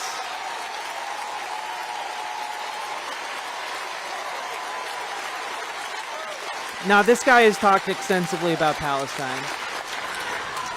We can take back the wealth that belongs to us, that has been stolen by corrupt politicians and the corporations that bought them.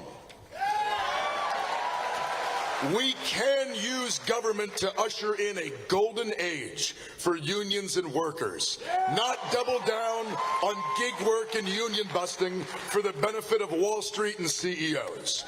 And we can have an economy and a government that works for the 99% and not just for the 1%.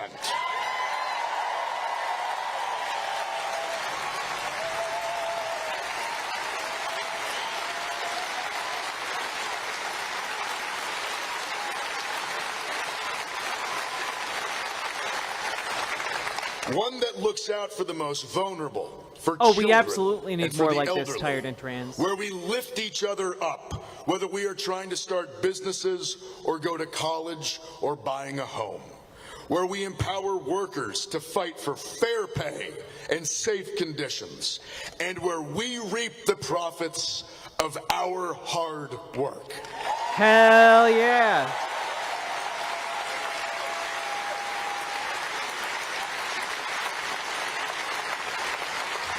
Yeah, dude was literally in his high school yearbook as most likely to start a revolution. And he in his high school yearbook, he's holding up a sign that says "Free Palestine," along with a bunch of other places under oppressive occupation. To find that path forward, we need only look down on the shoulders of the giants we stand on. The legacy of the labor movement.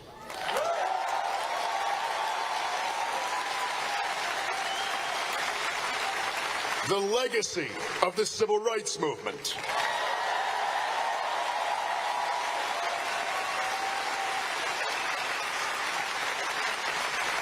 And these are legacies of not asking permission and hoping those in power are going to give you what you need.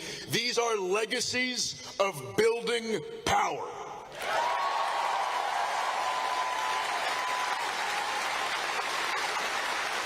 And I also like the emphasis on not just, what is happening is bad. We need to change. Here's the direction we want to go. But also, what he just said is really important too, which is you need the power to make it happen. The power to actually fulfill the promises and solutions that you have proposed, right? And I think this is a dude who understands you need the union power. You need the grassroots power. You need people on the ground going door to door and phone banking for you. You need people to show the fuck up to your campaign events in order to make this happen. You need to build power. And that, make no mistake, when you guys phone bank, when you guys knock on doors, that's power. You are exerting power in our political system. That is a real and tangible thing that meaningfully pushes forward these candidates. Never let anyone make you feel like knocking doors or phone banking or text banking or any of those other tasks that rely on actual humans to do actual labor. Never let anyone make you feel like you are powerless when you are doing work like that. Because when you put in that work, that's power. You are the power behind candidates like this. And it makes a world of difference. Both for yourself, mentally, it changes your entire headspace, but also in the world. It is a way to, impress upon the world the things you believe in. Right?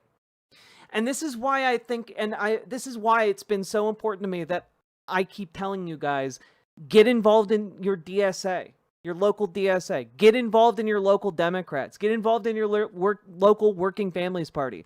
Whatever politically active local organizations there are that you are interested in, get involved in them because that is how you exert power and build it up. And if you need help joining your local DSA, join our Discord, !Discord in any of the chats. And you can reach out to Gamergy in the Discord to join, and she will be happy to help you figure out how to join your local DSA. Additionally, if you would like to join your local Democrats, you can join our Discord, !Discord, and reach out to Dragonfly in the Discord, and she will help you get joined up with your local Dems and get you sorted with that. We need you guys. We need you guys motivating and radicalizing your local Dems. We need you guys motivating and, prodding to action in the vein of the New York DSA. Your local DSA. Okay?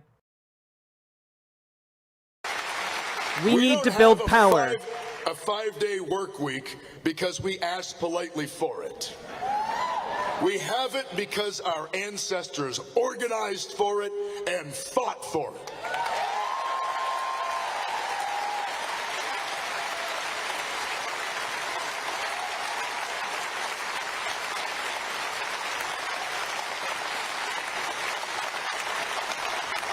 Regardless of what some might want you to believe, Power exists for those who are willing to organize and to take it. And power is for the people.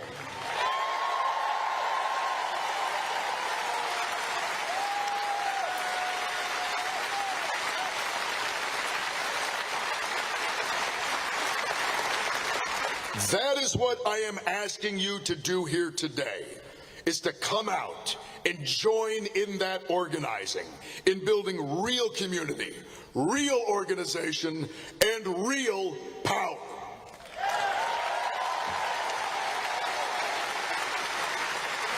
I am not just asking you to vote for me.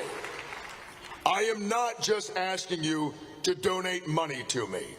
I am asking you to show up, to come out, go to events, knock doors, do the hard work, do what is uncomfortable, and that is to connect with your neighbors and help us write a new story that leads us from this troubling chapter of our history.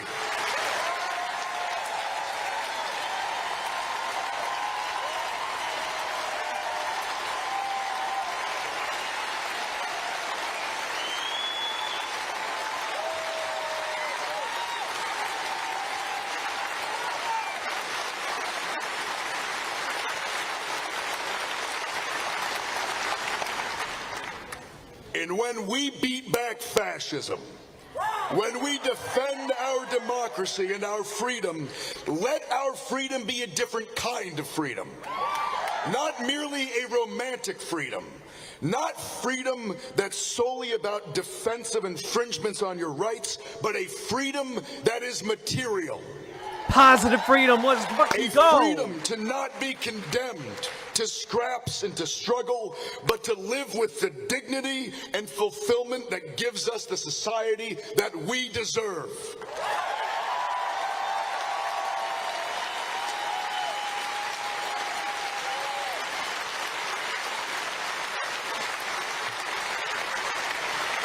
Where instead of dreaming of a life where we can get by, we can afford a life that allows us to dream. That is the vision. This is the opportunity before us. We will win the primary. We will win the general. And we will show this whole country the way forward. Because as goes Maine, as goes the nation. Thank you very much.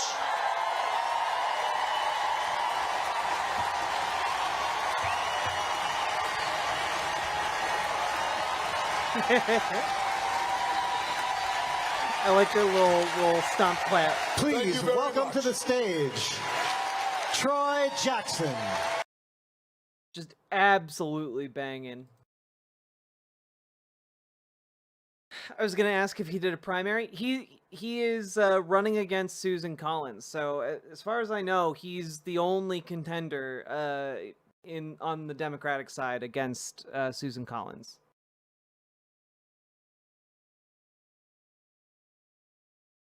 That slapped a little bit. It slapped a lot. Let's be real. That speech was actually fucking perfect. It was. Dude's got the juice. Dude's the real deal. And honestly, I'm gonna try and see if we can maybe get someone from his campaign on. Just cause like he's doing something right. We'll see. You know, I'm not a huge YouTube channel, but we got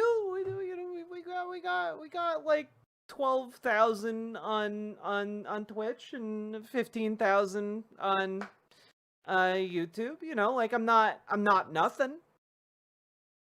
And I know that you guys are maybe one of the most active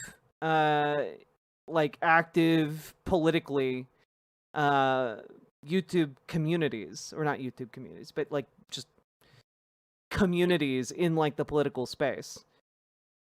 Like we have an entire coalition of like DSA members from this community who've gotten involved.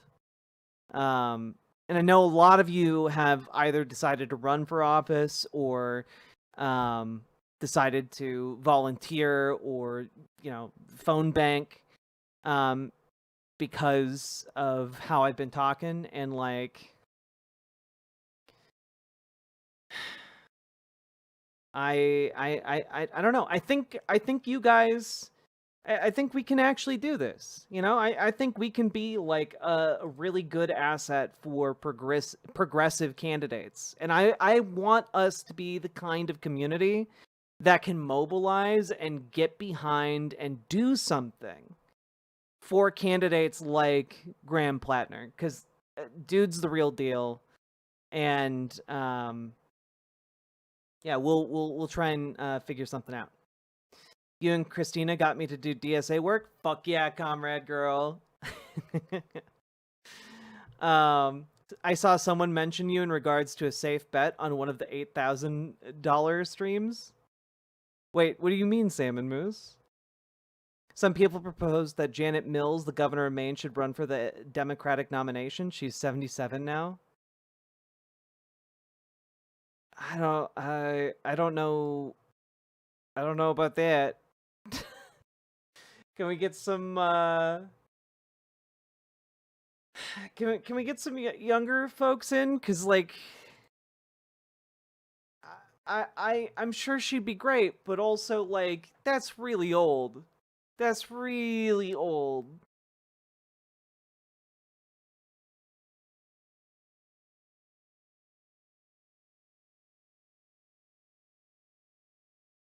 Oh, as in you were trustworthy and not taking dark money? Yeah. My rule of thumb when it comes to like money for the stream, it's like money from you guys, and occasionally I've done like a couple of those Raid Shadow Legend ones, and I don't think I'll do any of those anymore. Maybe if like a food company reached out, like I will tell you guys, if Chipotle reached out to me and offered a sponsorship, I would take it, because I fucking love Chipotle. But they're not gonna do that.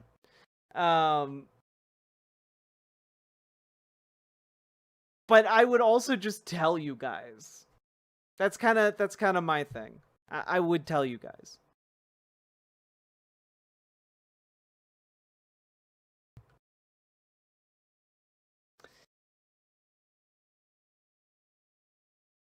I'm tired of the whole age like a fine wine BS from some liberal Dems.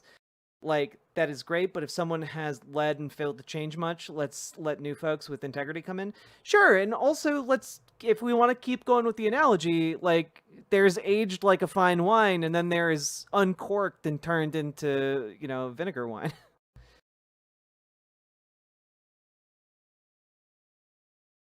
Sponsored by Big Avocado. Oh, okay. Well, I actually have I do enjoy Sunset Lake product, Uncle Gumbald. So if they wanted me to sponsor, if they wanted to sponsor me, I would happily do ad reads for Sunset Lake CBD, because I enjoy a variety of their products. You can apply for a partnership slash sponsorship with Chipotle. How do I do this, Van Briggs? Tell me more. Tell me more. Anyway, Graham Platner looks really great. Segment done. God. Yeah, no, I originally learned of Sunset Lake CBD from the Majority Report, and honestly, Sunset Lake CBD has great discounts with their sponsorships. Also, like I've looked into them as a company, and they're just like really great.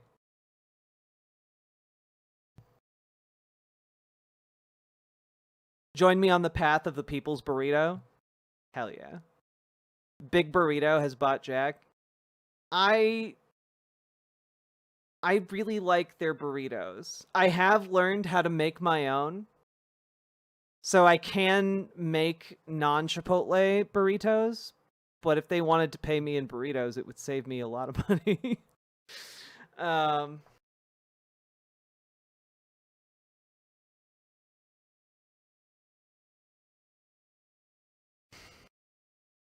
They're not paying you yet. Knock off the shilling. You have Chipotle at home. I don't have Chipotle at home, but like I learned how to make like the marinade for their chicken, and I learned how to make like their salsa. It's a bit work intensive, but like it turns out really fucking tasty.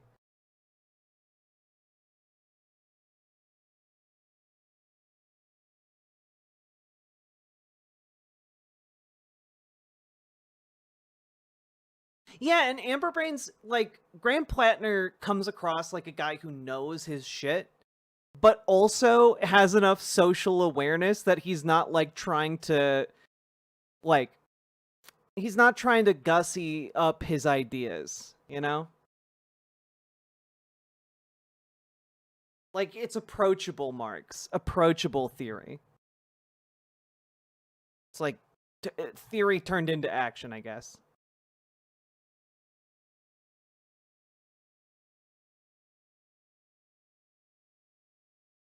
Oh, there are great copycat recipes out there, Grand Theft Autobot.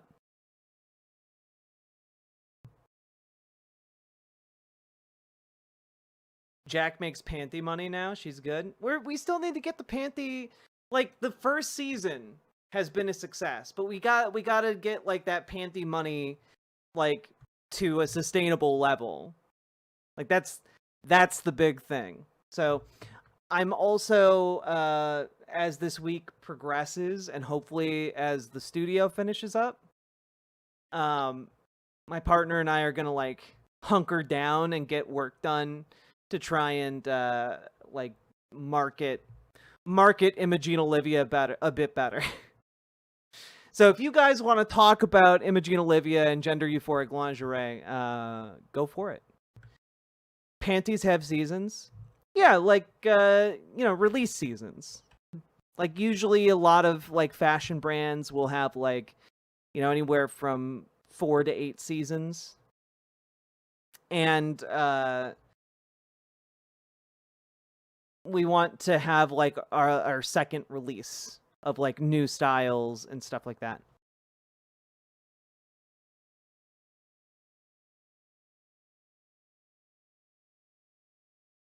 When you said the first season, I immediately thought it was a TV show.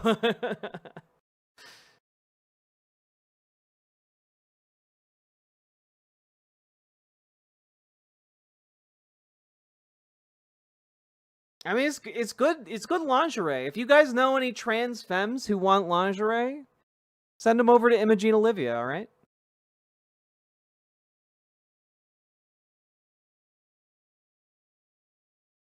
Thought it was like summer and winter panties. No, but like, I don't know. There are more styles of lingerie that have more or less coverage. Maybe that would play a factor in our next season. I think next season we're gonna launch our enhancing fit, as well as a new style and new colors. So those are kind of the exciting things in the wings. 2 seasons and Netflix will cancel it for a new style.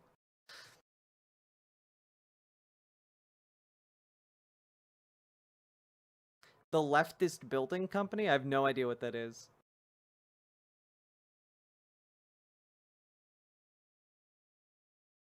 My wife is always in search of a more comfortable bra. Well, Josh, I can personally tell you that the Imogene Olivia gender euphoric lingerie bra is a 10 out of 10 bra. The fit is really, really good. And also, cisgender customers who have bought that bra have been satisfied. And we have had a lot of customers of a variety of cup sizes. So maybe your wife would like an Imogene Olivia piece of lingerie. It's gotten the thumbs up from cis people and trans people. Check it out if you feel so inclined. I quite like it. It does not have underwire, and it still provides a lot of support. It's become my new go-to like daily bra. situation.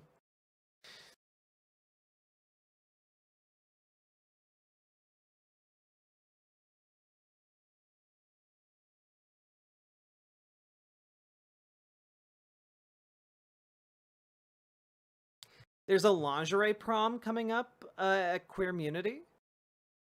Oh, that's so cool. I didn't know that, Shakespeare. Well, if you want to share around Imogene Olivia, it's high quality. It will last. Just don't throw it in a dryer. Let it air dry. Do you guys carry anything that's like a binder? Chloe, that is something we want to launch in either our second or third season. So it would either be launching in like a month or two, or maybe longer, depending on what's happening with like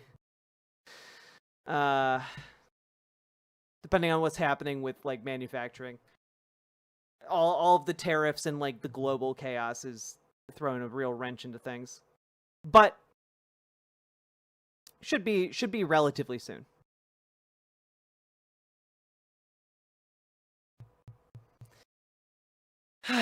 All right, folks. If you've been enjoying the show, hit that follow button, hit that subscribe button, hit the like button. Guys, we've been going for almost 5 hours here. If you've been enjoying the show, hit that follow button, hit that subscribe button, hit the like button. Do the things. You know the things you do. You silly billies. And also, consider supporting the stream. Subs, donos, memberships, super chats, all appreciated immensely.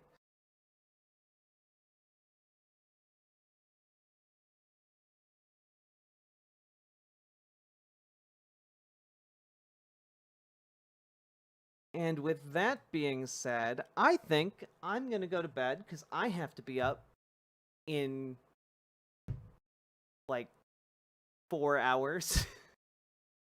Yeah.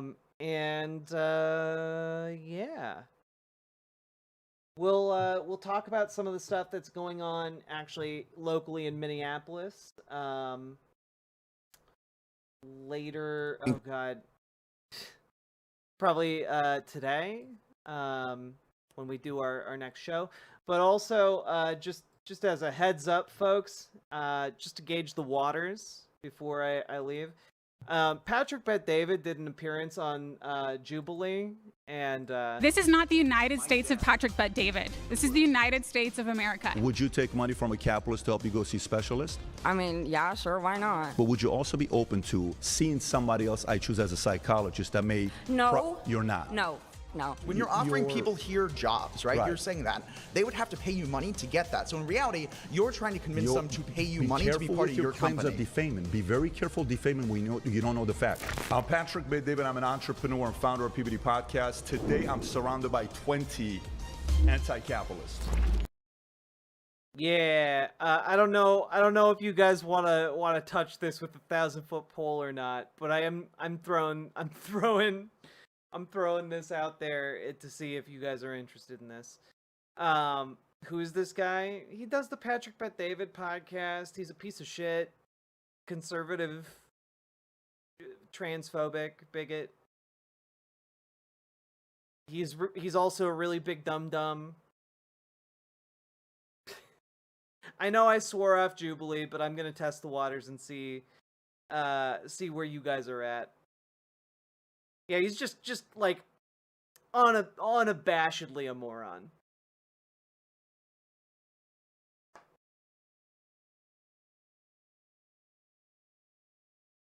Okay. We watching it now? No, I have to go to bed. Sadly. But I am just kind of seeing where you guys are at on this. If you guys were like, "Fuck yeah, let's do it," like, I would do it. But if you guys are like, "Boo, no," then I won't. But I'll test the waters tomorrow as well. See if you guys are into it. It'd be painful. It's gonna be fucking awful. All right. Can we watch the one where it's one paladin versus 20 Vecna cultists? No. But that video is very good, though. It made me laugh a lot. All right. Good night, all of you fine folks. Get good sleep. Bye.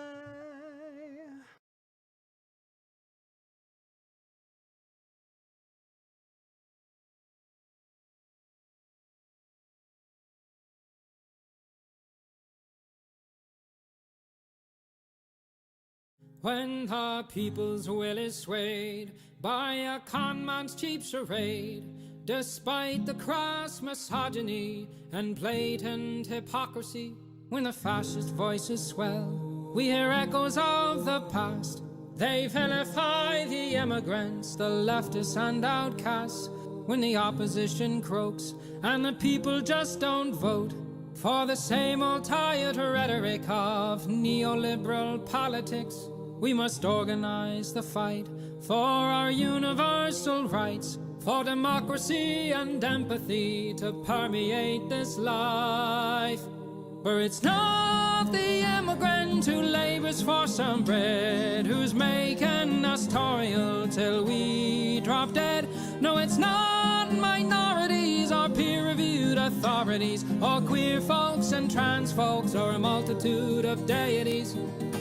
I say, all are your comrades and none are your enemies, in a momentous fight against all bourgeois priorities. Freedom is not those traditional values crafted from bigotry and classist realities. Freedom is freedom to move and disobey, to rely on one another to keep would-be kings at bay. Say none of us can stand alone against their power. We must stand together and make them cower. For the laws of this land have us used and abused, owned and subordinate to our patriarchal roots. I say it's high time we reinvent this whole operation to make mutual benefit our sole occupation.